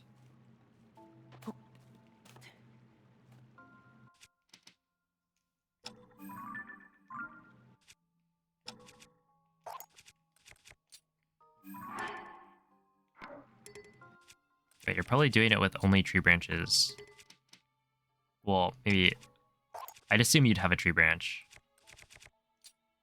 at that point.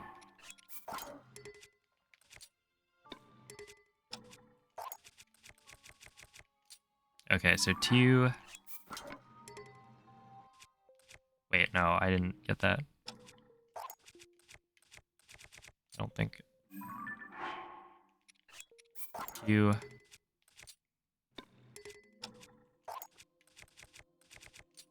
3...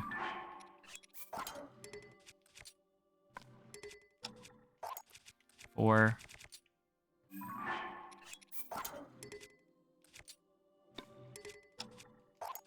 5...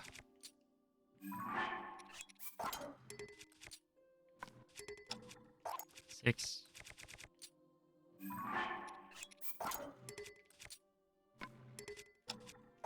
7...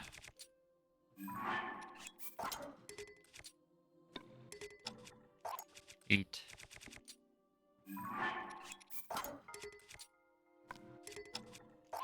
9...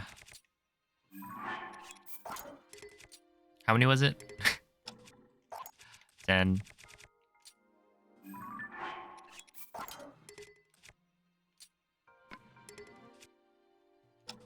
12, I think so. 11. That seems right.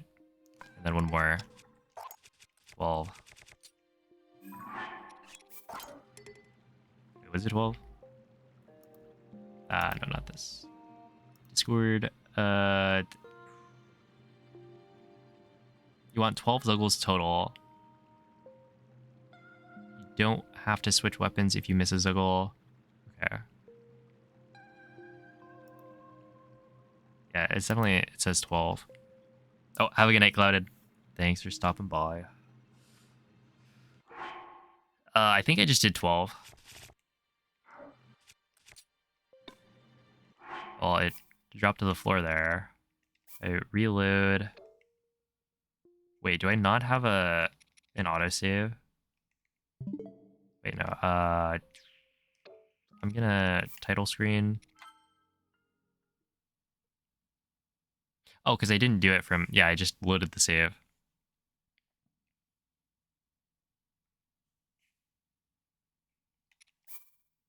Let me start new game.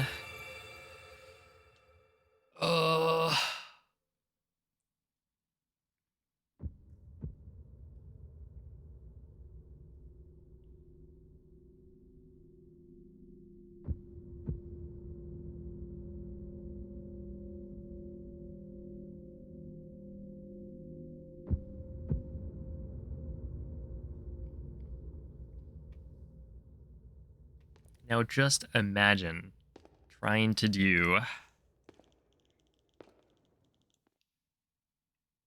Okay, wait, first.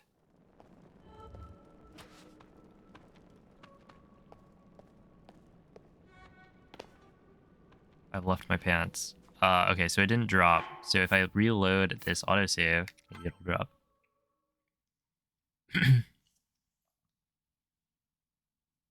But yeah, imagine Colgera There it is. Yeah, okay. Colgera without glider, blindfolded. I don't know. You hit the shots somehow. Okay, so now you have this. So you grab it. Easy, you've done it once. A. And then you equip, drop.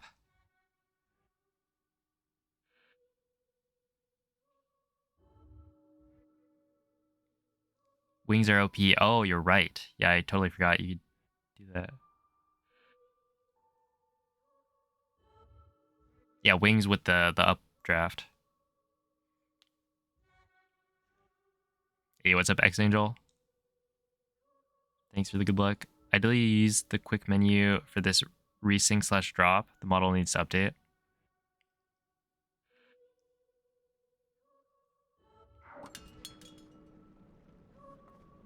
Oh, I see. Wait, so what if I reload this autosave? Is he gonna redo the thing?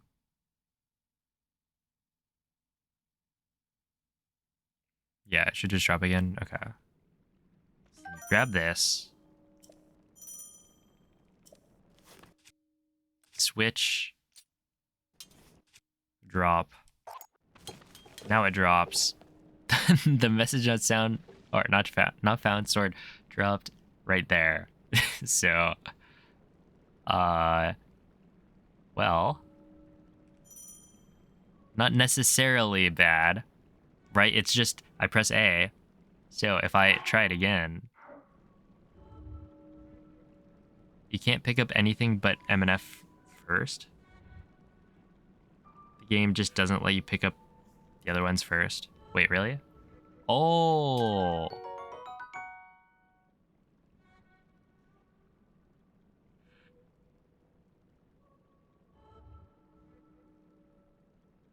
Oh, that's super convenient. Wait, that's so good. You're right. Oh, okay, I do remember this. Yeah, okay. Because, yeah, you just can't pick anything up. Or it's like you haven't picked these up in your file. Is that... Do I have this right? Basically, if you Zuggle something that you haven't picked up in that file, that you drop your Zuggled weapons, it won't let you pick up the new items. Like stuff that you haven't picked up before. Because I feel like I ran into this at some point randomly with like a claymore. Or no, not a claymore. Like a royal spear. So yeah, it doesn't let you pick up anything new first. You have to pick up the weapon you had equipped. And then you can pick up the... Okay, but that's so nice. Wait, that's actually perfect. And then, yeah, you have a bunch. Also, I guess you only need to pick up 2 because you already have 2 swords. And then you would,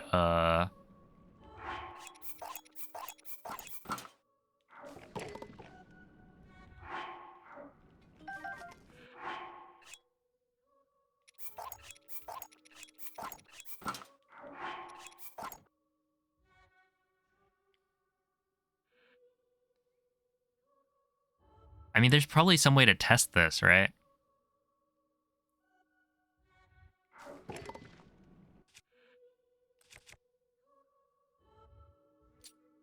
Maybe. Oh, I Zuggled it onto my back.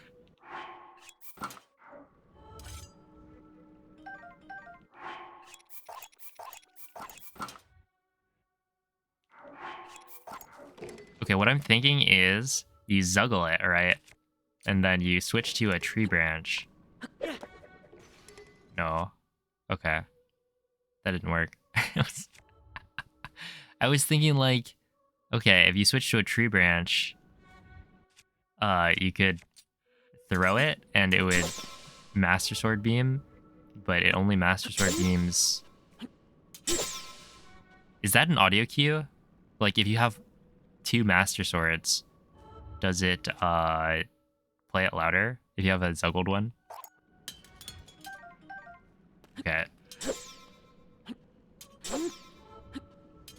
That's normal. And then you do that. Now I have this equipped. Wait, did I Zuggle that on my back? No.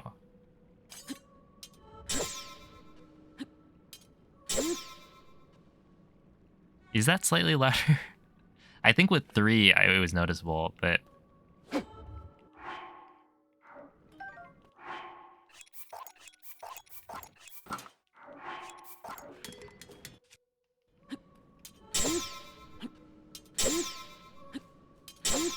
That's definitely louder.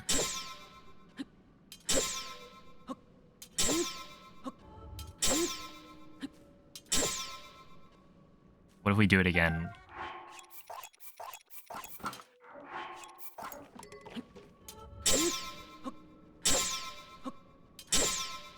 How loud does it get?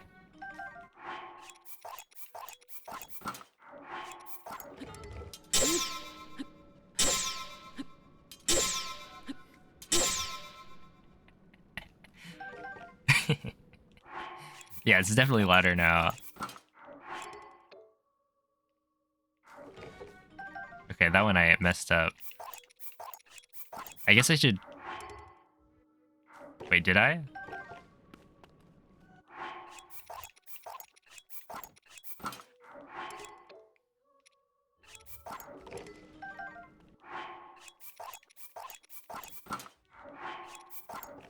Yeah, there we go.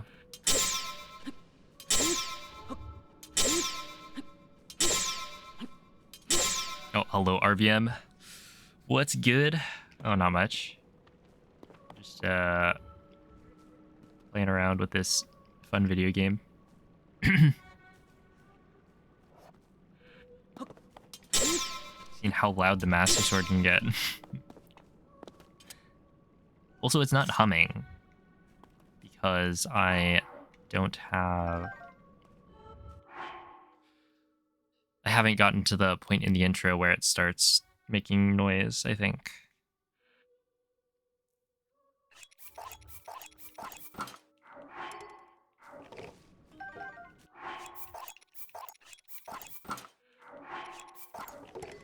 Unfortunately. Oh, that is so loud. Alright, check this out.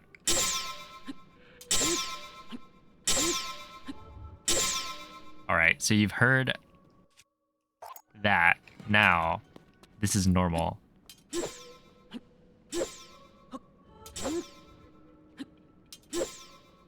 A little baby. Little baby Master Sword beam. I don't know how many that was. Wait, it was 1, 2, 3, 4, 5, 6. That was like 7. So yeah, it's definitely louder. But the question is, how many would you have to Zuggle to make it like super noticeable? I guess you could just, you know, train your ear. I mean, you could even try to do like, you listen to it, you do the Zuggle, and then you do it again.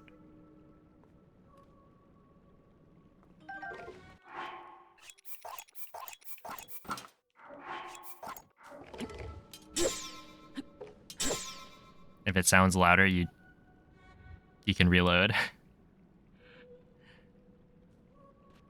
No mods, but you have to have version 1.0. Yeah, I think it's noticeable enough. And you could even, like, if you wanted to, you could Zuggle twice. But yeah, this is all base game. But yeah, it's using glitches that were patched. I don't know if there's a way to get MNF. Oh, actually, there probably is, right? You can Zuggle on 1.2.1. So you can get MNF. Actually, how many glitches are not doable on 1.2.1? Well, no. Wait, really? Is there a way to get MNF? You don't have a way to Zuggle an intro. Oh, okay. That's a bummer. So if you're on current patch, you can't use this thing. Cooling zones, yeah, okay. Unlucky. Classic current patch, taking an L.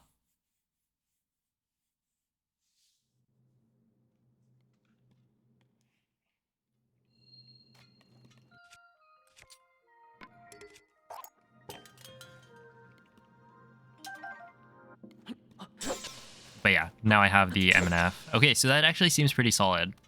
Dude, the fact that you can't pick anything except for the message not found sort up after zuggling it and dropping it, it's so nice. Out of like nowhere. Thank you, game mechanics, for that. It's beautiful. Also, let me just try this again. Dude, I feel like so much random nonsense has come up while I've been trying to route this. It's actually so fun. And I ended up, I think the the badly damaged shield thing, I don't think I'm going to use that, but yeah, there's so many like little things that have popped up that it's like, oh wait, maybe that's actually useful for this. Yeah, this has been really fun. Let's see. So only one thing dropped, which means I messed up.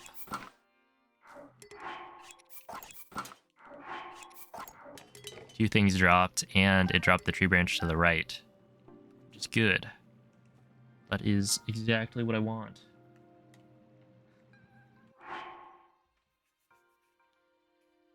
Also, it does dupe the MNF. Oh wait, I would need to... Okay, so in this case, if I jump slash, you don't have to pick up the original target. Oh. Yes. You're right. Okay, so I just don't pick up the Master Sword. Okay. Hey, what's up, Penguin? How is it going? Hello, James. Ganon is possible blindfolded. So right now, Army and Ganondorf... Or do you mean... Which part of Ganondorf? Or which part of Ganon? Basically, the first fight, you just throw a bunch of rubies at him, or topaz or whatever, and you dupe like a million fairies. And that's the same as Army. Basically, you just dupe fairies, you dupe gems, you spam. Right now, kind of working through how you would use the message not found sword to fight Ganon, like the first part of Ganon. And then for the dragon section, there's a setup that uses the fact that like when you dive too far away from Zelda, like too far down, there's a cutscene that plays that will bring you back up. And I think that is like a consistent spot that it brings you, and from there you can drop down to the eyeballs. It looks really cool. I'll have to practice that a lot because it looks pretty scary as well. But yeah, it works. Do you want to try standing, or is crouching fine? Well, I'll have a crouch button, but I guess if standing isn't any different, yeah, I guess I can try standing.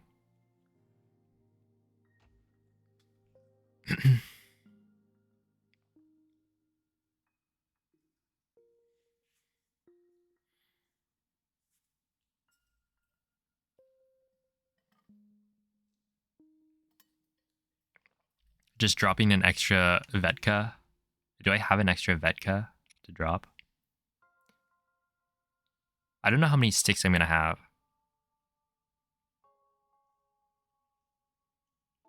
I guess I could just dupe it. But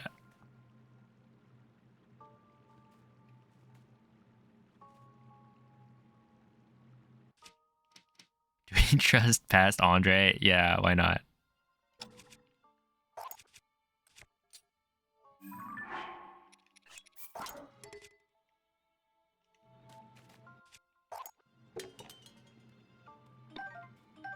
Okay, so now I have 2.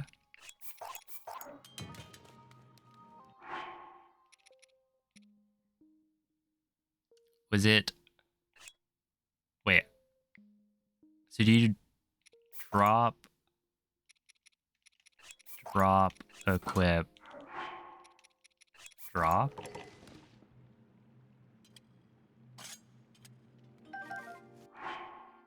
But like without messing up?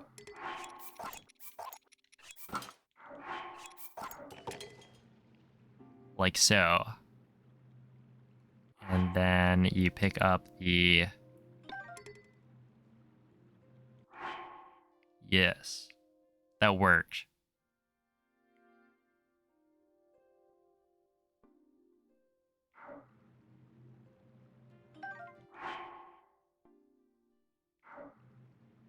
You were right, yeah.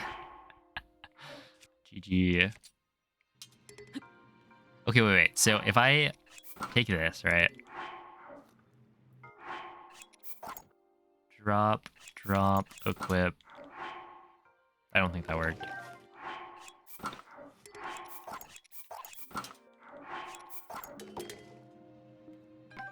Take this. And then I jump slash. It breaks it. Wait.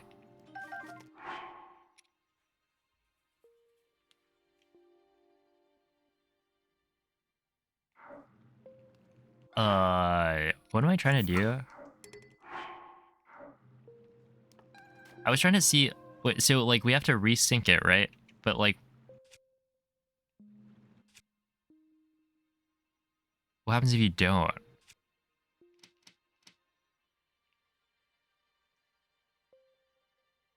Hey, Dinotech, thank you for the raid. How was the stream? What's up, Livy? Okay, so what if I just do this? Drop that. Because I think it might not require it. Maybe. Okay, so right here, I'm going to do the crouch method. Drop, equip, drop. Pick that up. Now you pause and you can see that I have this one, right? So if I just jump slash, that should still be in my inventory. Right there.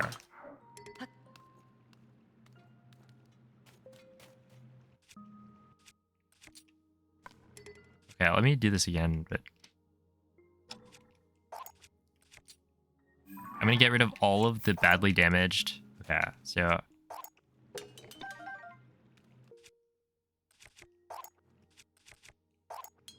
clean up the inventory a little bit. Here we go. Now, any badly damaged... Yeah, you might as well swap, but...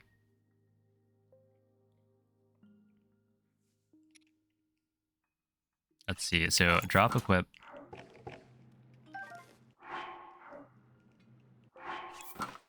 Drop, equip. Drop.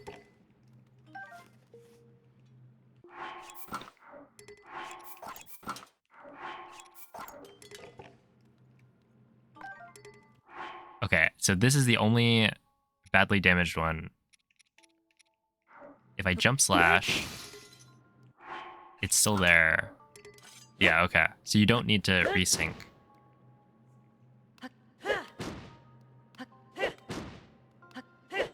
Hey, what's up, Juju? Oh, have a good night, Vag.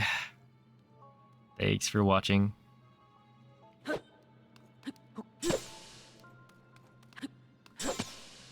Yeah, you're probably gonna switch anyway. I mean, essentially what I'm thinking is that, well, okay, so at that point, the weapons you would have is probably just a tree branch and a message not found sword, maybe. So you'd want to Zuggle it anyway to dupe. Or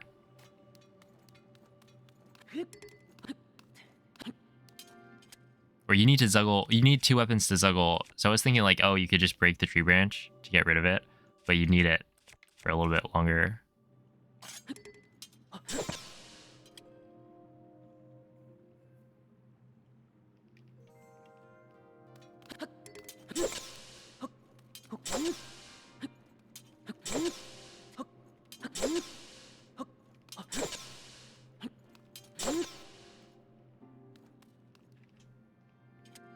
Yeah, I was thinking about that.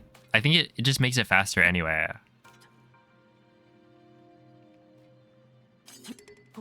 Well, I guess, yeah, we're not doing that many. What was the consensus? I think it was basically, because it's 1.0, you shouldn't need to...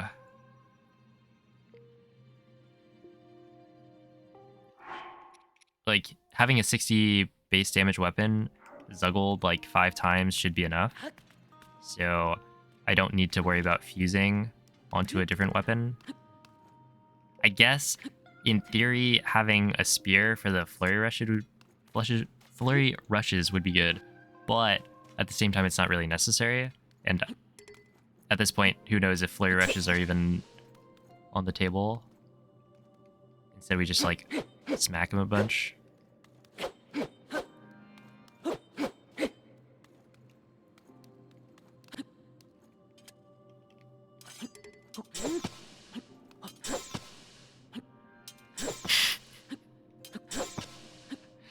Yes, why not just confuse more people?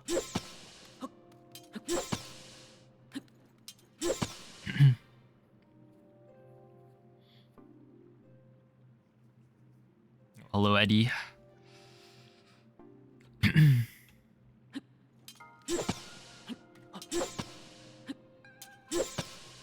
Flushes. Yeah, that wouldn't confuse anyone. Surely. So that means, okay, basically, if I'm not trying to, what is it? Fuse anything onto the MNFs, then I just need to Zuggle them. Which means that I don't need to fuse anything onto the tree branch, so I can just badly damage it at some point. Oh, yeah, I guess at this point, the only thing left is, on GSI, is to figure out ascend to fuse. No, a TOT to descend. For me. So I should do that. Oh, and like, you know, diving cutscene to TOT, like that whole section. And basically the idea is I just need to pick up... So I think I need to pick up 2 tree branches so that I can disarm the the guy at TOT to get the shield and the weapon, the rusty broadsword. And then from there, I need to have at least 1 more tree branch, I think.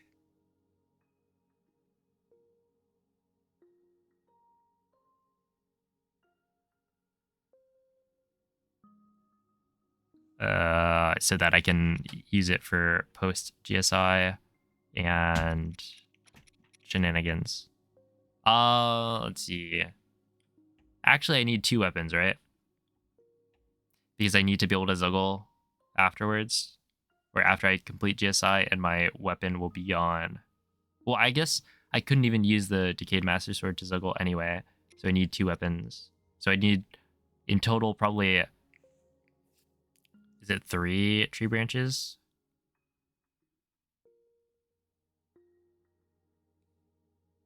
I'm using that to disarm Billy, so I just chuck it.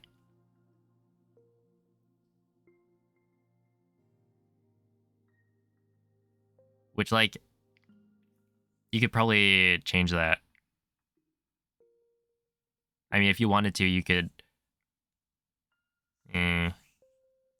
Yeah, it's like if you had the MNF earlier, then you could use that to disarm Billy, but like... I don't know. Hey, what's up, Zam? Thanks for the good luck.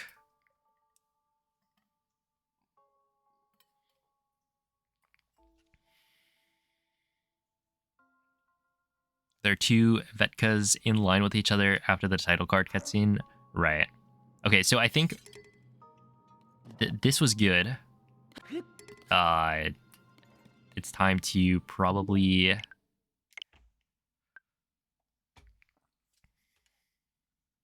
go and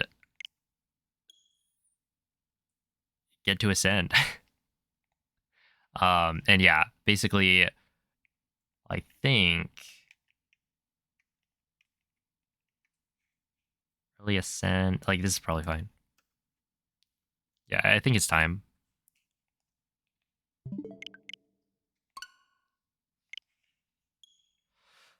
I just need to pick up 3 tree branches.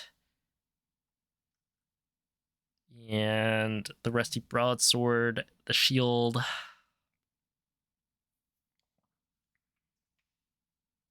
Just got a 5236. A GG.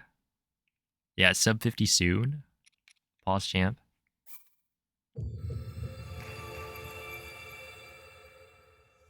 Hey, what's up, Doc?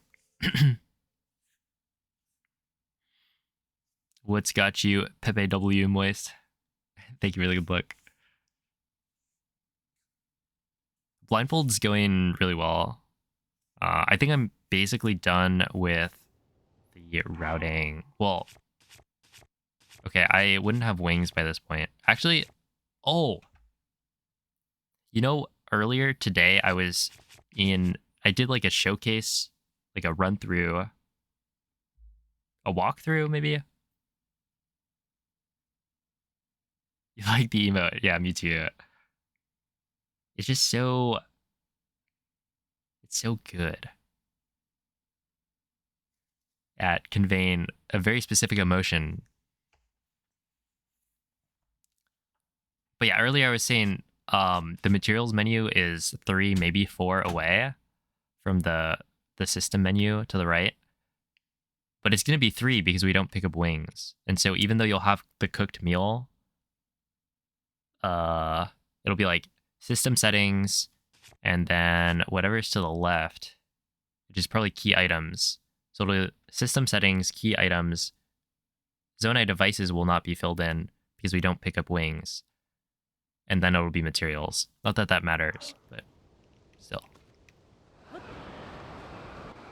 Okay. How to do this?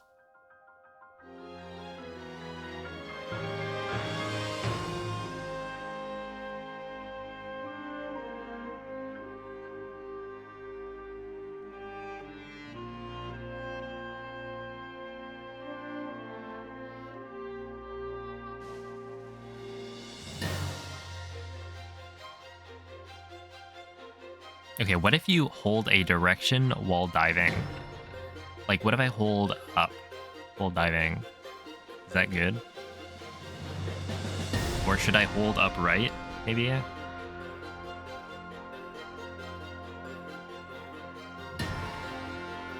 I mean, as long as I do it out of the cutscene, it should be fine. I'll hold up right.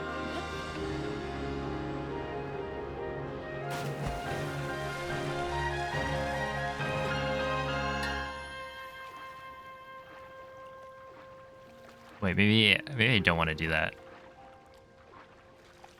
I guess I'm facing this direction. Wait, I mean, that could be good. I'm facing this way.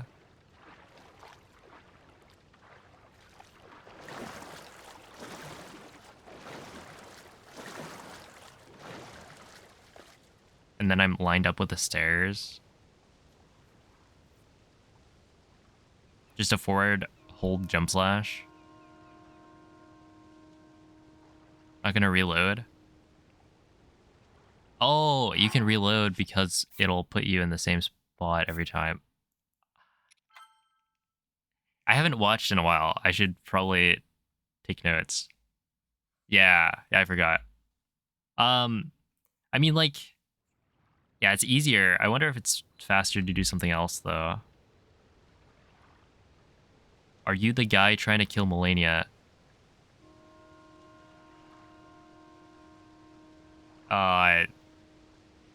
In Elden Ring, yeah, I'm on Melania, but I'm currently trying to do Blindfolded Tears of the Kingdom.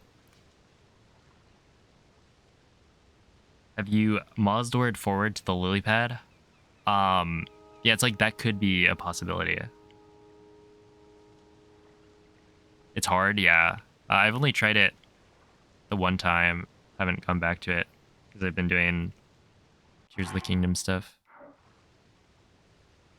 Especially I'm trying to do it with Colossal Blades, which is not amazing.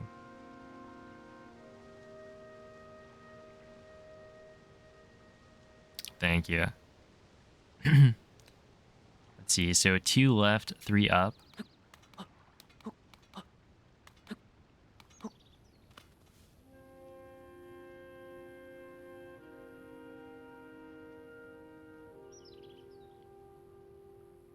Oh, just walk up an A. Okay. I see. It's right there. You grab it.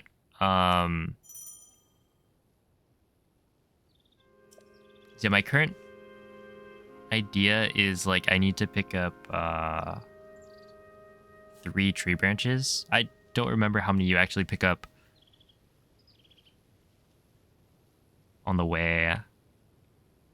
I was thinking, okay, so basically I want to have 2 tree branches by the end of GSI.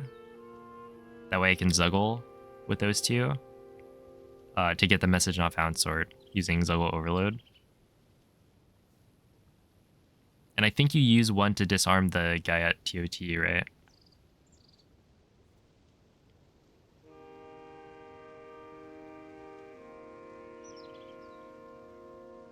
So there's 3 right here.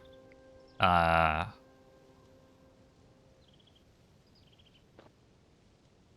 I'd assume you pick up the one up left and then the one up right. And then go to the other guy.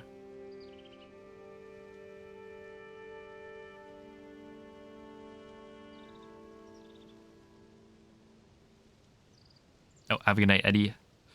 Thanks for stopping by.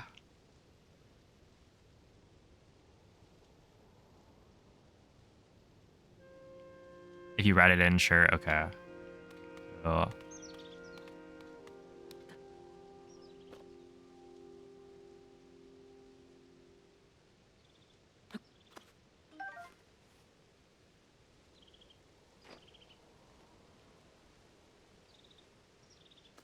I don't know. You just walk backwards.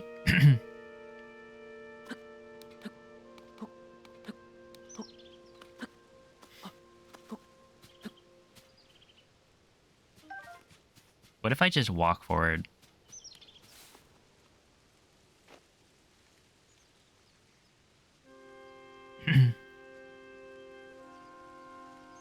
Oh, have a good night, Zam. Let's see. So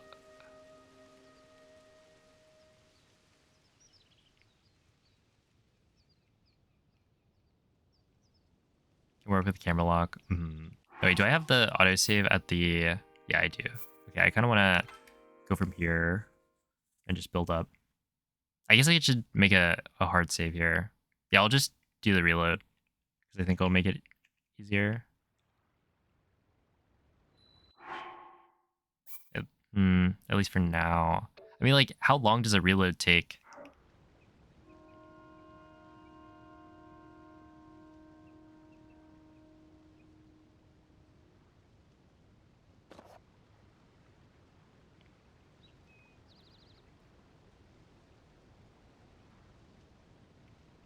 But it is very, very nice. 8 to 9 seconds. That's actually not too bad.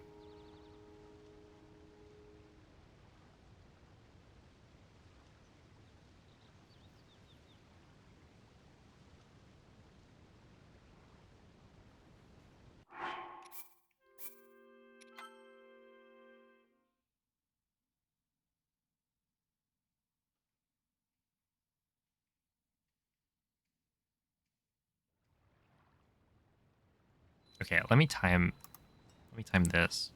So if I do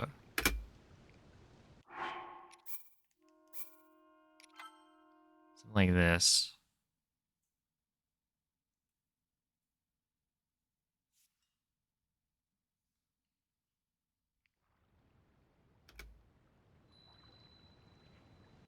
Oh, I guess technically I could have checked for when I actually gain control of Link. Let's see, so...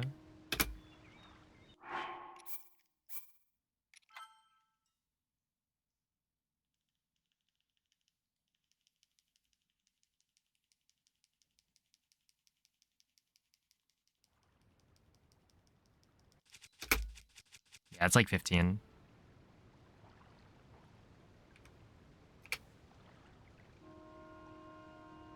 Oh, also, I don't know how bad my loads are on this Switch.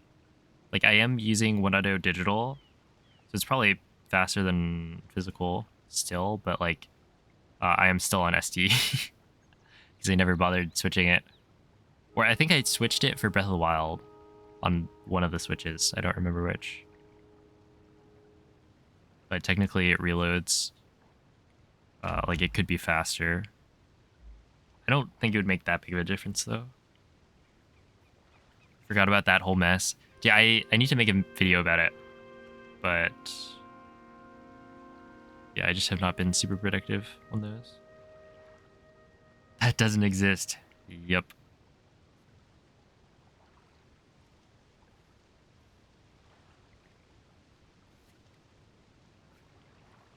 But yeah, it's honestly interesting because, like, I was running on 1.0 digital but slow that whole time.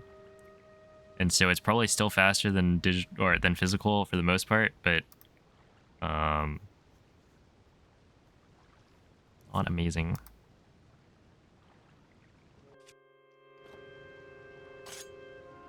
Okay, so yeah, I'll just like I'll do this.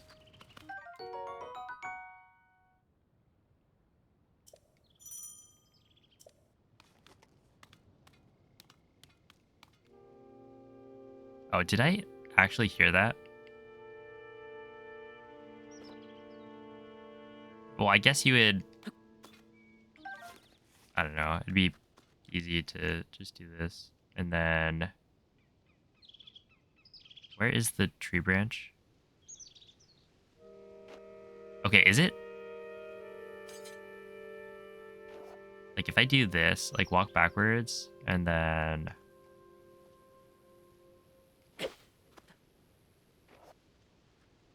it's, like, in line with this.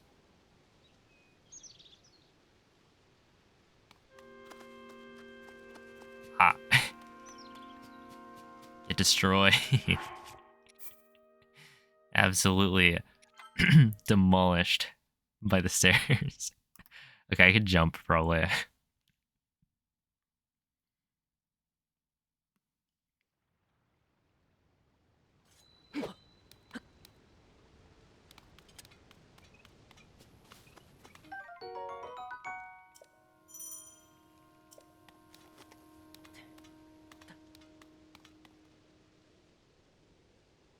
I feel like I didn't hear that third, like, drop off.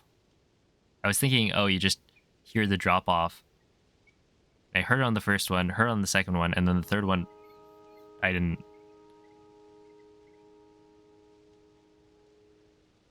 Like, I kind of knew when to stop anyway, but you heard the third one. Yeah, I think I'm just untrained.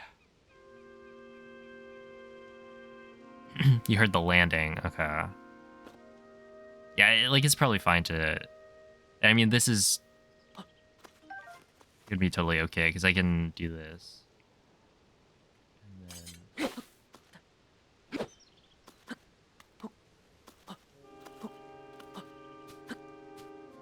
you do, like, 7. Yo, what's up, chat pool? Thanks for the good look. After the first branch, 1 hop left, and then spam A. Yeah, that could work. And then once you pick it up, then you know you're, like, lined up, I guess. Or you know you're at a certain spot. Let's see, so... how long is the run? It's gonna be, for full any percent, it's gonna be...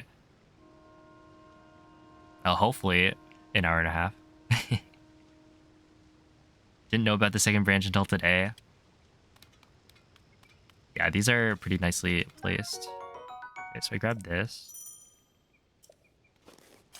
Do a left hop and then...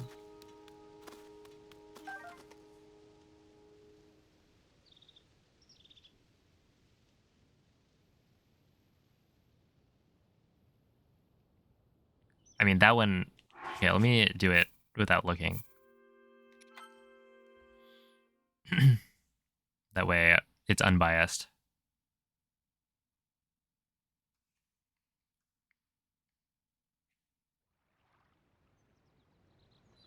I've got an 8-bit due.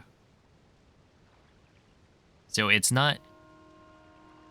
I haven't modified a controller. It's a third-party controller that gets sold by 8-bit due. But yeah, it is a different controller that allows for more precise inputs. Okay, so...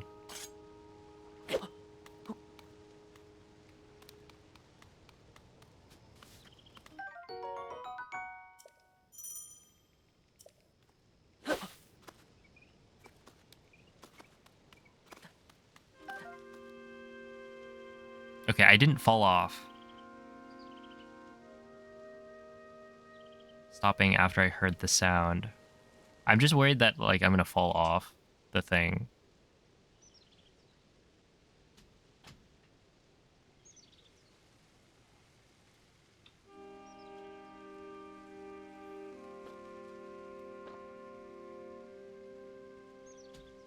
I don't know. And then I could just walk backwards.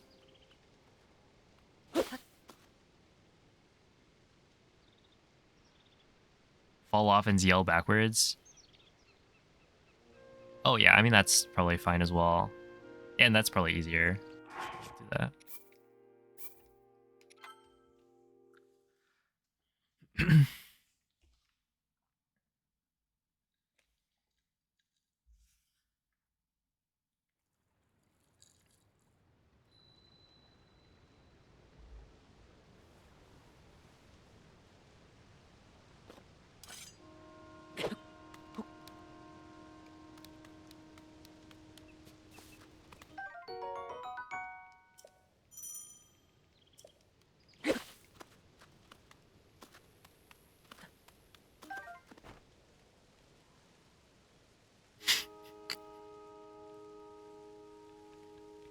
Good job, Link.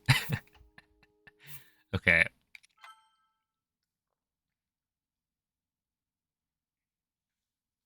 Spamming A little bit too much.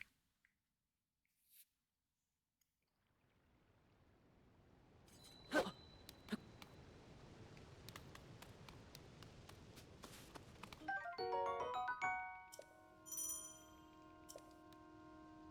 mean, you could just do... Wait.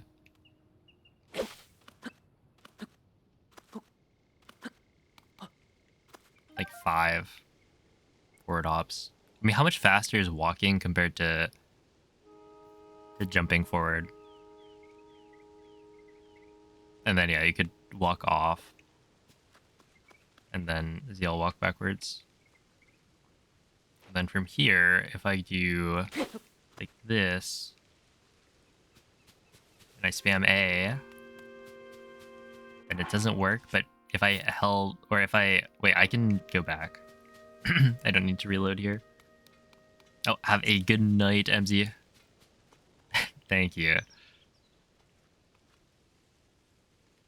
Okay, I could do like forward, right, and then walk forward. Yeah. And then you grab it. And then you keep on walking forward until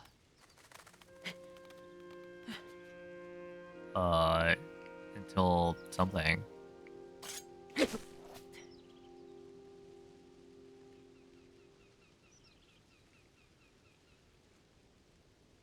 I guess maybe when you hear that you've grabbed it, you can even count steps, right?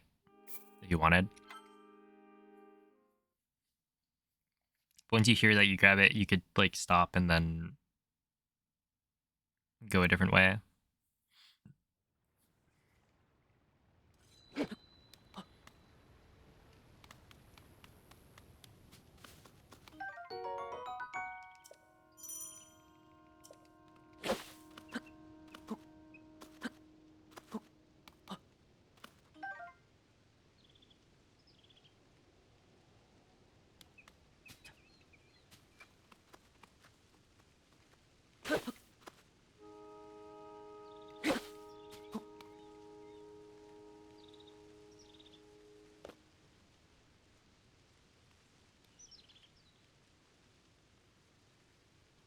I mean, what's my plan?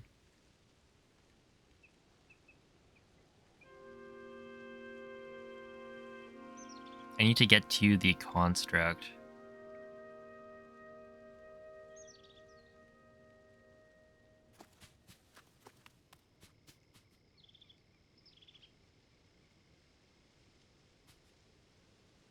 Okay, that's like 11 steps.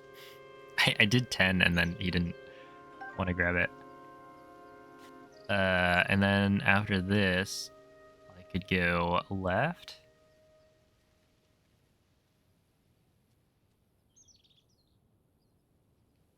So I need to get... Well, okay, what if I did like... I could turn up left. That would face be like this way. Run into the wall.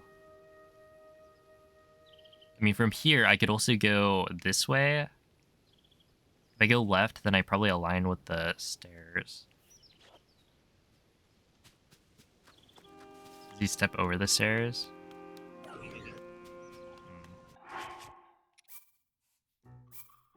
I'm gonna make a save here. Like a hard save.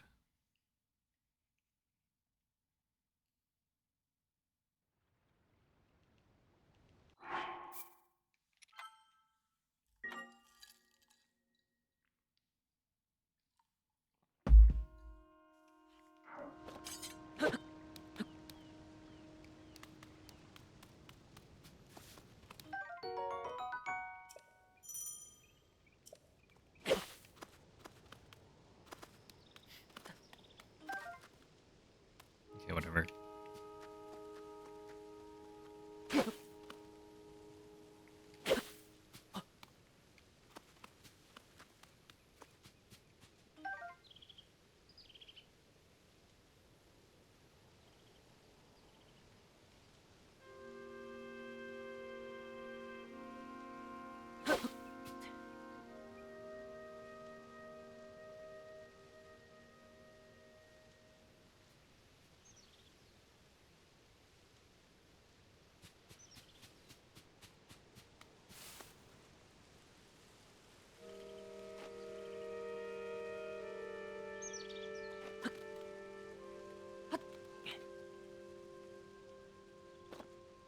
And then from here, once you've climbed up,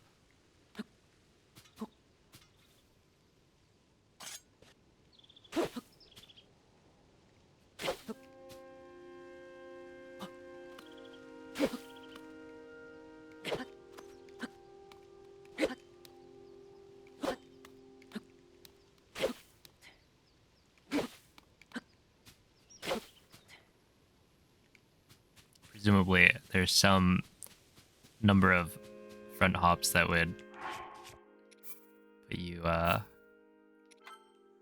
in a spot where you can just turn upright and then walk forward and spam A. Then you'll get to the guy.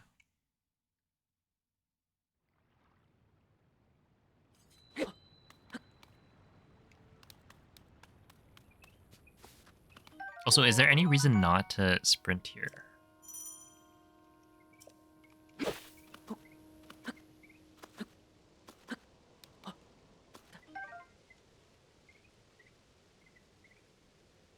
Also, if I'm getting, or like I don't have to walk off here, I could walk backwards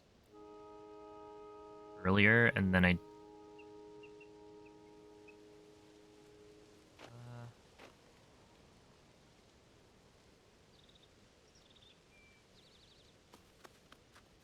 I'd do this, and then from here it's just upright. Then I'd have to do 2 jumps.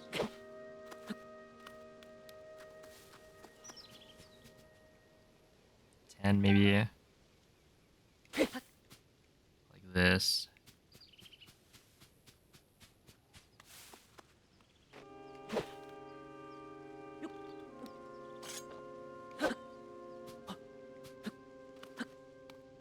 I think it was 5. I guess we can try 4. It's looking like 5. Does that make it? I spam A. Do I talk to the dude? Oh, wait. That guy's got a huge prompt. Maybe 4 is fine. When do I start the actual run? Hopefully next week. Well, it depends on... I think I'm going to start with, like, GSI, maybe, before doing the full any percent snafu.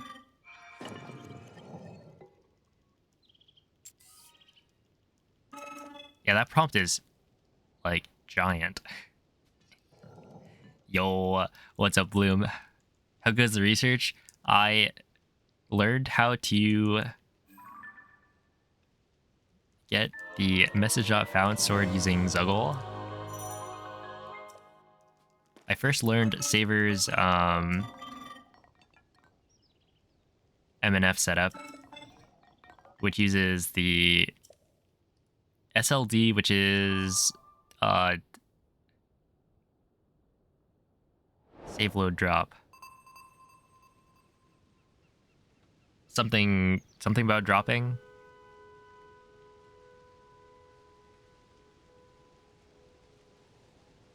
And then turns out Zuggle overload might be the way, and it actually works out super well. So yeah, that's exciting. But that's also for post GSI. But it seems like it's gonna work super nicely, or fairly nicely at least. But yeah, how's the tassing? I saw there's a new channel.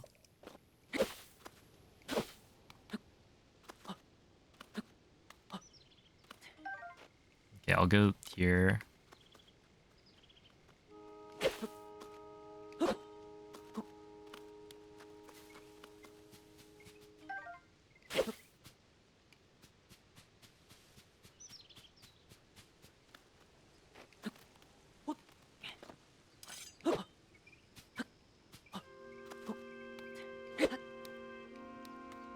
There's no way, right? 0 shot. Okay. Okay, 5.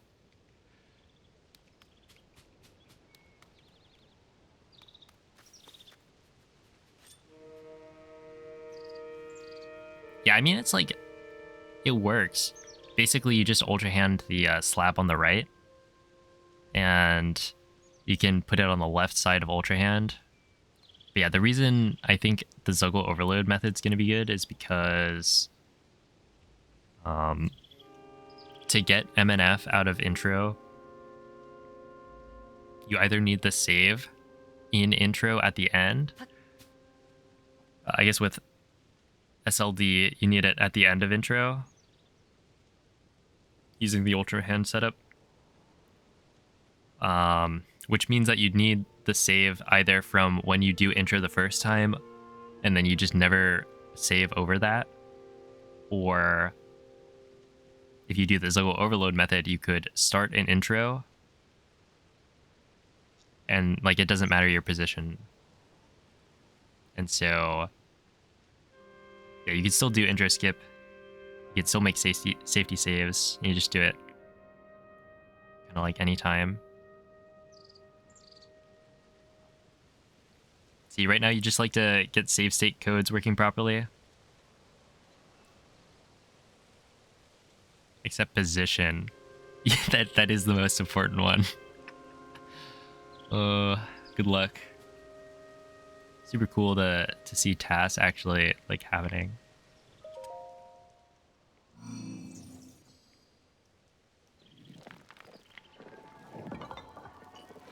Okay, so now I have 3 sticks. And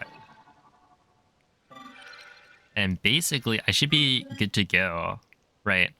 As long as I can get to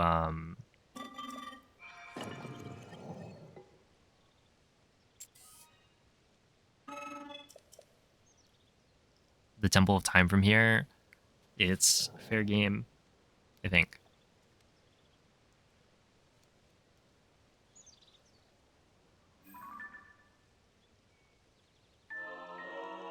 Got 3 tree branches, which means I should be able to...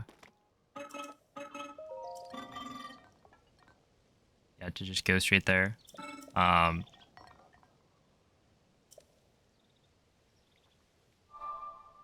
Yeah, I think skipping this bridge is definitely a good idea. Is that GG on your wall? It is, yeah.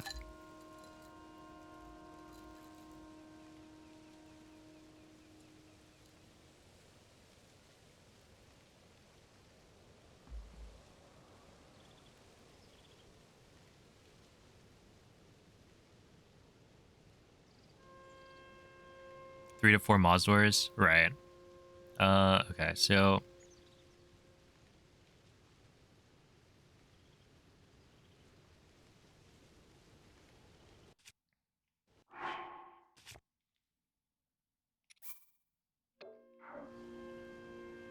I'm trying to think.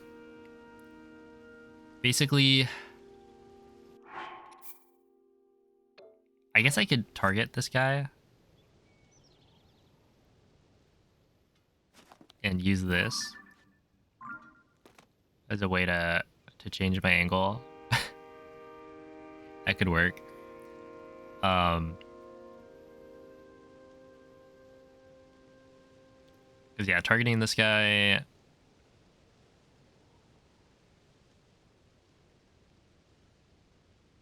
If you're not holding ZL out of the cutscene, then if you start to try to hold ZL, then it's just going to target the construct. But...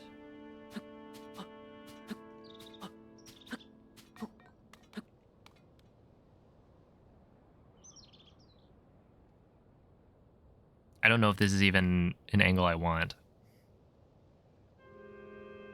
Also, once you Mozdor,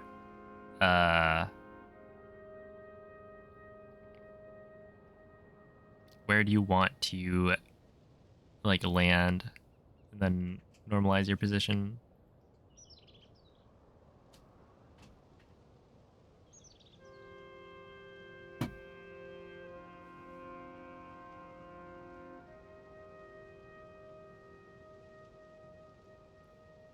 Yeah, this is not quite the right angle. So let's reload.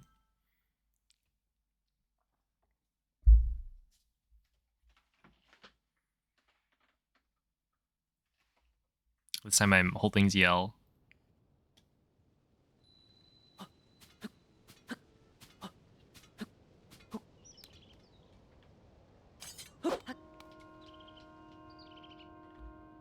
That is not the right angle. If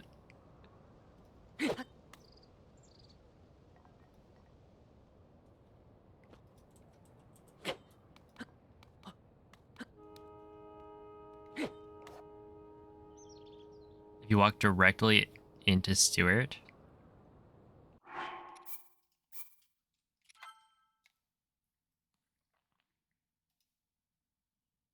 Hey, what's up, Dakotes? Learning's been going pretty well. I think things are pretty solid. This guy's Stewart, because he's a steward construct. So you end up here. Presumably with ledge protection.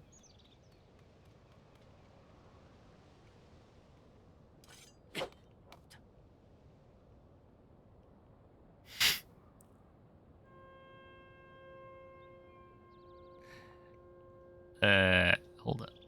So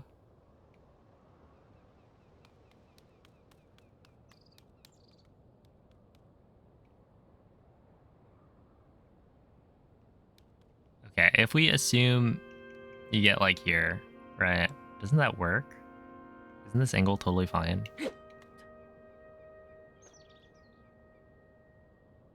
I guess you could miss the pond. Also, once you Mozdor into the pond, how do you, like, what is the game plan?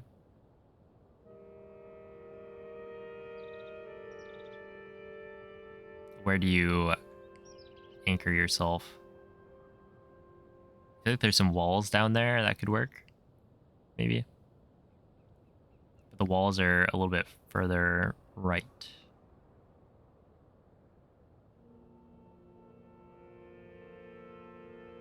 Yeah.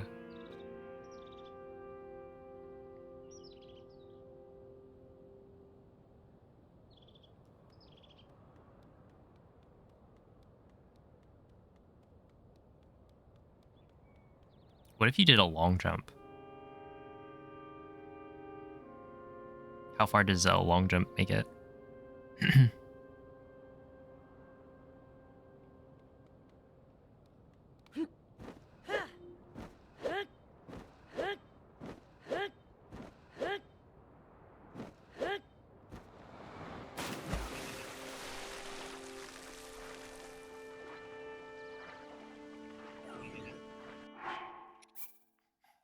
I didn't die. That's totally fine. Okay. Let's try this again. But I'm holding ZL.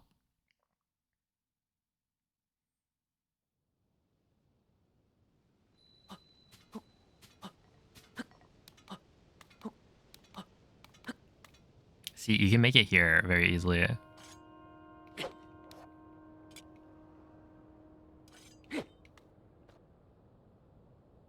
But then, yeah, I feel like this is just not.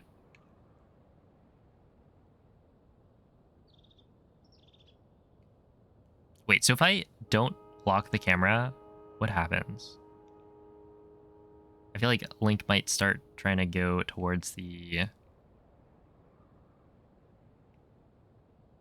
Doesn't the camera start turning?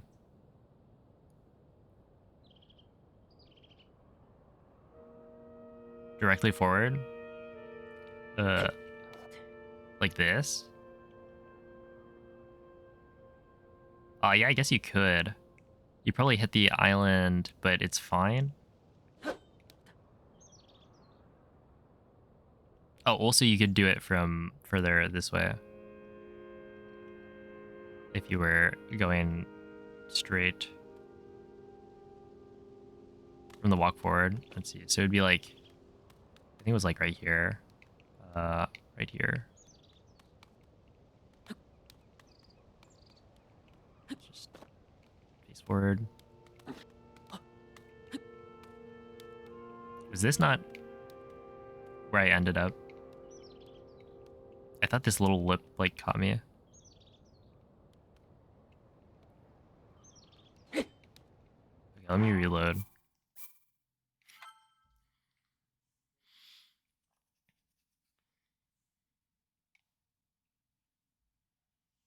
So you walk forward.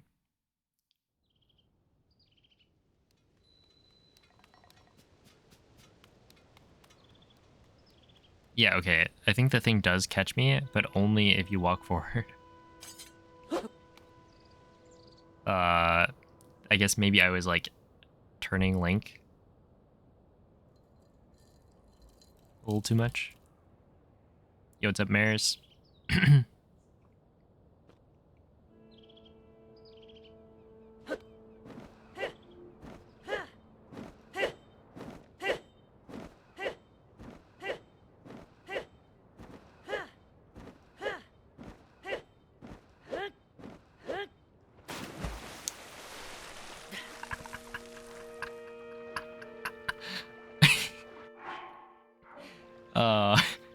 This is not the water I was thinking I was gonna land in.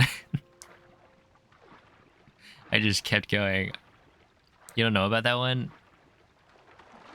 I don't know. Maybe it's fine.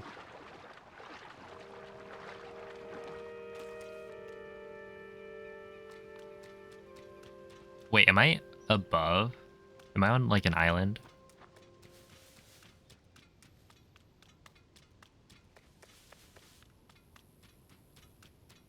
No. Yeah, see, you just go this way.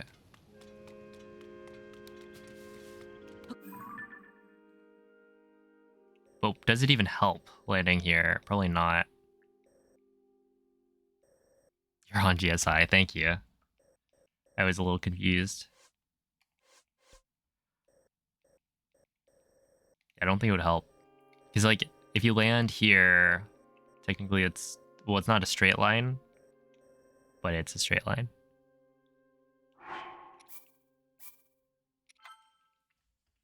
If you just ignore all the bumps, it's a straight line.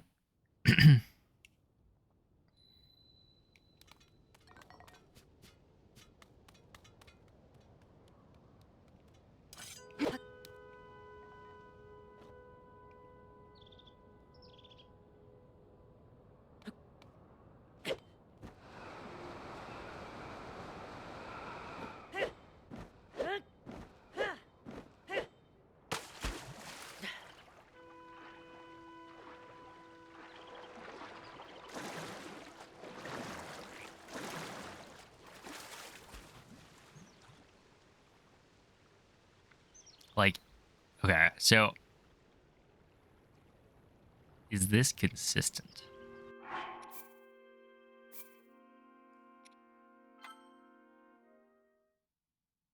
I think ideally you wouldn't do something like that, but I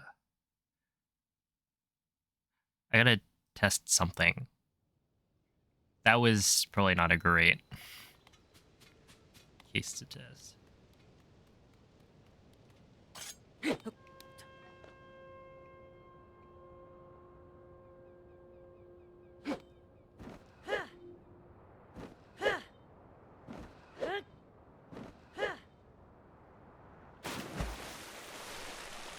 Okay, so if I do this, he like turns.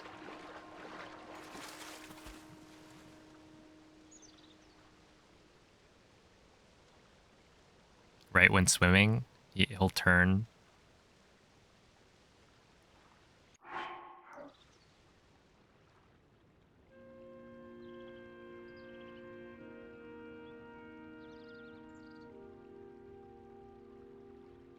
Wait.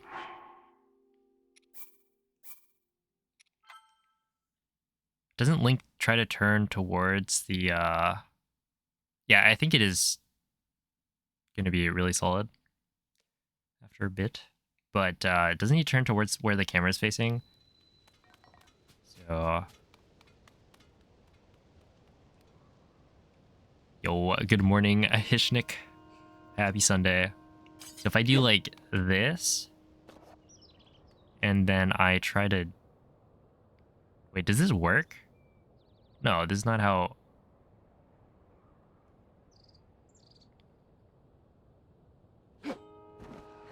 No, it is.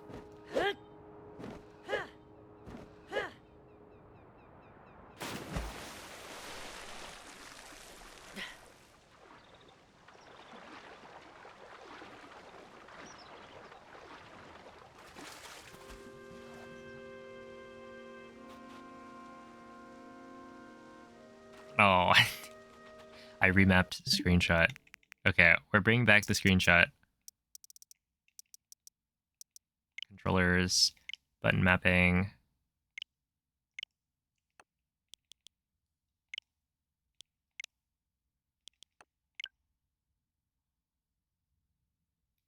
Do you have ledge protection on the Lily?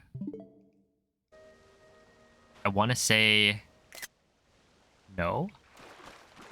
Yeah.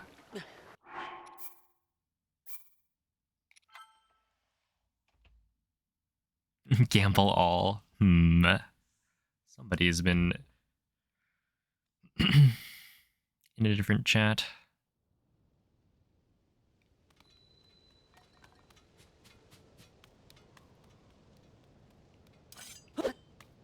Oh, wait. So I do this, and then I go...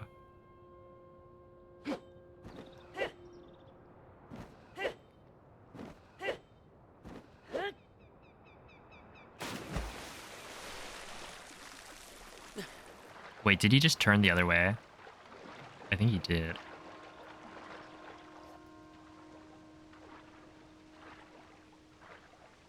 I don't like that.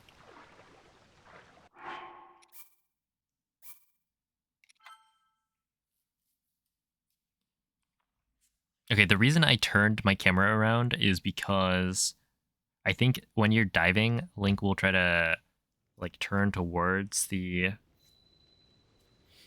turn towards wherever the camera's facing. And so I turned it so that Link is facing the camera. That way when you dive and hold backwards, he doesn't turn at all. That should make it more consistent, but that's why I did that. Instead of having, you know, Link facing or the camera facing the other way. Why did I change button mapping? So right there, I changed it because taking screenshots is one way to see if you're in the same exact spot. You just like take a screenshot, do it again, take another screenshot, and then compare. This this controller doesn't have enough buttons for everything, so like you don't have sticks, which means that the stick presses L3 and R3 are not usable, which means if you want to use all of the buttons required for this speedrun, you have to make some changes. So a screenshot is usually not used. So if I'm in an actual run, I'm going to have screenshot as crouch, because crouch isn't really used that often. And then down on the D-pad, it's funny because this has 3 D-pads, but on the normal, what's normally the D-pad, down is whistle, and whistle doesn't do anything.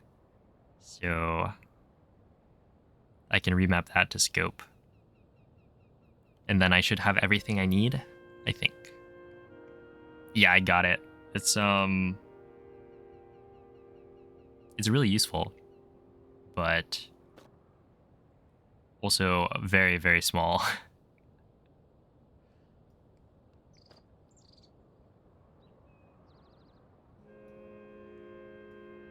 It's like not meant to be. It's not meant for human hands. That's how I describe it. It's just too small. I guess maybe some people have. Even then, it's like the grip is it's so thin, right? Yeah, exactly. Yeah. Let's see. So.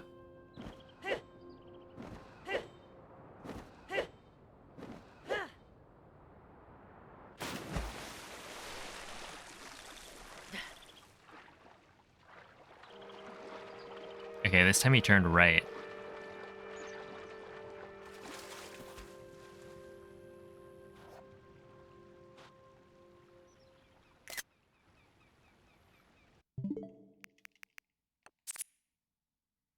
Some people have small hands. Well, it's not even just small hands, right? It's literally the position of some of the buttons is horrendous.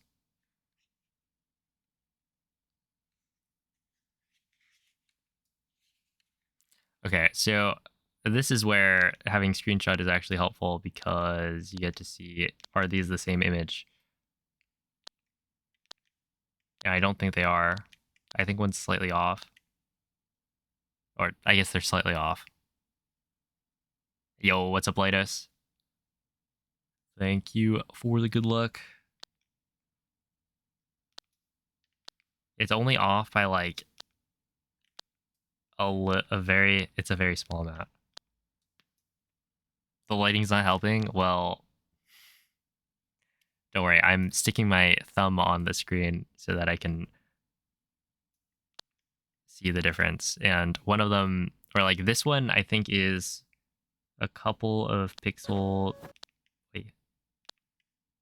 Yeah, so this one is a couple pixels further right, for like the top right wall. So I don't think it's exactly the same. At the same time, I'm probably facing the same direction.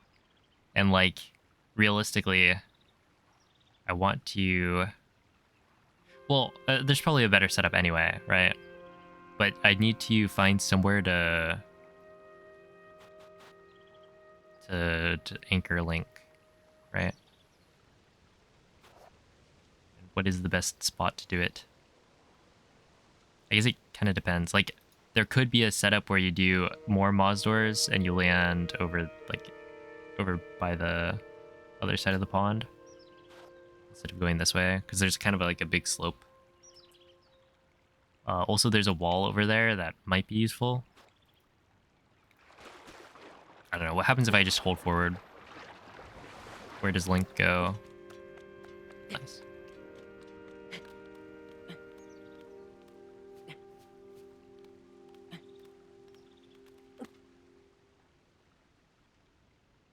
Oh, the upper pond? Is it time to land in the upper pond?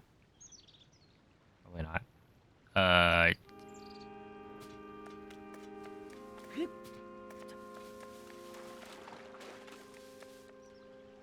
Climb up out of the pond looked like a problem.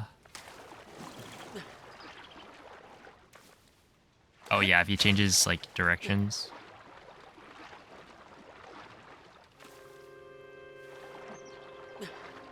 Okay, what if you get yourself onto this lily pad, right?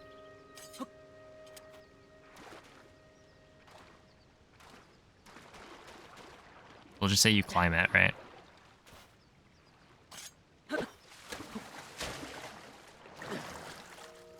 Is that consistent?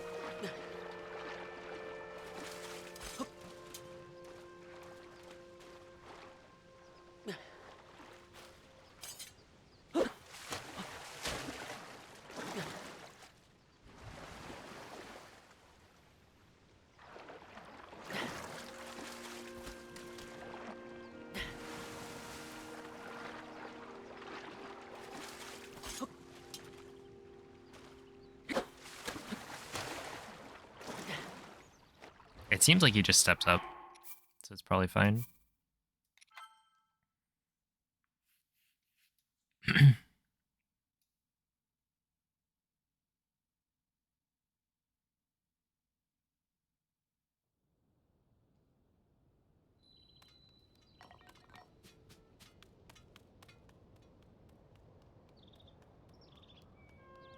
So instead we do this.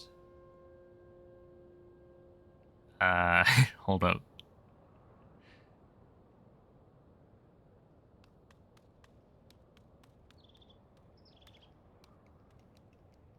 Does this line up with any lily pads? I don't think so. Does it matter?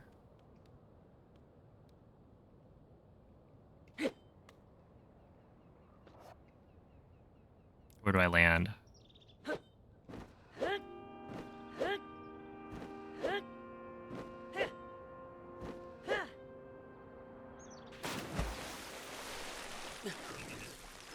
In a coffin? No, no. See, I land in the puddle. I didn't die.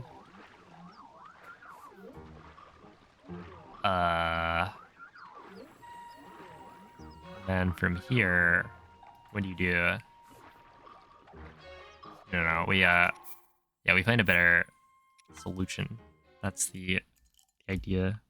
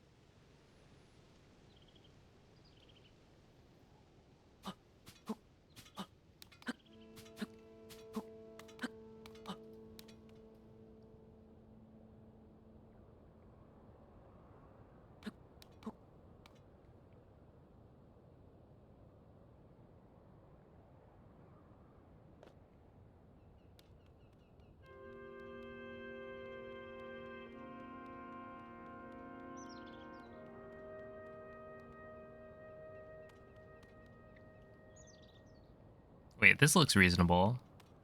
Like over here, you line up with a lily pad, maybe?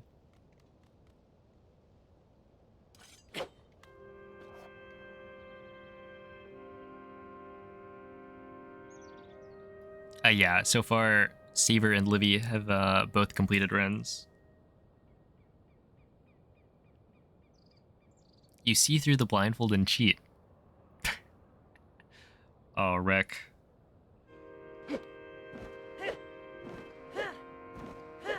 I'm not a cheater. Okay, you do 4, and then you hope that Link turns to the right. I guess. I don't really know if that's consistent.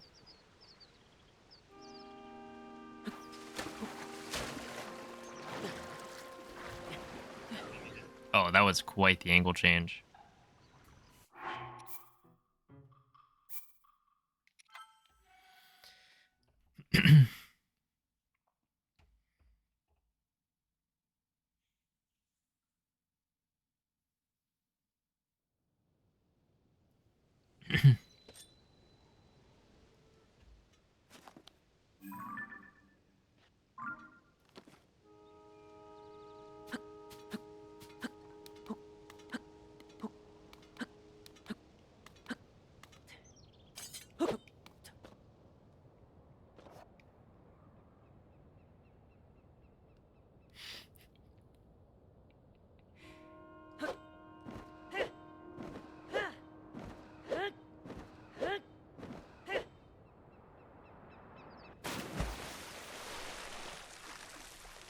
Just land on the lily pad.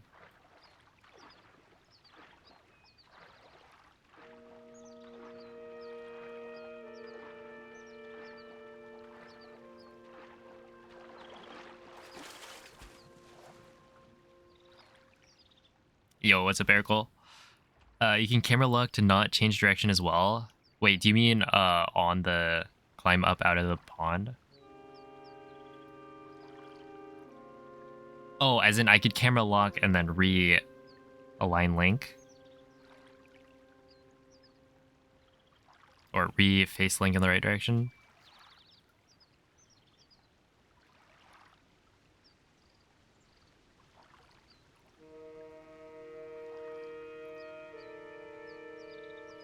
Mm-hmm. Yeah, I could do that. I mean, if it's consistent, then, you know, there's definitely a case for maybe the angle change is fine. It's just whether or not I'm going to be in the same exact spot every time.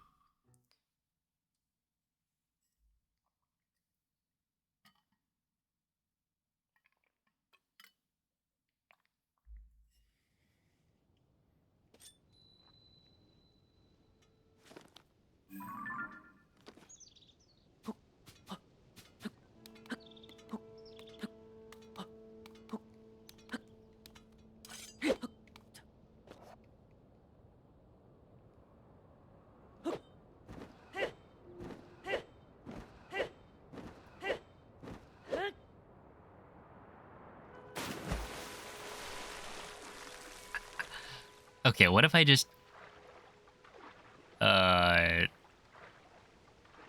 past the lily? Like, is the lily even that helpful?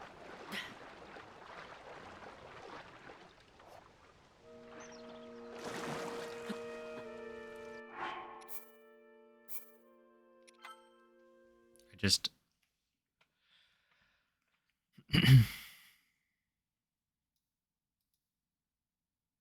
I mean, even if the in-water turnarounds are not consistent, then the lily doesn't... Like, I'll be in a different position on the lily anyway.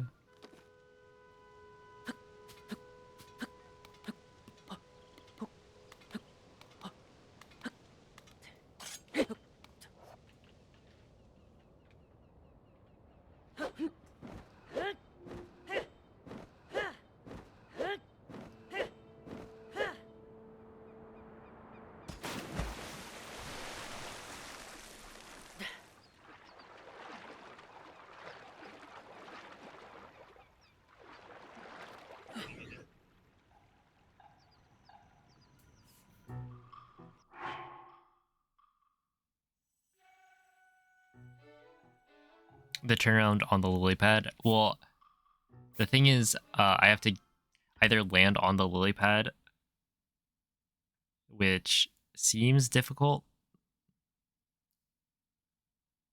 or I land in the water and then I have to turn around. Wait, what? Huh?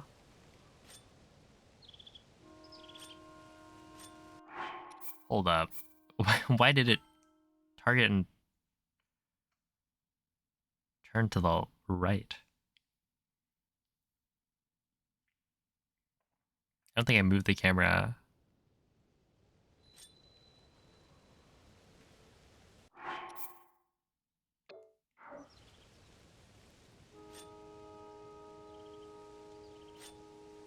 With some setups. Like, you can do it, but yeah, it just makes your timing more precise, I guess. Which is fine. But,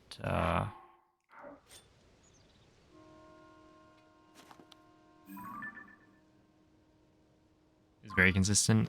Okay.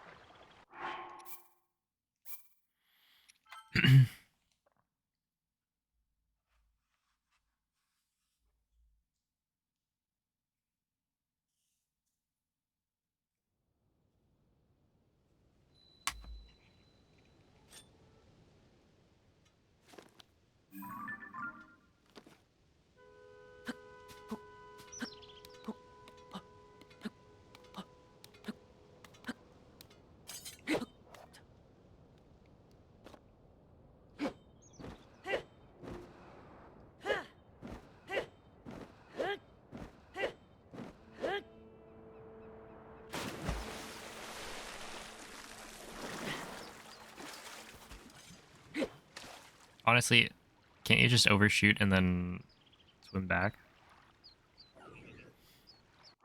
Wouldn't that also work? Because then you're avoiding changing your angle in water. So even if you miss, it's fine.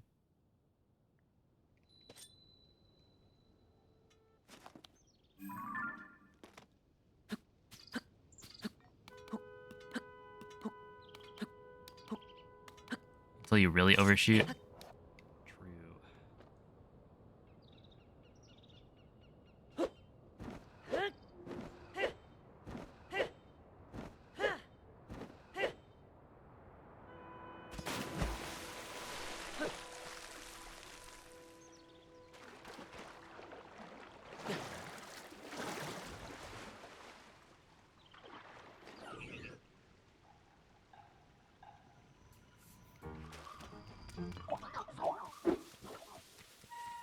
All right, where does this take me? Let's just assume.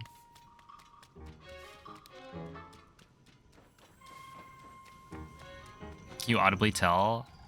Probably. I mean, you could just press X, I guess.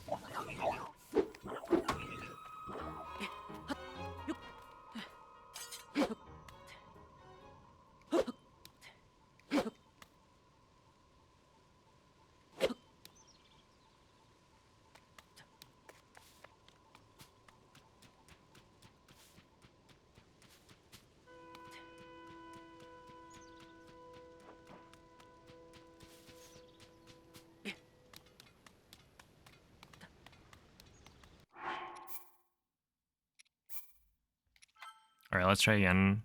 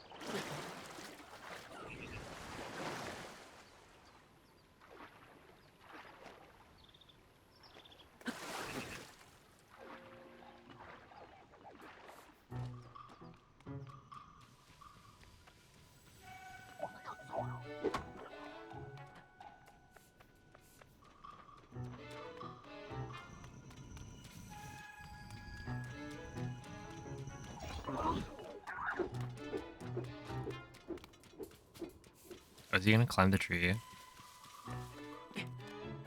Good job.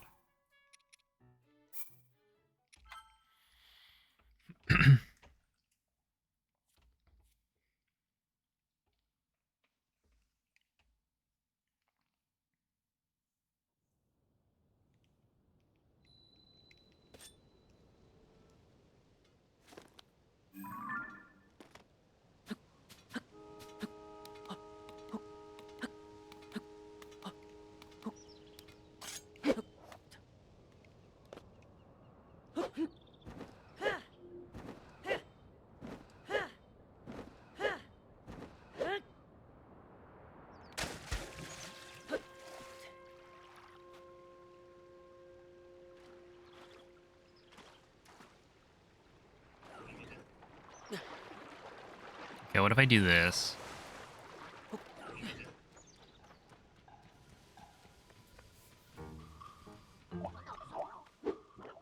Ah. Okay, I think walking on, like, terrain, I've had issues with. As in, when I was trying to get to the wing chest, I tried, like, just walking straight, and did not work super well.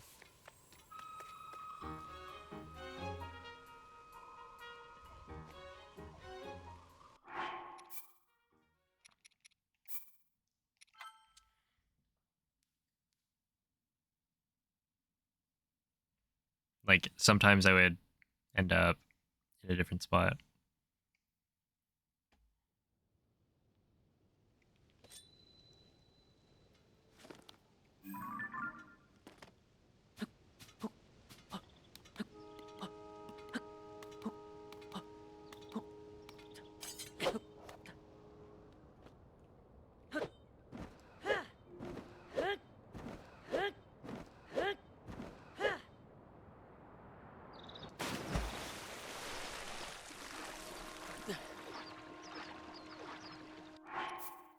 Okay, this time let's not undershoot.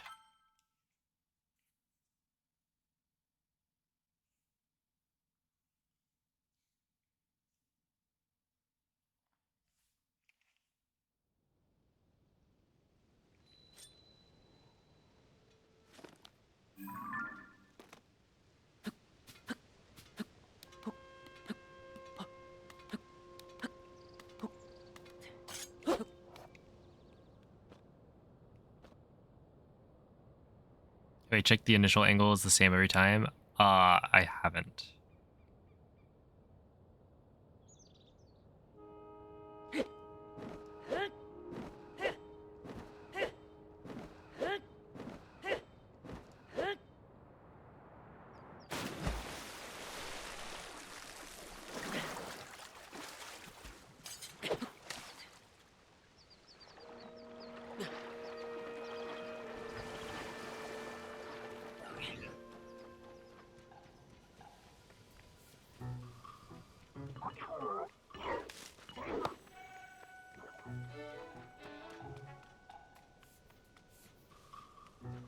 Yeah, like, this is different than the other path that he was walking.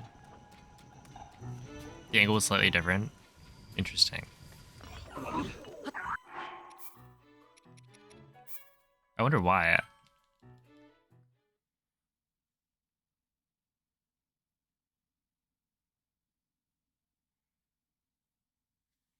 Hopefully next week, chat poll.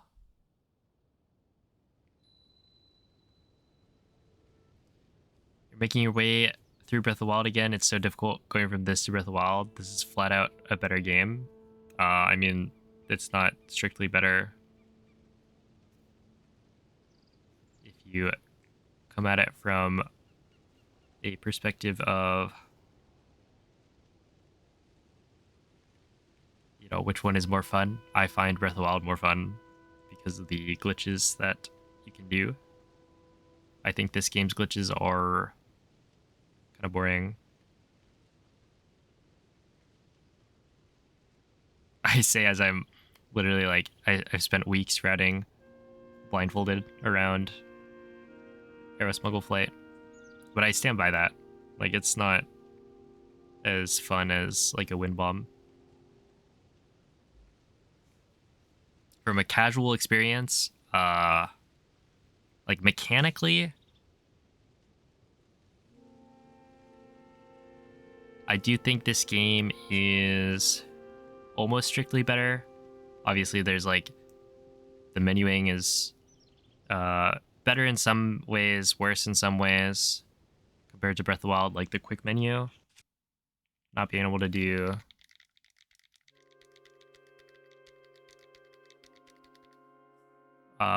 like quick menus is pretty bad.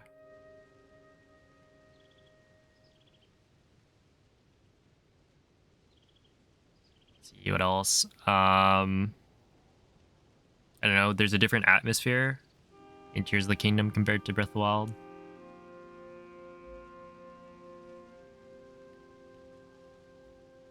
I think the memories in Breath of the Wild work better than Tears of the Kingdom because you're following, like, you're trying to regain your memories of, you know, literally like Link is in the cutscenes compared to, oh, I'm just learning about Zelda in the past. It's Link trying to remember.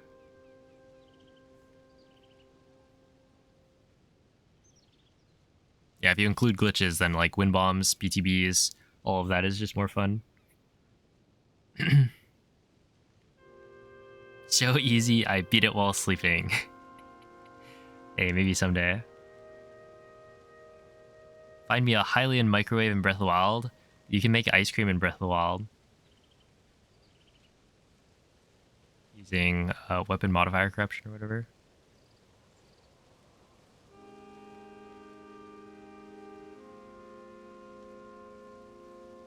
Oh yeah, basically, I think the menu is better in this game, other than the quick menu. The quick menu is atrocious. But the rest of it, I think they made really reasonable, like, good changes. So you did it in a different way, so maybe mine's different. Okay. Oh yeah, I guess I should check. So if I do this, and then scope.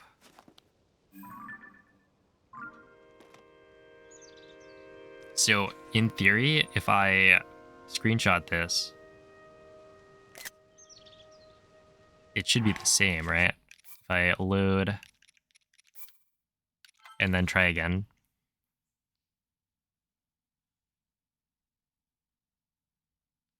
I still refer to Procom buttons as GameCube controller buttons. Yo, serious. Thank you for the raid. How was the stream today?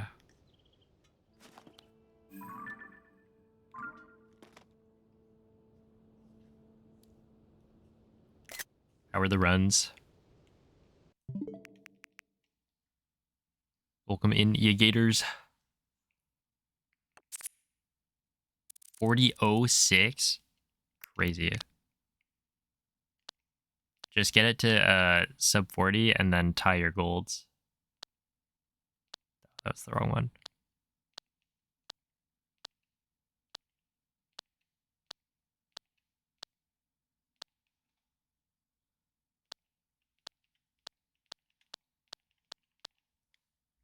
Erased moldy. Hey.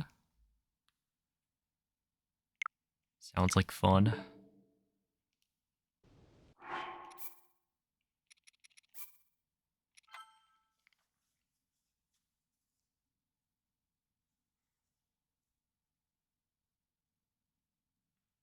$133.2. You youngins and your intro golds.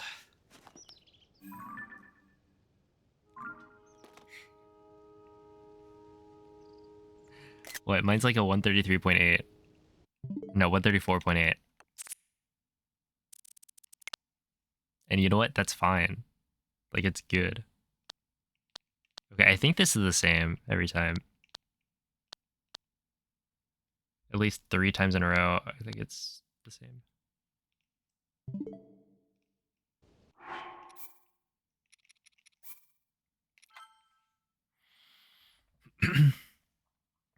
I wonder if the intro has, like, loading time with the first cutscene.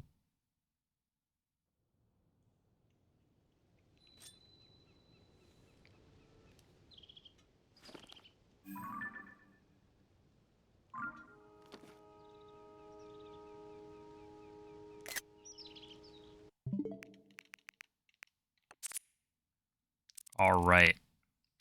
We're playing Spot the Difference. But it's a trick question because it might be the same. Well, ideally it's the same every time, which I think it is. Except this one has a dragon in the distance. Oh wait, this one does too.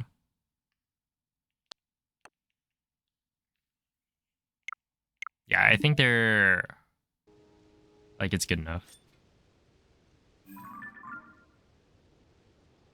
Wait, what about this? Yo, what's up, Theo?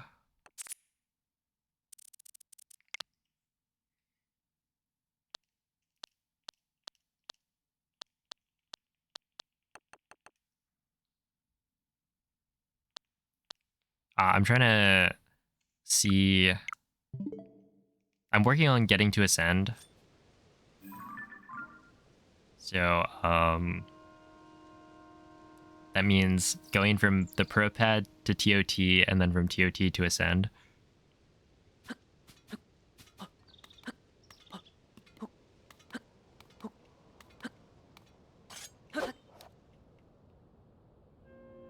Yeah, it is a very, very long distance. Wait, is this the same spot? I feel like this is slightly farther. I guess I can do this.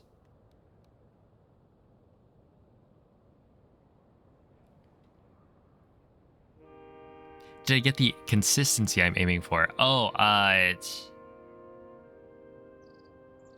on the way to, or from Ascend to Fuse. I actually didn't work on that at all today. I guess it took longer to make that like walkthrough thing than I was expecting, and then I just jumped into... oh, I guess we were doing MNF testing and all that. So, yeah, got a little sidetracked. Whatever, I'll work on that later. But yeah, the consistency is definitely better. The route is coming together, which is pretty cool.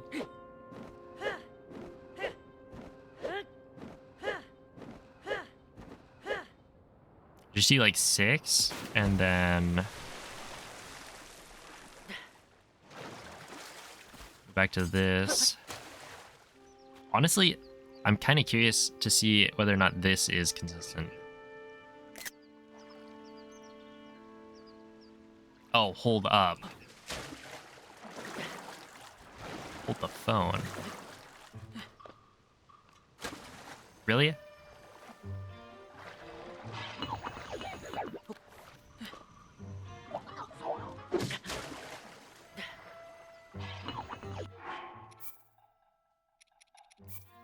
Ledge protection on this, I could potentially get onto the lily pad, side hop to the right, swim onto the thing, climb up, and then from there my position should be the same.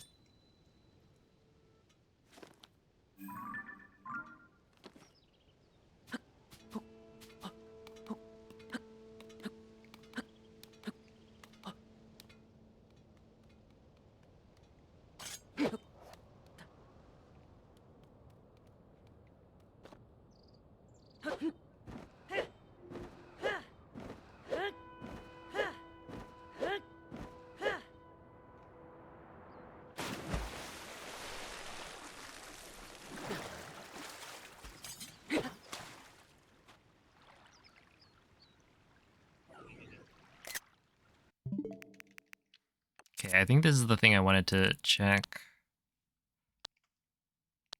Oh, that is definitely not the same. I guess as long as my angle is preserved, it doesn't matter if they're the same.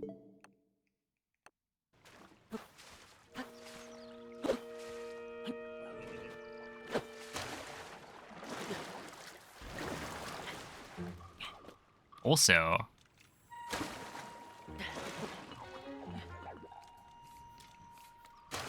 is there just no ledge protection?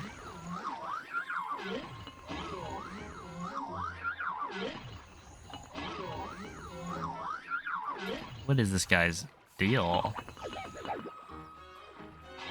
You ever see a construct do that?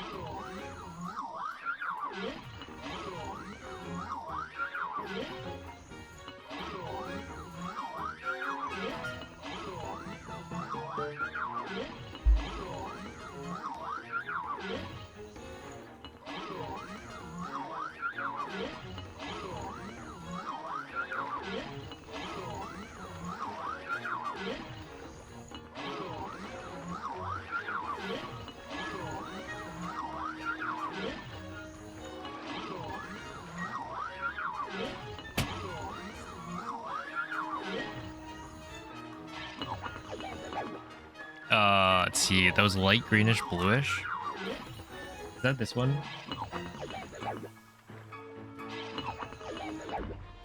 Or is it this one? Oh, it's probably this one.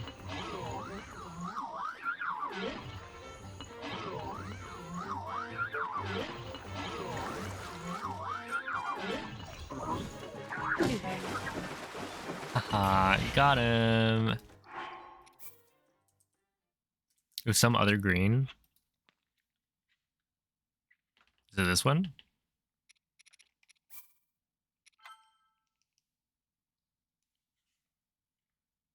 Okay.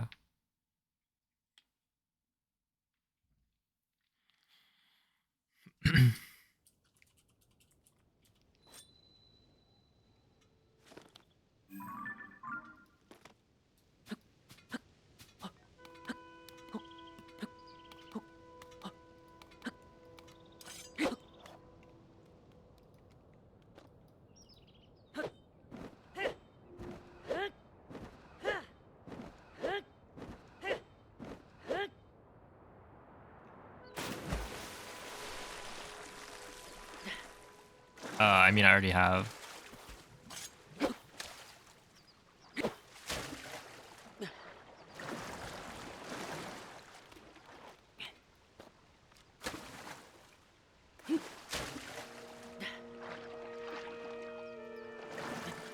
I feel like I've found a lot of,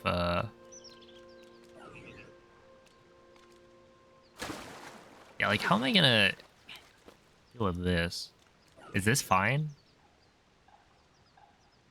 What if I just walk forward? Like, if I walk forward, it should be okay, right? At the same time, I'm going over, like, weird terrain. So who knows if this is really consistent.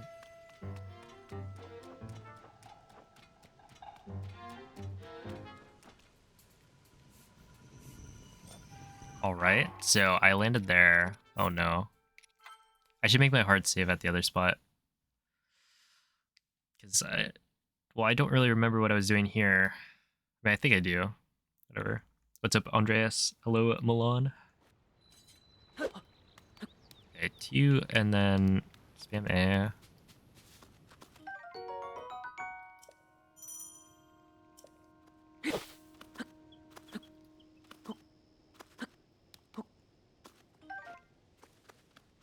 these.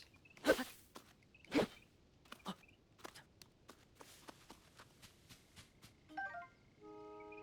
then I think I do this. And then I walk forward. Oh.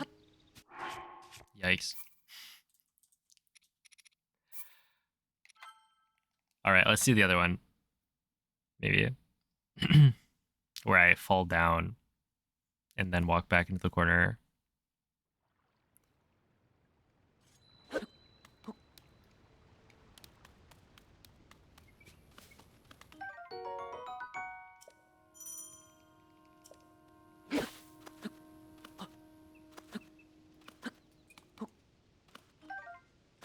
Like this, and then walk back. And then 11. That's kind of close.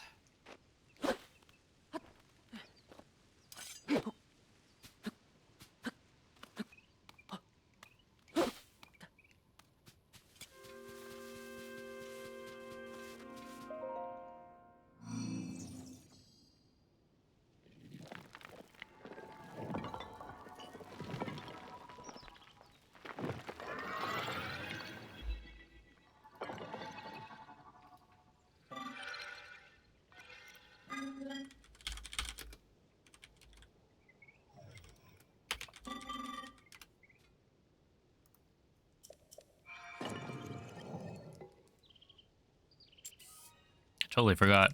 Yeah, make sure to go check out Sirius for some Tears of the Kingdom 90% gaming.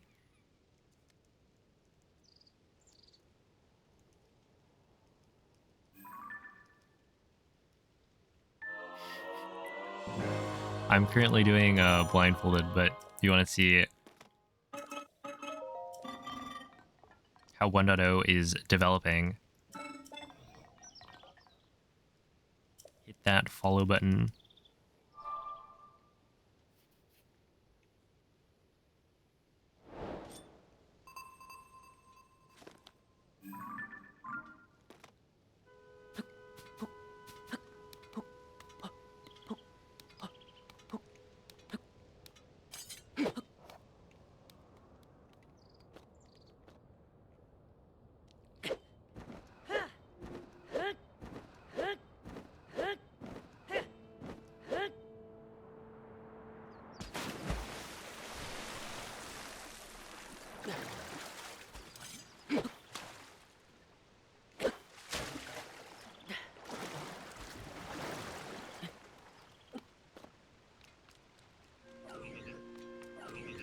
And I think I just walk forward, see where that takes me.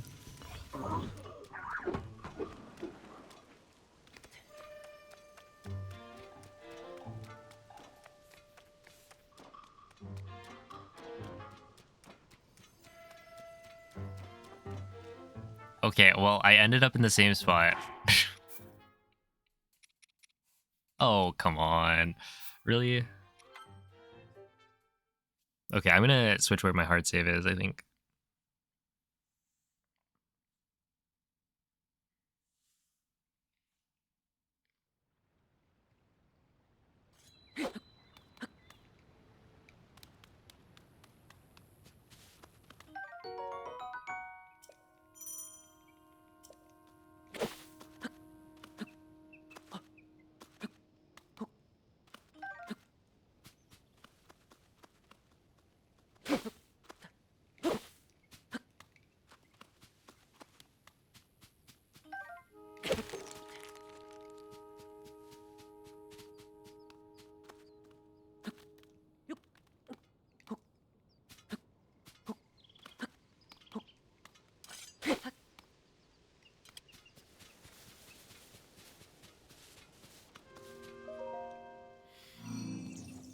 Oh, hello, Kuromi. Thank you. I will, we'll keep at it. It's coming together.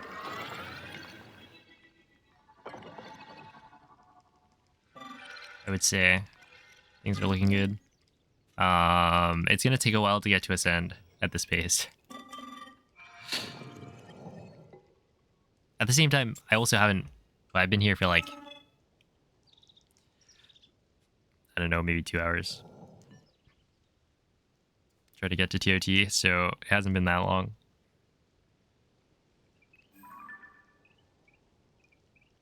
Maybe even that one time. Okay, so this is where I make my hard save.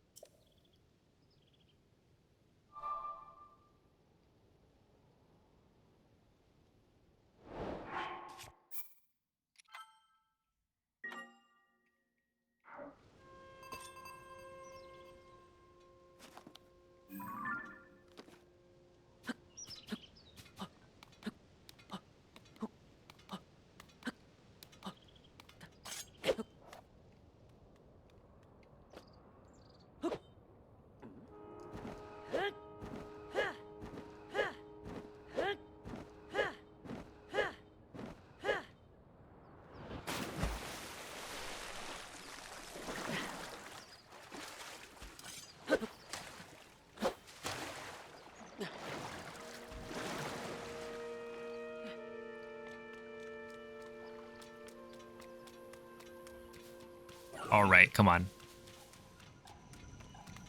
You know you want to land in the same spot. Surely, we don't grab the tree. Oh? Oh no. He's still going. Dude, what is wrong with terrain in this game? Yo, what's up, Gazon? Also, well, I guess I don't know that I'm in the same exact spot every time anyway. I need to check my angle, but like, how do I check my angle? Like, once I land in the water, does my angle change?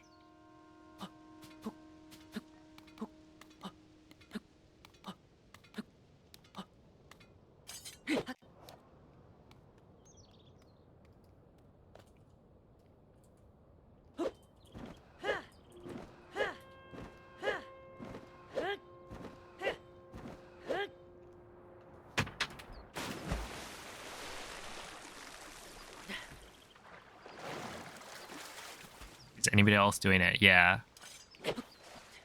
If you type exclamation point blindfold or blindfolded, the command has some information.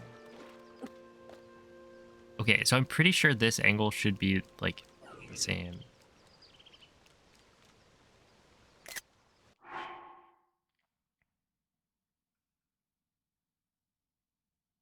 Or the camera angle I feel like should be the same because I climb up. Same spot. That is a bold assumption.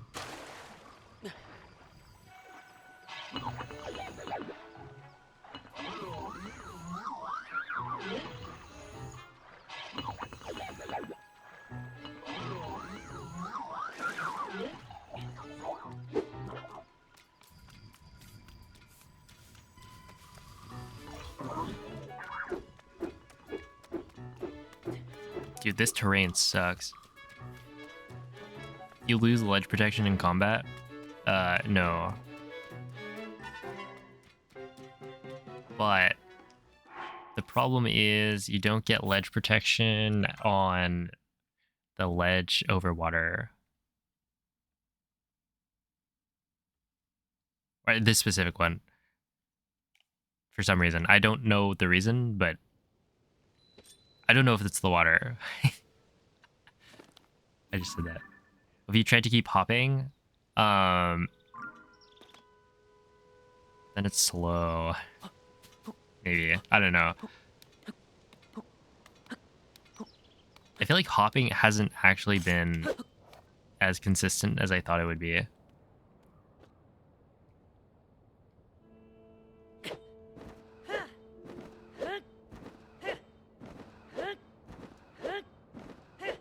Yeah, I think hopping on uneven ground could cause issues.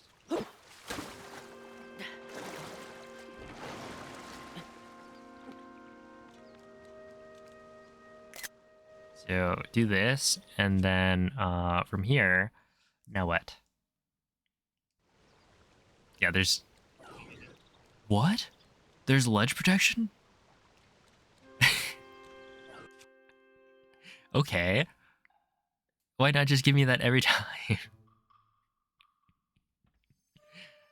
Like, I know ledge protection's not, like, super consistent, but, like, come on, man. It'd be so nice if this just happened every time, but it doesn't. Yeah, it's just working now. Oh, not that one.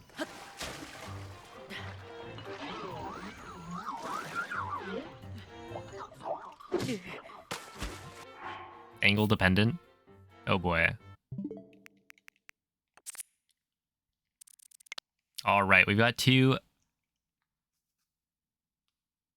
pictures to examine. Are they the same? The answer is they are very close.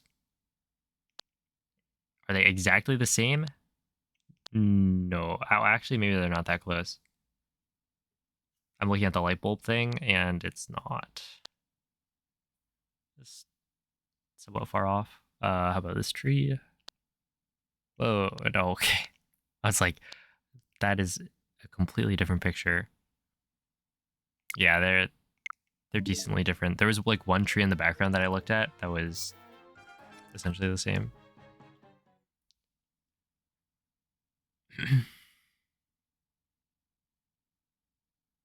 Link's foot is further off the ledge. Okay.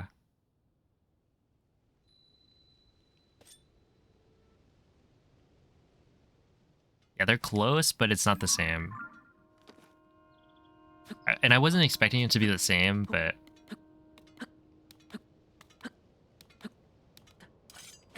Yeah, this game is definitely not as consistent as I thought it was. Is what I've been, like, finding out.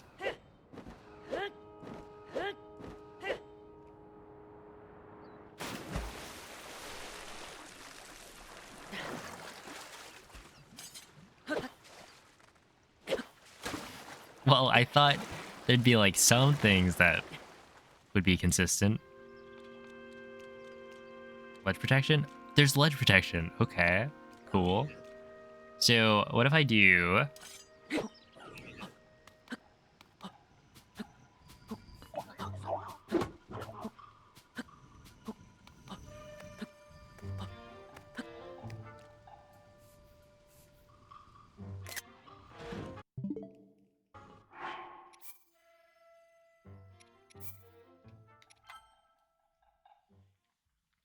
Would I do that? And then I try it again.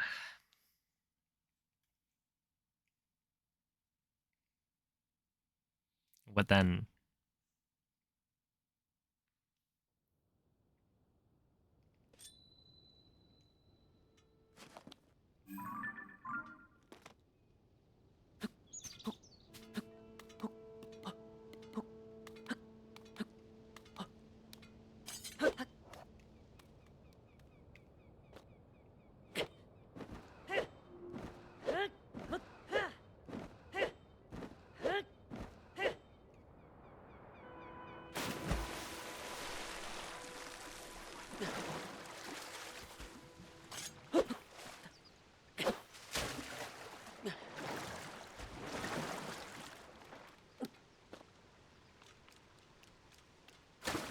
No ledge protection. Still no ledge protection.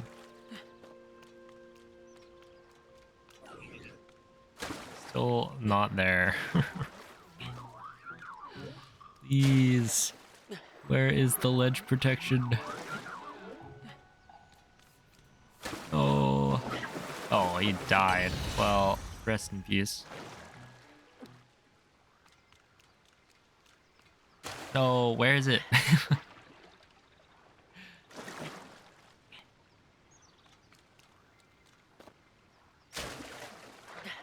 It's not real. It doesn't exist. Actually just patched.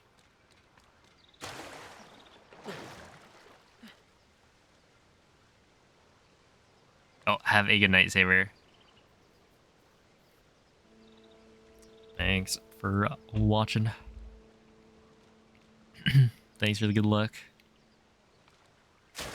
Oh my goodness, man. Yeah, I think the climb up's good. Like, it sets the angle. I don't know how consistently it sets the angle, but it does set the angle. If I turn left, let's see, like this.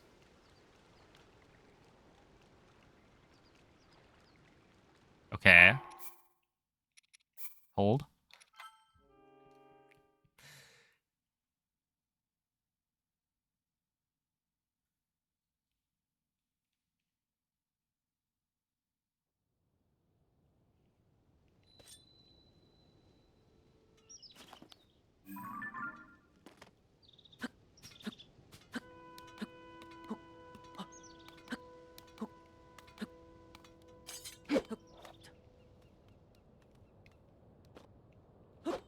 That makes sense. Does it?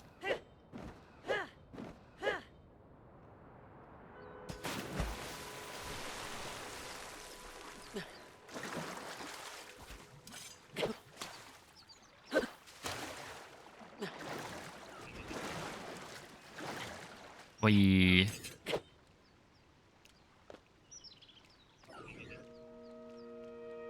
Okay. Pause champ. And then you go...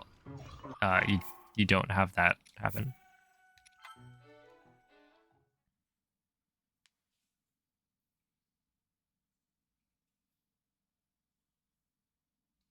Not really, but you thought it might work. Hey, well, if it works, it works.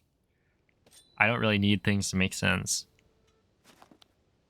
Like, Rek, did you know that in Tears of the Kingdom, every time you draw the bow, Link's angle changes very slightly?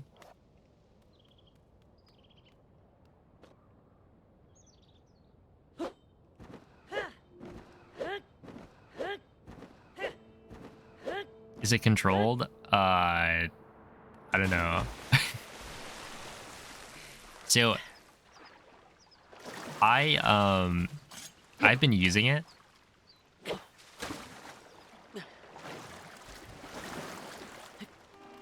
Okay. Yeah? Oh? Dude, this is working. Okay, so now I do this. Sick.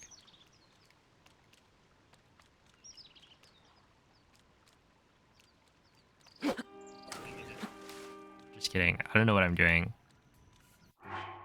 But yeah, basically, I've been using this method of turning Link to the right, where you aim the camera all the way down, you bow aim at the floor, and Link will turn right. And I think it depends on the terrain around him. Or a bite. Unconfirmed. But essentially, if you're on flat ground, I think it's fairly consistent. And it doesn't really need to be consistent as long as it... Or it needs to be consistent.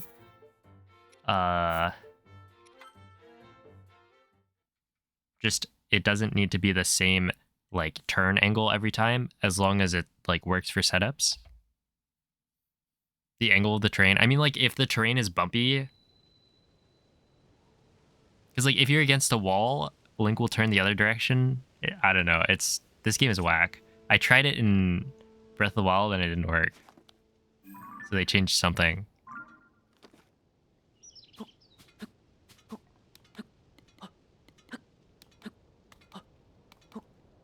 Whack of the Kingdom. True. Yeah, they should have called it that.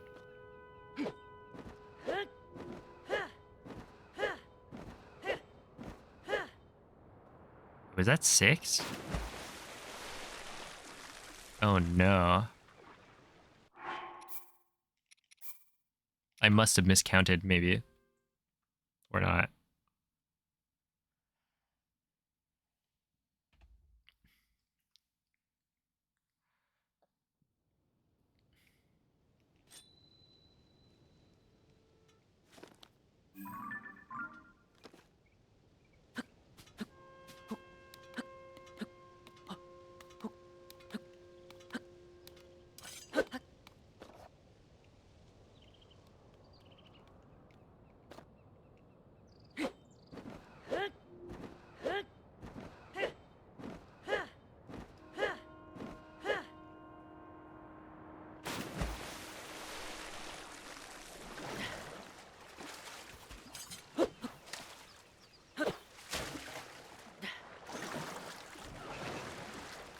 There's only 5. Okay. Thank you. Okay, so we're here. And now what?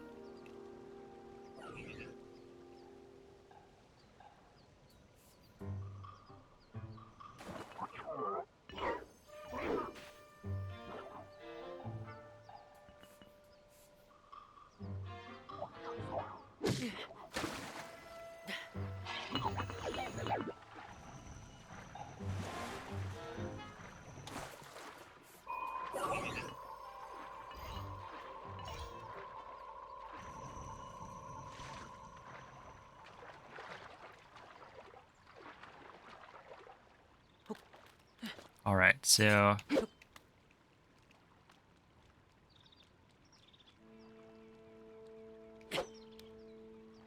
keep side hopping right until you win.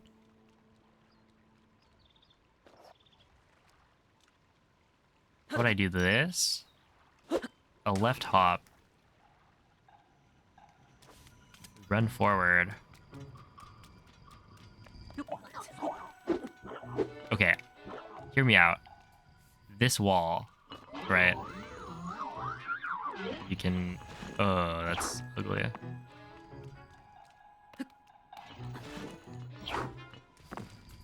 Hey, look, a tree branch.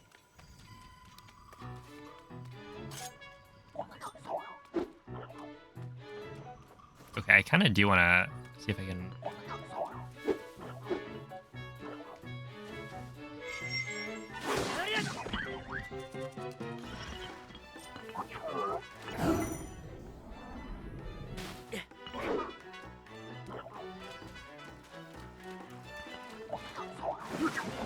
There we are.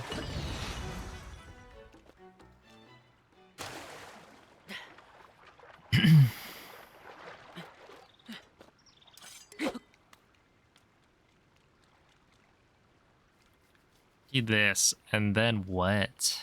What is the plan? Yeah, I don't know. Let's just turn right and then pray.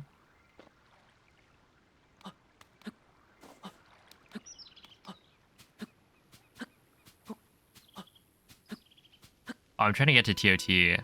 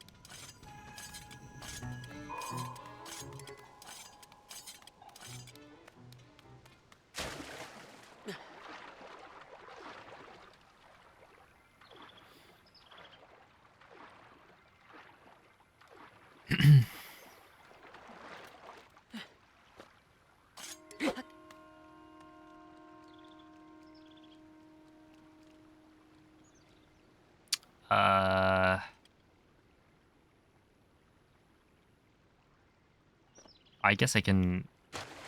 Oh, there was no ledge protection there. Does that one just never have ledge protection? Maybe it doesn't.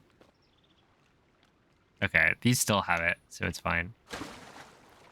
I think the right ledge might just not have it. And maybe it's not a ledge. It's fake. Okay, so I do this, and then I do something.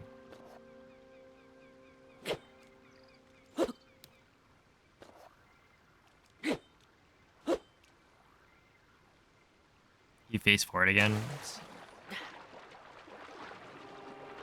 Go like this.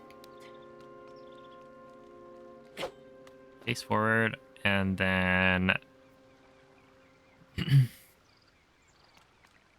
Yeah, the right ledge just never has ledge protection, I think.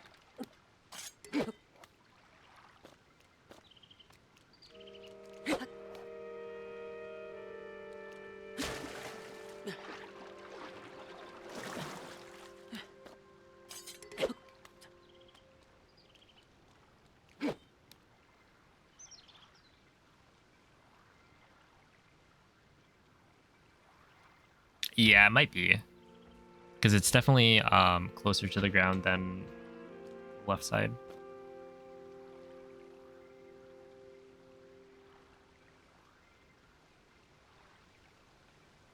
I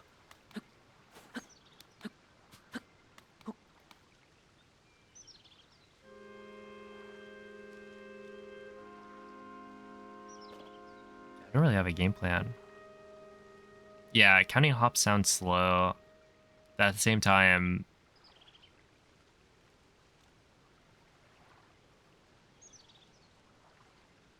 I should watch Savers run again for some inspiration. It's slow but safe. And the thing is, I don't even know if it's like that consistent.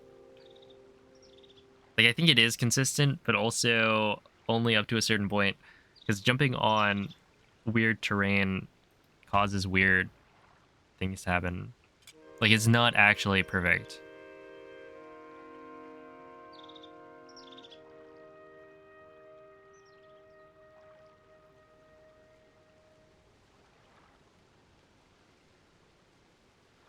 With your initial jump off? No.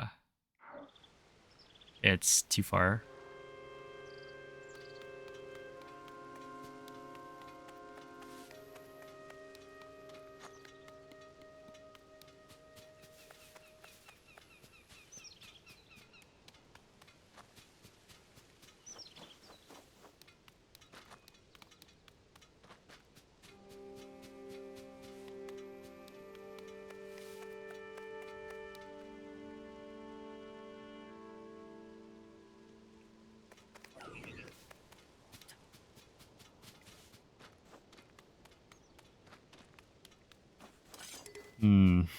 No. They're not. I've cut wings out entirely.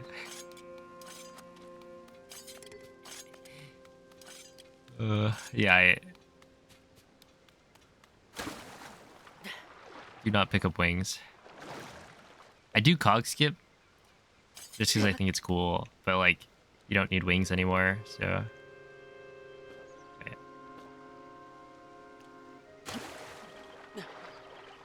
Because they just add inconsistencies.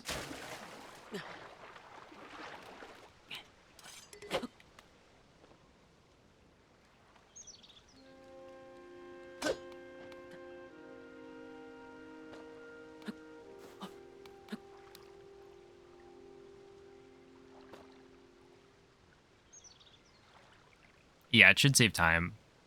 Not like a ton of time. So you probably need to get it like first try or second try to save time.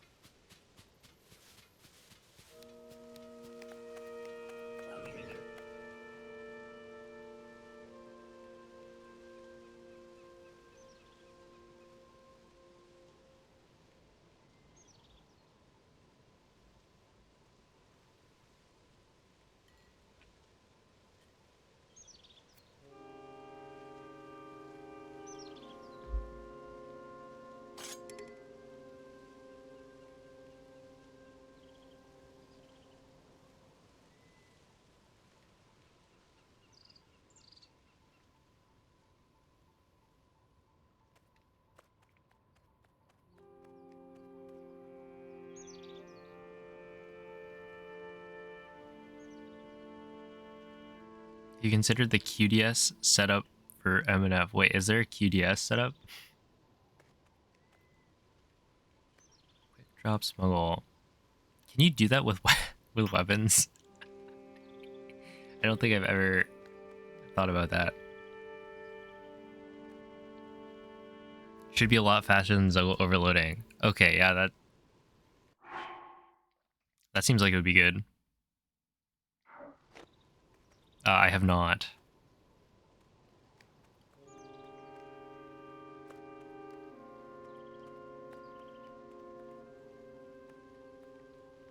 So, would you like Wait, how does that work?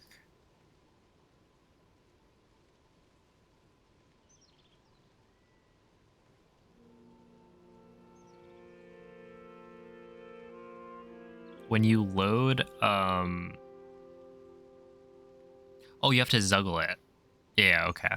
I was thinking like the current QDS setup doesn't actually Zuggle the thing, so it doesn't last through like reloads. But you can. Pick it up in the intro. Right. Yeah, it seems like it'd be good.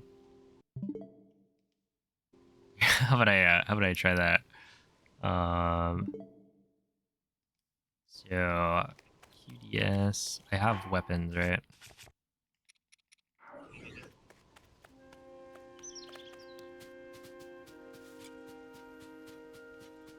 Wait, that'd be really fast.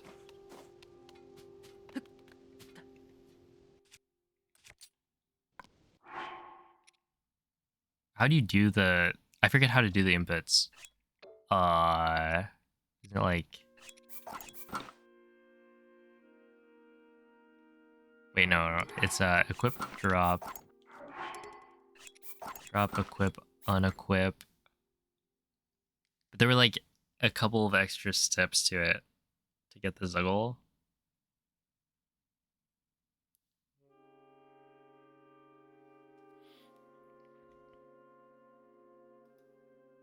Like, I think here you can unpause, pause. And then you like drop equip.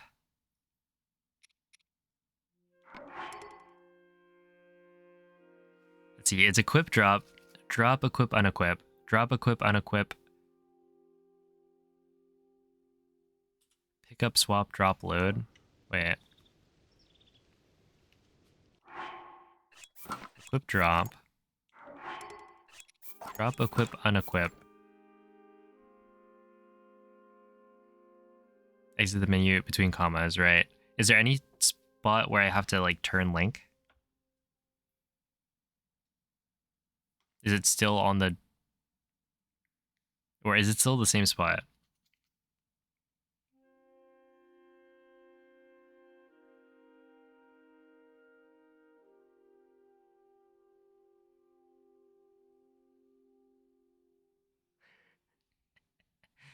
That would be helpful, yeah.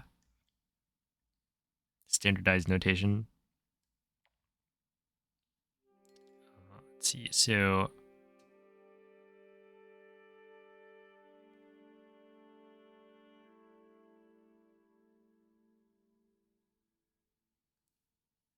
is it... And then... Drop, equip, unequip. Pick up, swap, drop, load.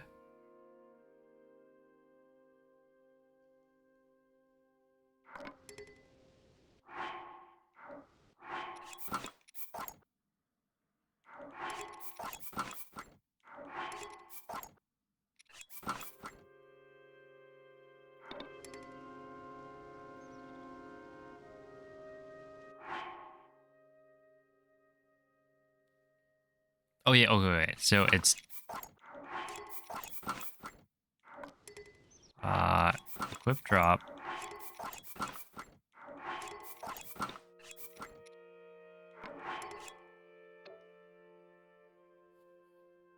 Wait.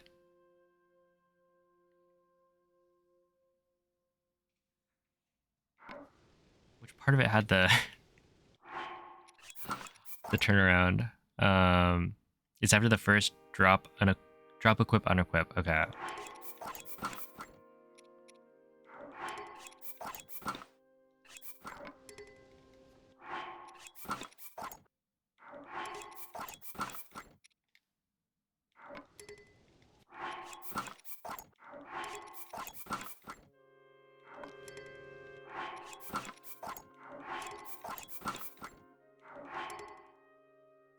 And then you drop, equip, unequip. Pick up. Swap.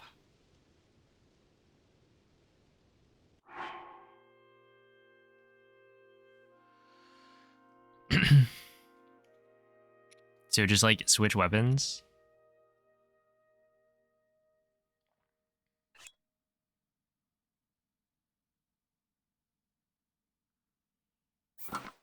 And then drop load. Oh wait, and then you load.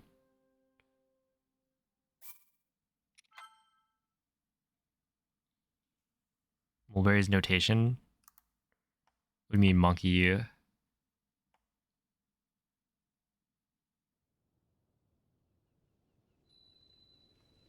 Whoa, there it is. Wait, that's sick.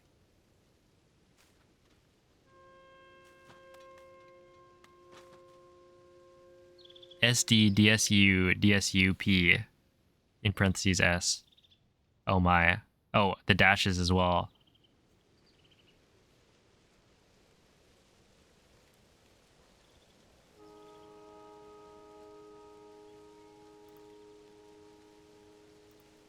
You can load immediately without exiting the menu. Okay, that makes sense. Is there any case where this crashes the game?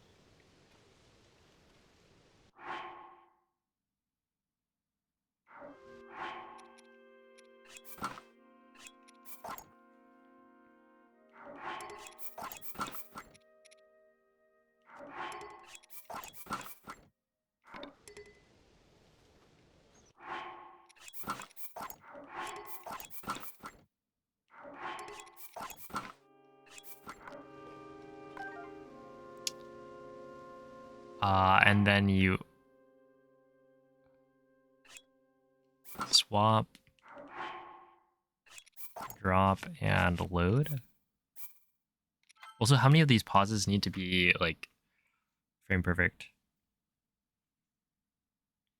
Or rather strict on timing. Okay, this seems pretty good.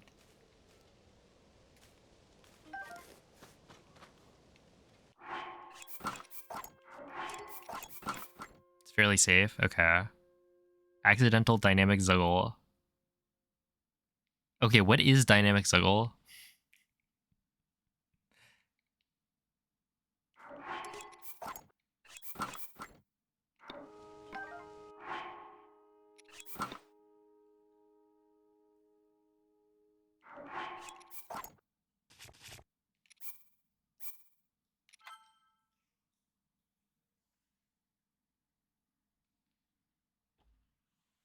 Because I think I've heard people talk about it, and I don't remember what it actually is. Okay. This time I'm going to try it. Wait, that means you can get MNF, like, right off the bat, right?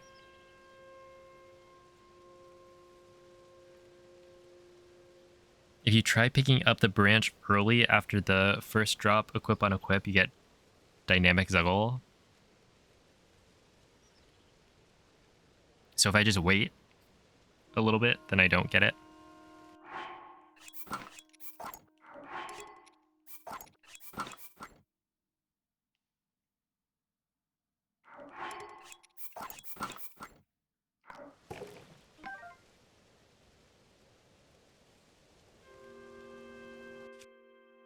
Okay, what's the tell for having actually gotten it?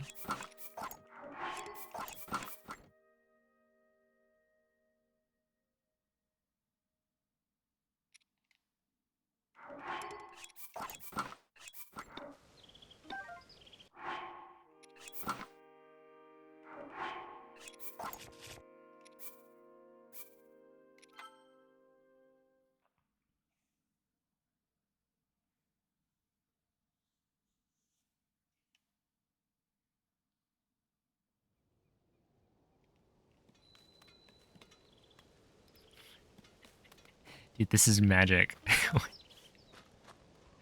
Okay, this time.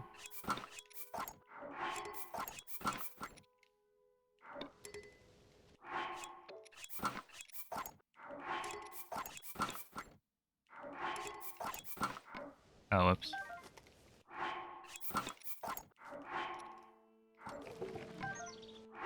Oh, whoops.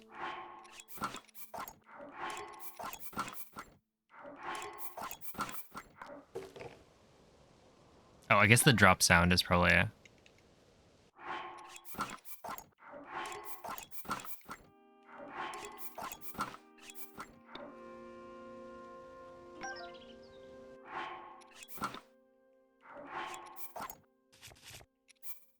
Oh, wait. And then we go to title screen.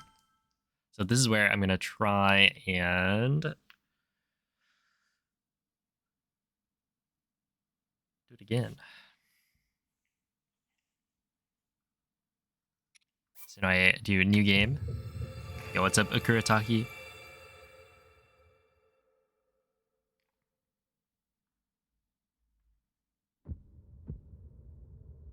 Yeah, that makes sense.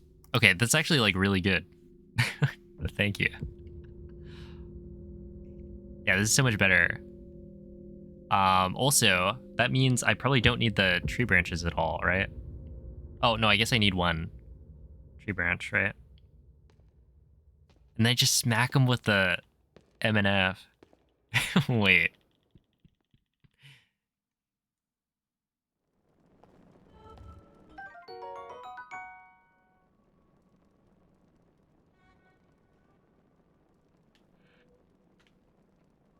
Okay, so then from here... which wall should I use?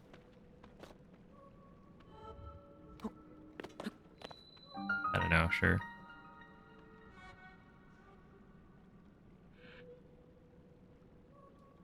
Drop Zuggle is nicer for blind.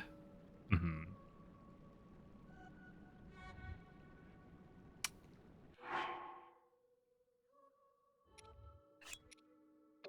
Wait. Oh, which one should I do? Okay, I'll just...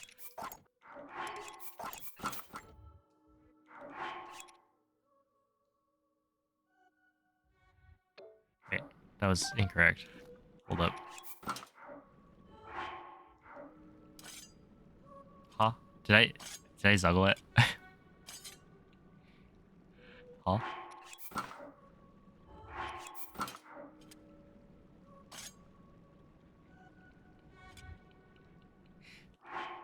That's dynamic Zuggle. Okay. Interesting. That shouldn't be a problem, right? It just means there's some tree branch on in my hand. And then eventually it'll break.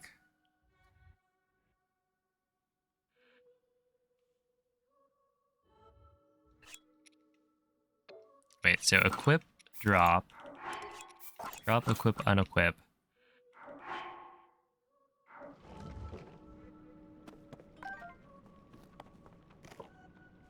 Wait, it's gone. Oh, have a night, soy dog. Okay, let me just do... Go here. Wait, what?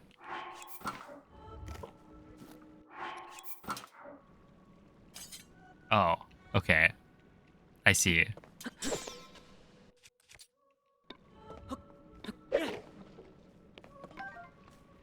Oh. That is weird. Huh. Yeah, dynamic Zuggle. Bizarre.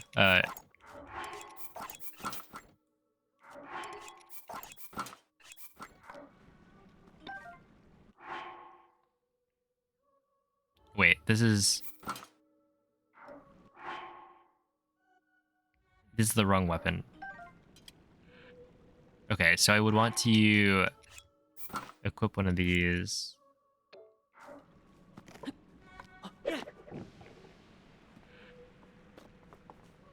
Wait, you just double swap?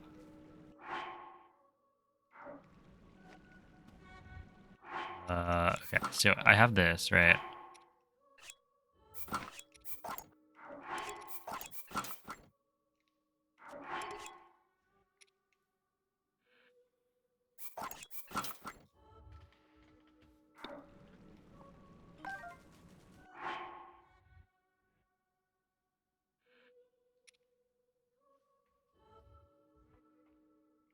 And then you swap Need to start by dropping MNF. Okay. But I can't. So for the first step, you have to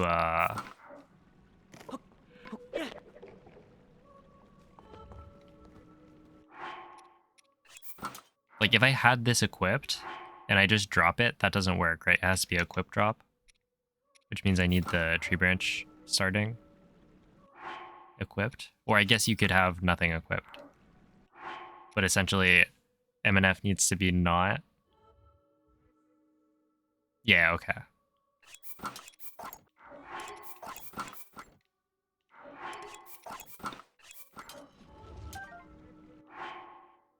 And then you do this, reload right here.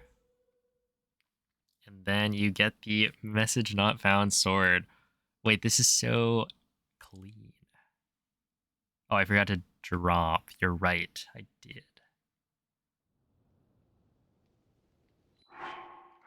So instead we try it again. Well, I was just, you know, wanted to do it from the start. That's all.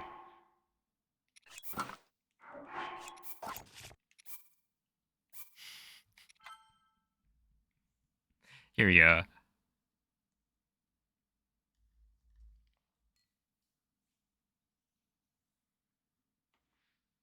Wow, this is magic.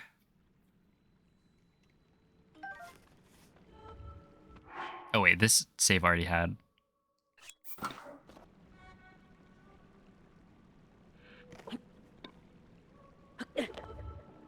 Alright, so you're using quick menu for the last drop, the last swap drop steps.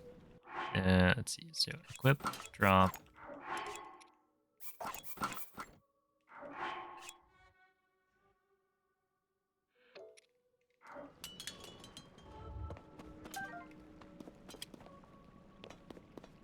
Okay, I'm gonna use this wall.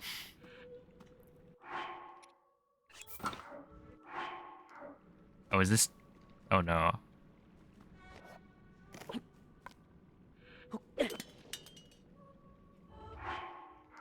That's how you throw a master sword. Also, what? How bizarre.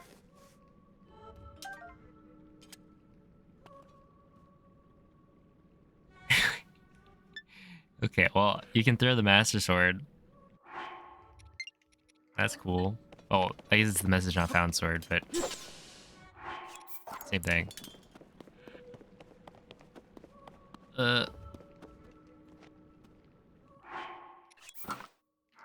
Okay, well, I guess unequipped would be fine. Equip, drop, drop, equip, unequip. Drop, equip, unequip. Swap, drop. Oh yeah, I forgot to use the quick menu. You could just transfer the dynamic Zuggle instead. Maybe it works better. Right, you could. I feel like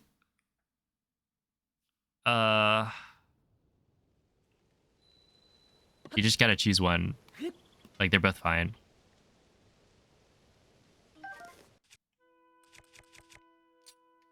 Also, dude, I have the message not found sword. Wait, this is so cool.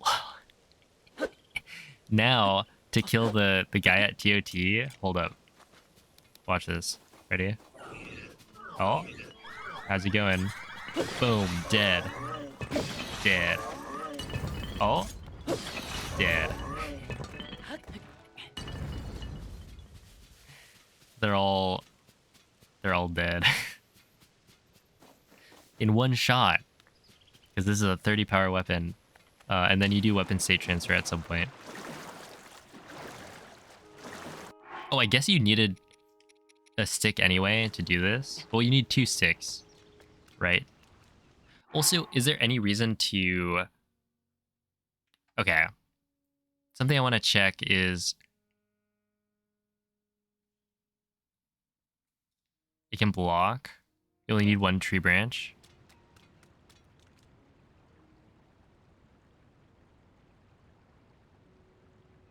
You have DMS. Wait, so do you not need to drop both? Does only one of them ever get dropped?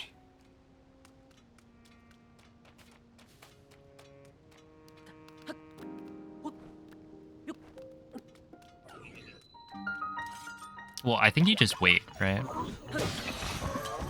Maybe. Also, I'm thinking like maybe we don't even need this rusty broadsword anymore. Because can't you just use the MNF? It works with DMS plus one weapon. Okay. So you just need the one tree branch. And then you use the tree branch to weapon state transfer later.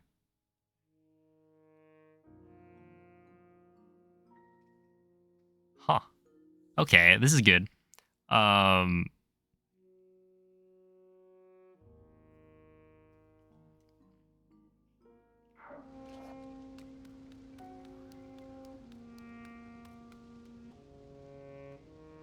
Quick spin. Can I even quick spin? No, right? Oh, you can. Hey, you just gotta get good. So much better. Okay, but basically, I'm thinking we grab the tree branch. And then what? What is the play? So if you're up here, you grab the first tree branch. That's a super consistent spot.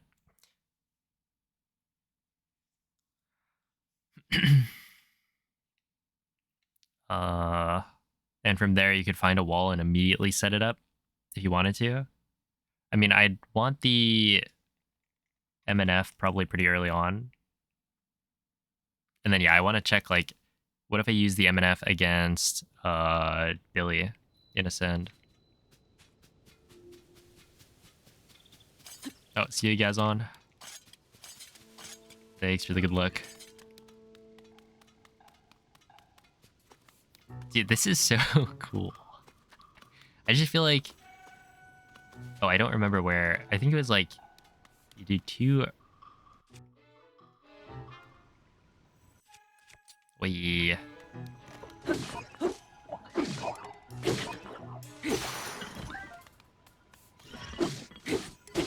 Okay, I think the tree branch is like here, right? So why not just do this? Does this work?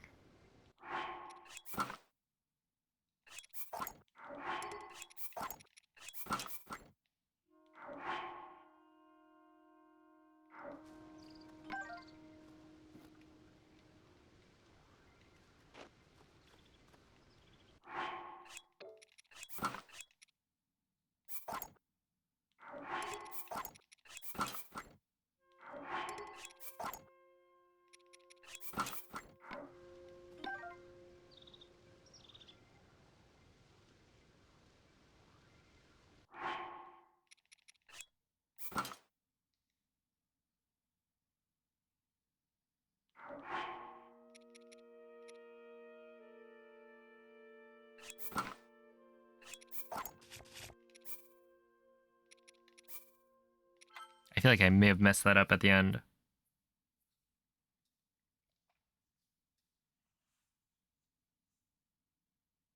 I was trying to do it with the DMS, because that's how it would be done in this case. Oh.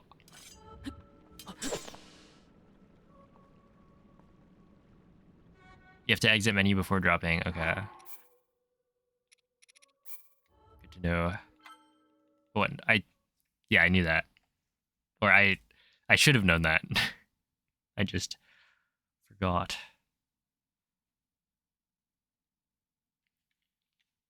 But it seems like this spot works.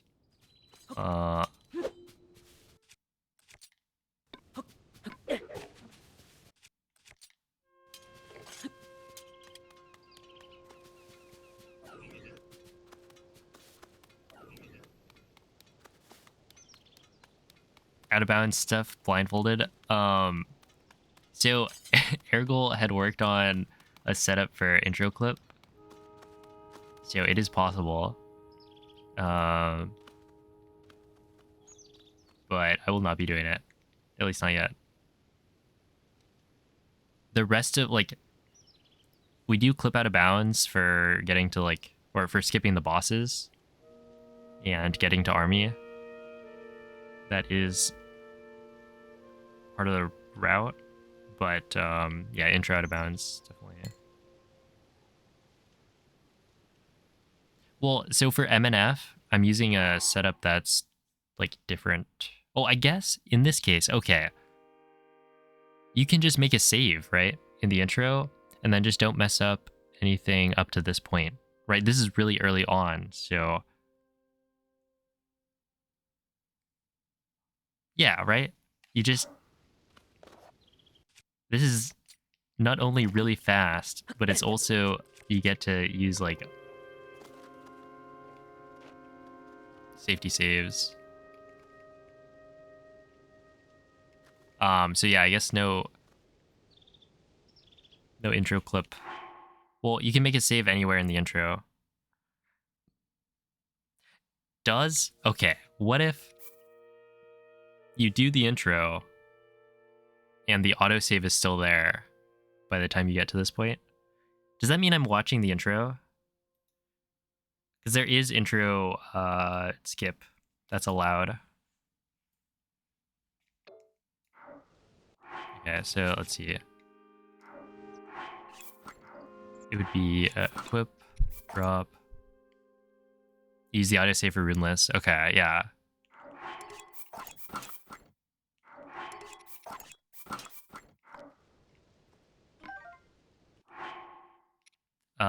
Equip. And then equip. Drop. And then load.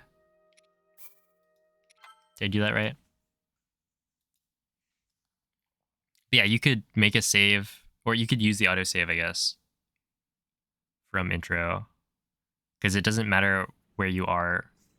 Okay. Yeah, I got it. And then from here...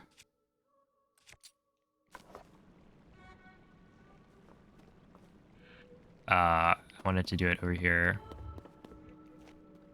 Or at the back wall, so it doesn't slide down.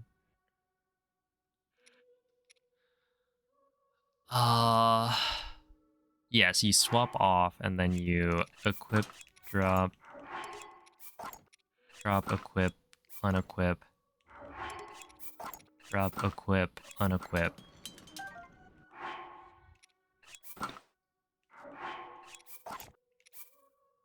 And then you reload the save.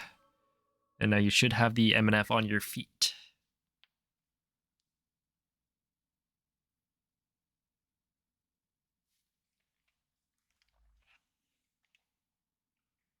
And ready to go.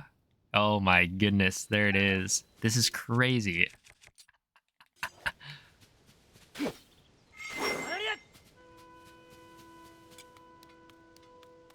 Wait, this is actually so neat. Oh? You want to fight? Yeah. Didn't think so.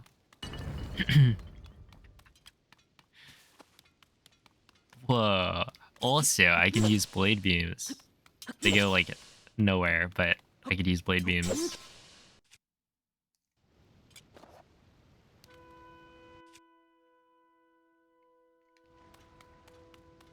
Okay, I'm pretty sure... Yeah, like, this is where the tree branch is, right? So you just walk off the edge. Right here. And then do the thing here. Or, you know, in some controlled way.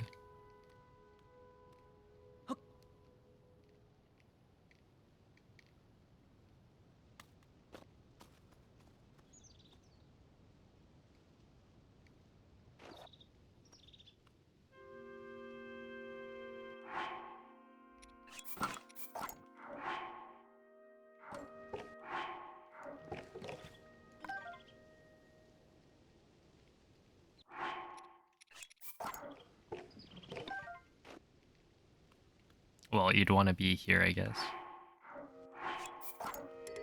Yeah.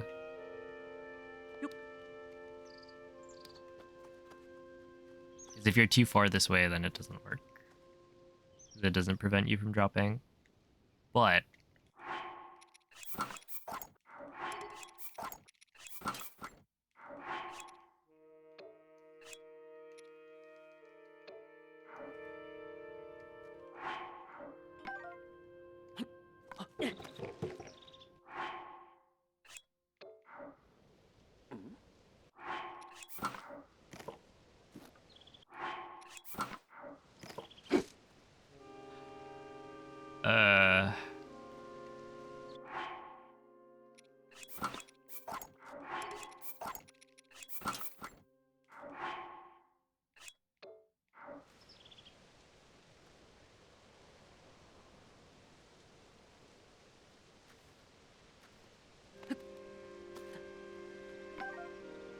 dude, I keep on accidentally.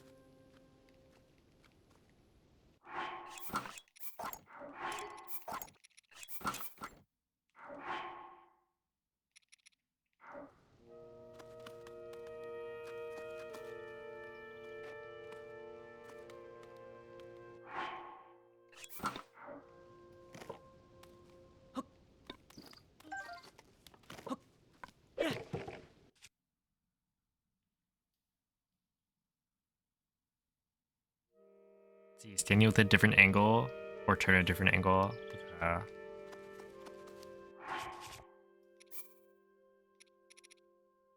Let's see. I'm gonna. Might not be the best wall. I'm gonna get like a consistent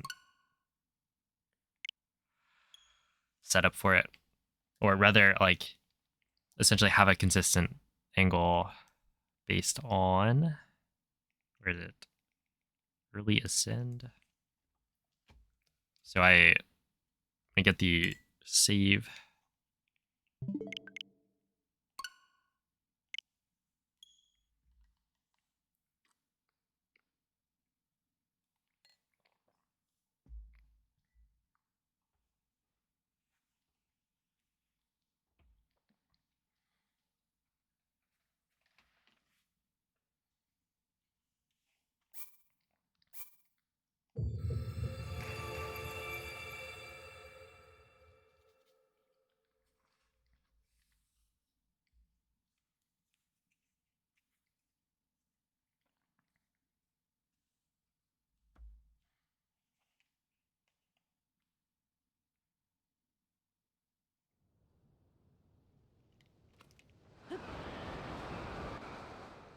Okay.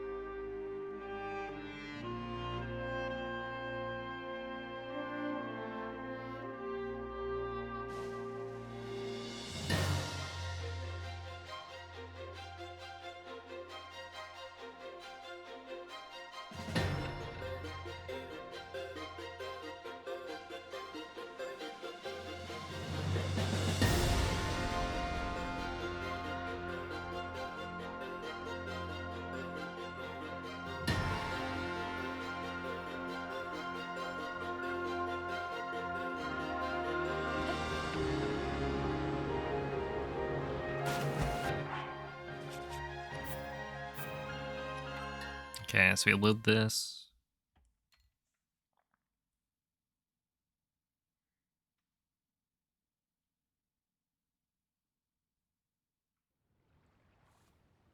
Yeah, it's like 15 seconds. And then you make a save.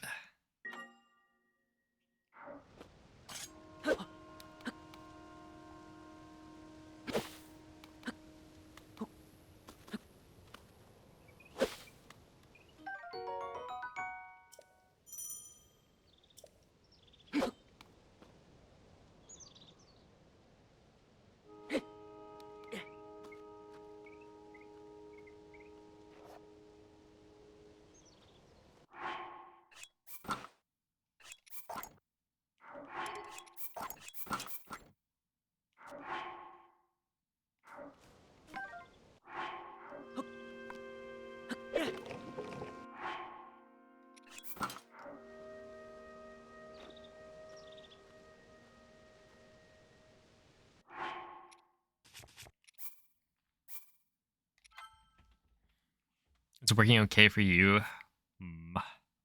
What am I doing wrong?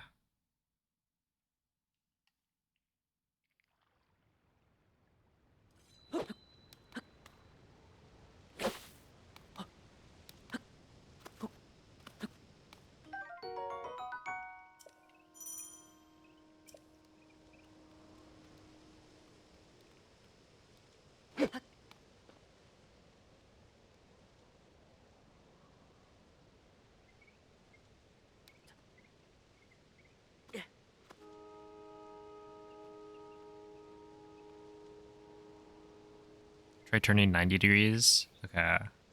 So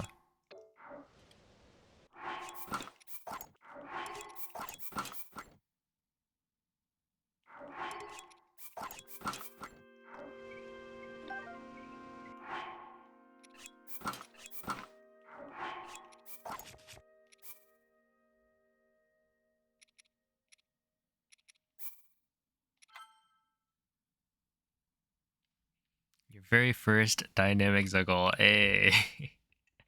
The first of many. Pause, champ. Okay, that worked. I did a little shimmying. Link, has something caught your attention? Yes, this tree branch by my feet.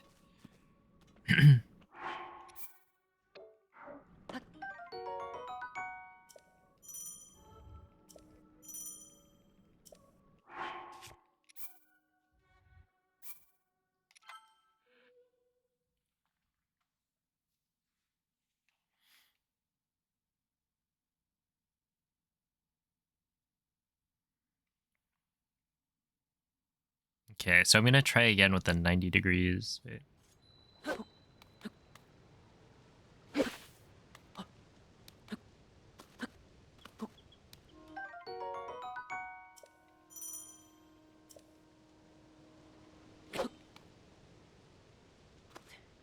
Like, what do I do this? And then...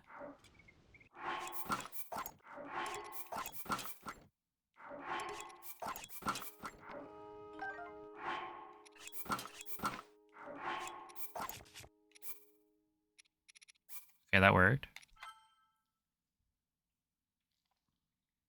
Consistent climb down prompt. Oh, was there a climb down prompt?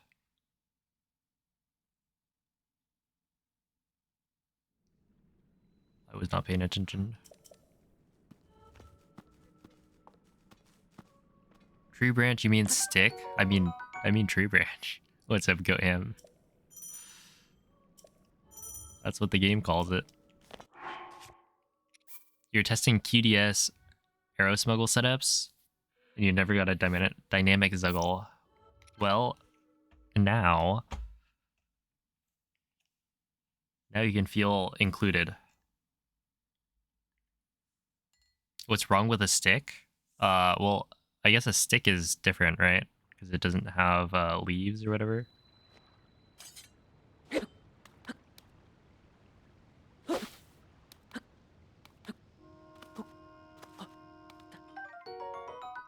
Wait, so I did this, and then I turned like this?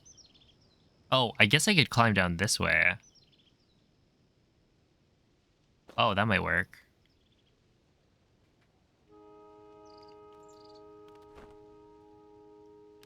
I mean, I guess it could. I want to say turning this direction is also fine. Yeah, the prompt was before turning.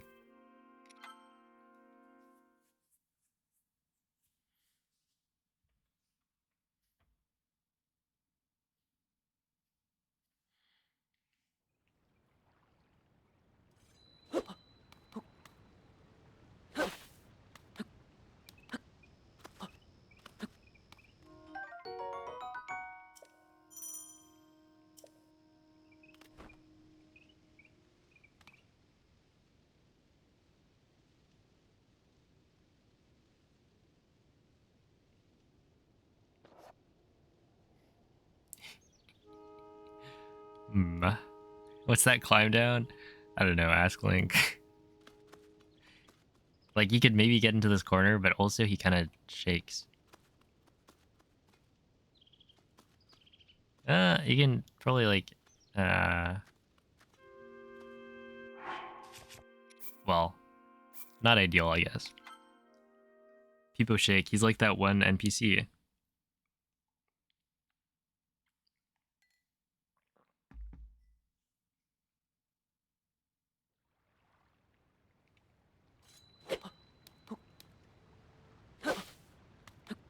From the Scarlet and Violet DLC.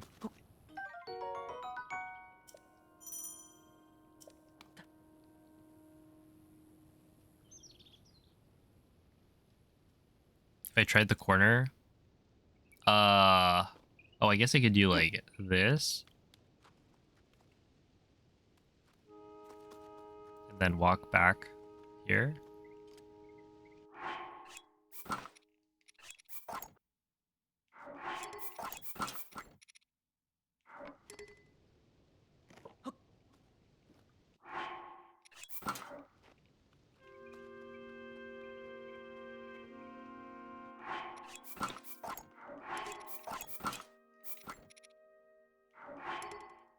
Wait, I should turn the other way.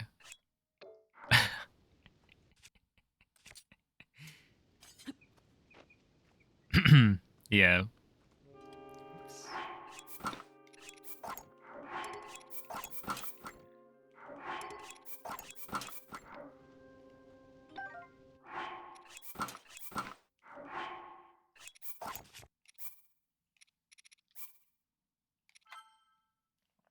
You do 180 turns, but that's fallen out of favor. Oh, I was trying to do 180s before and it wasn't working. I switched back to 90s and it seems to work. As in, I was trying to like the wall on the side with 180s and it was not playing nice. It depends on wall geometry. Classic. These walls are weird as well. Actually, I wonder if they look as weird as they seem like they would, because they've got like fun textures.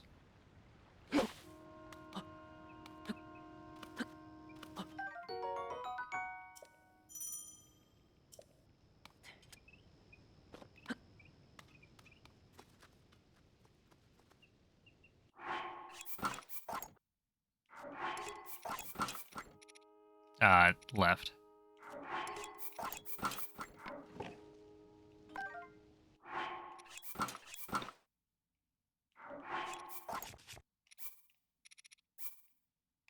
Like so. Oh wait, which we'd be reloading at the autosave that has would I like re-pick up the stick or the tree branch or whatever?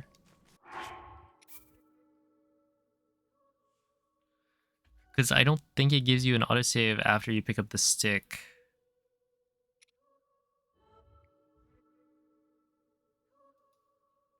You just like re-pick it up.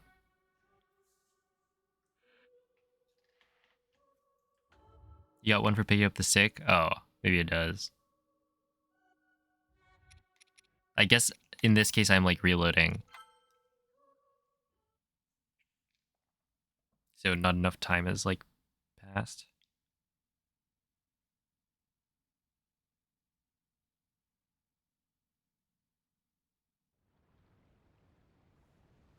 You don't know if it's consistent. I guess the way to test it would be to reload up here.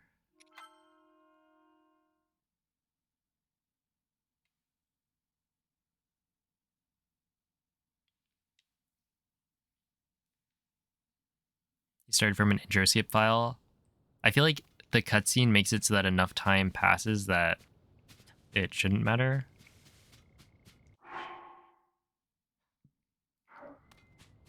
So if I... Here, I'll save.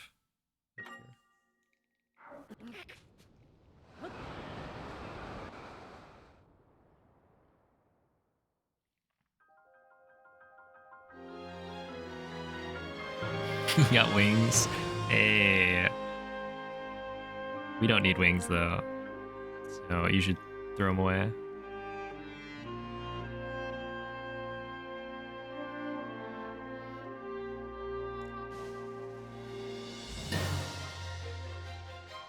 Oh, did you dupe the wings?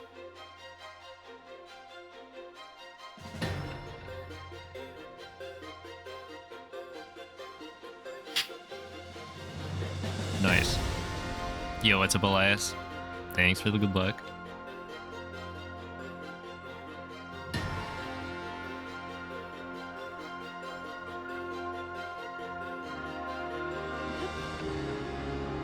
Wait a second, did you do the reload here?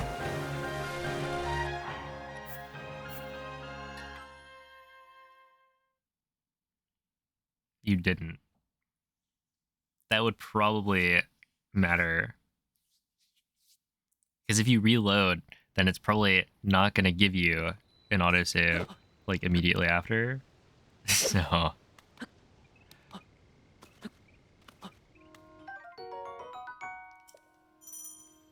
Okay, so I'm thinking that the manual save after picking up is probably good. If I do like this, equip, drop, drop, equip, unequip, drop, equip, unequip, take. Manual save.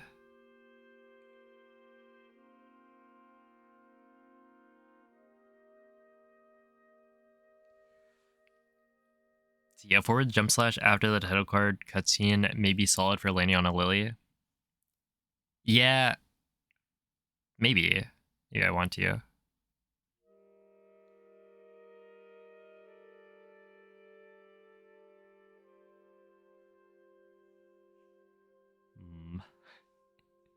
It's like the reload takes 15 or so seconds, so if you land on the lily, I mean, it's got to be faster, but probably not by too much. I guess if you get the autosave, maybe that's good.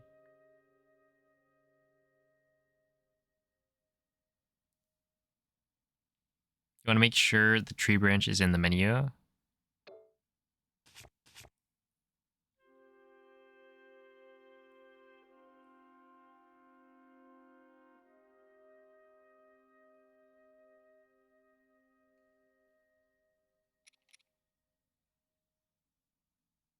Oh, wait, so is there a case where I mess this up, make a save without the tree branch, and then, like, lose it?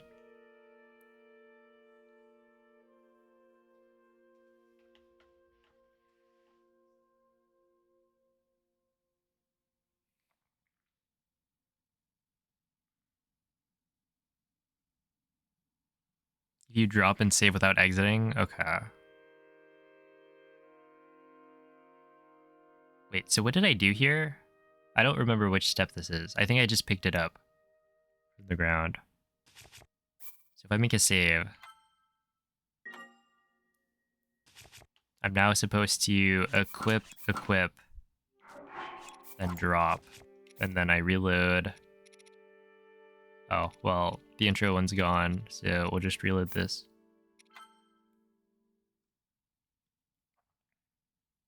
How to find the musicians that were recorded for Tears of the Kingdom's music. I guess you would just ask Google. Wait, what?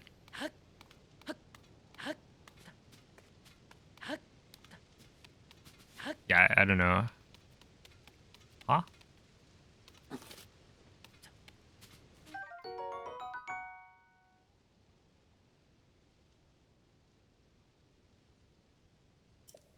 Collision got stuck somewhere? Is that something I'd have to worry about?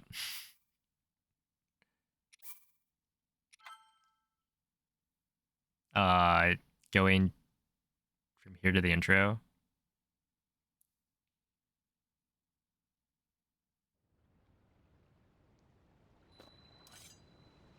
Usually it works fine, okay.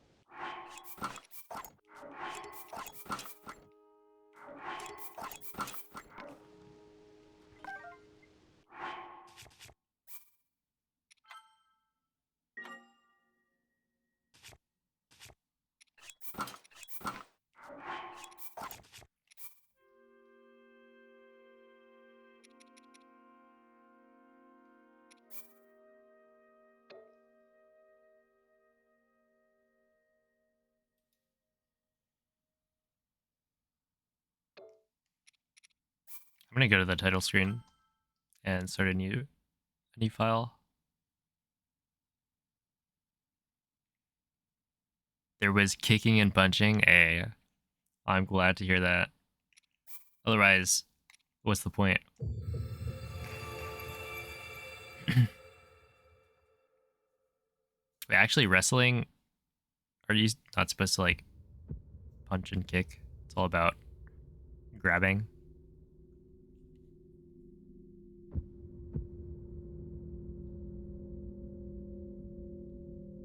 Walked around like an idiot until you got the prompt. That's what I did too, and it worked. But if you were blindfolded, what would you do?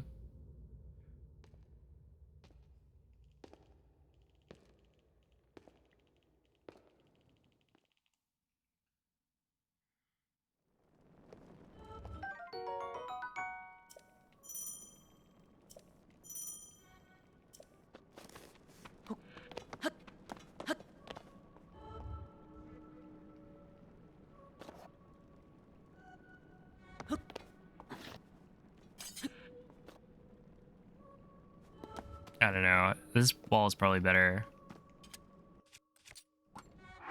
And then you go equip, drop, equip, unequip.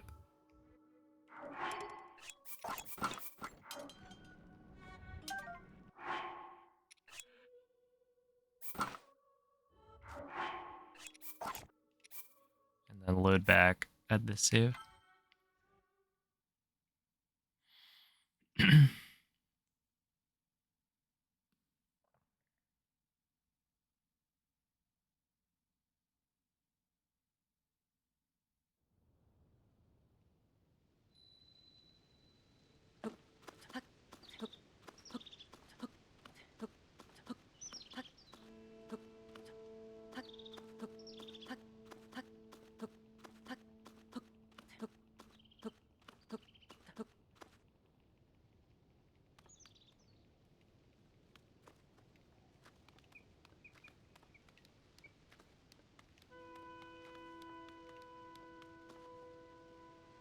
I mean, the sword's not going anywhere, right?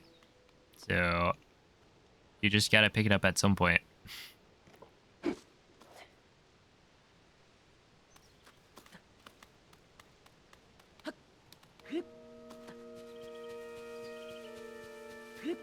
There we are.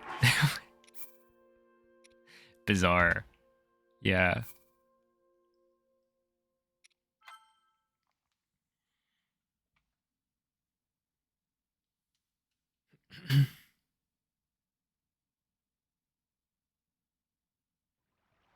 You just got it again too. Yeah, I don't think it's an issue. It's just kind of weird. It's like, yeah, you just have to pick it up at some point, and so I don't know. By the time you get to Stuart, there's no way you wouldn't have gotten the prompt, I think. Okay, so what if I saved here before starting it?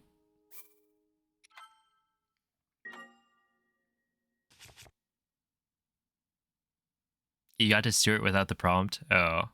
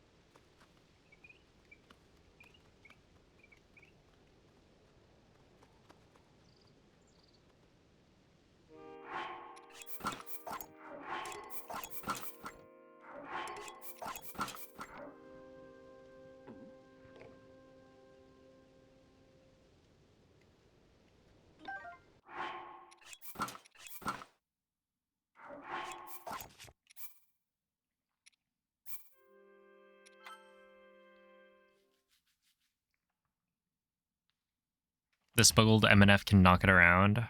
Oh, if you drop a weapon? Hmm.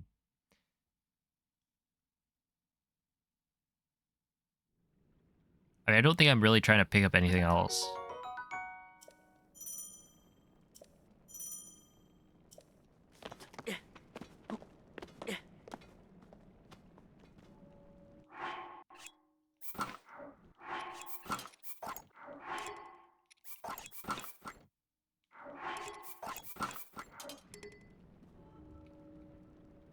Oh. Awkward. Turn the other way.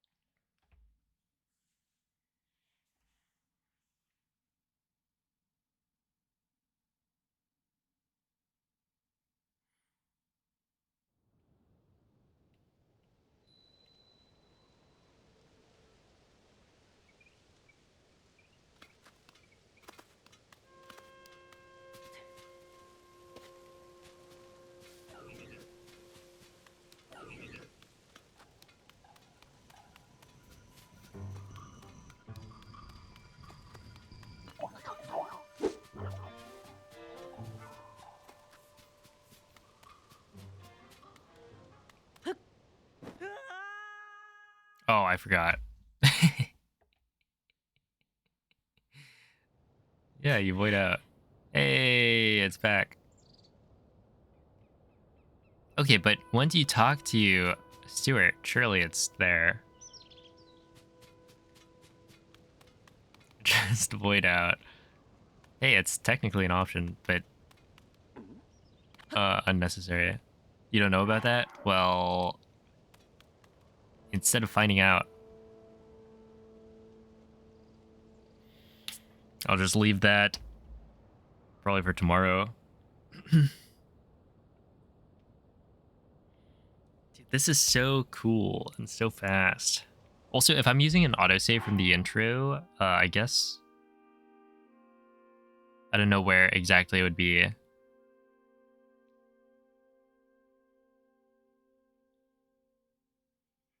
That also means I need to learn how to do the thing blindfolded, which I'm going to have to do anyway, but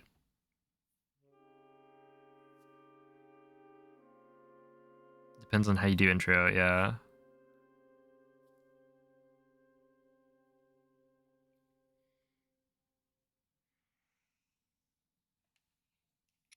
Is it time for out of bounds intro?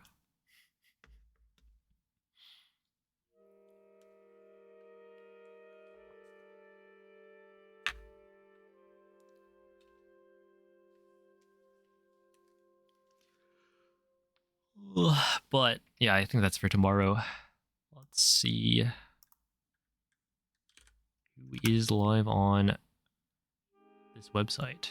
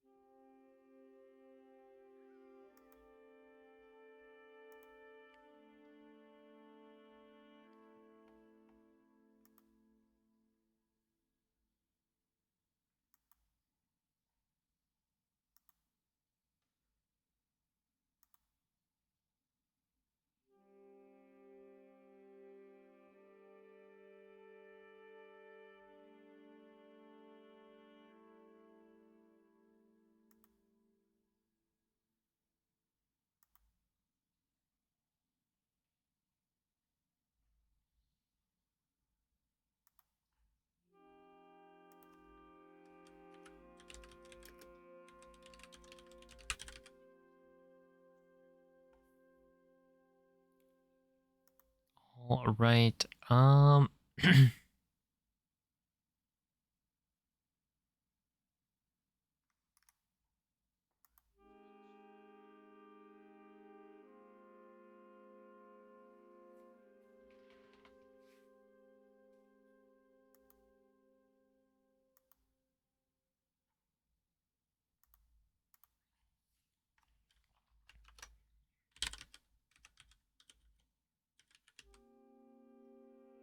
I guess I'll send you guys over to Cell.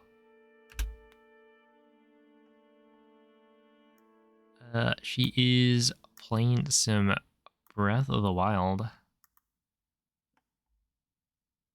Trial of the Sword.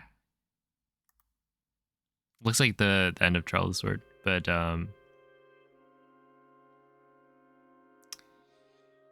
enjoy watching.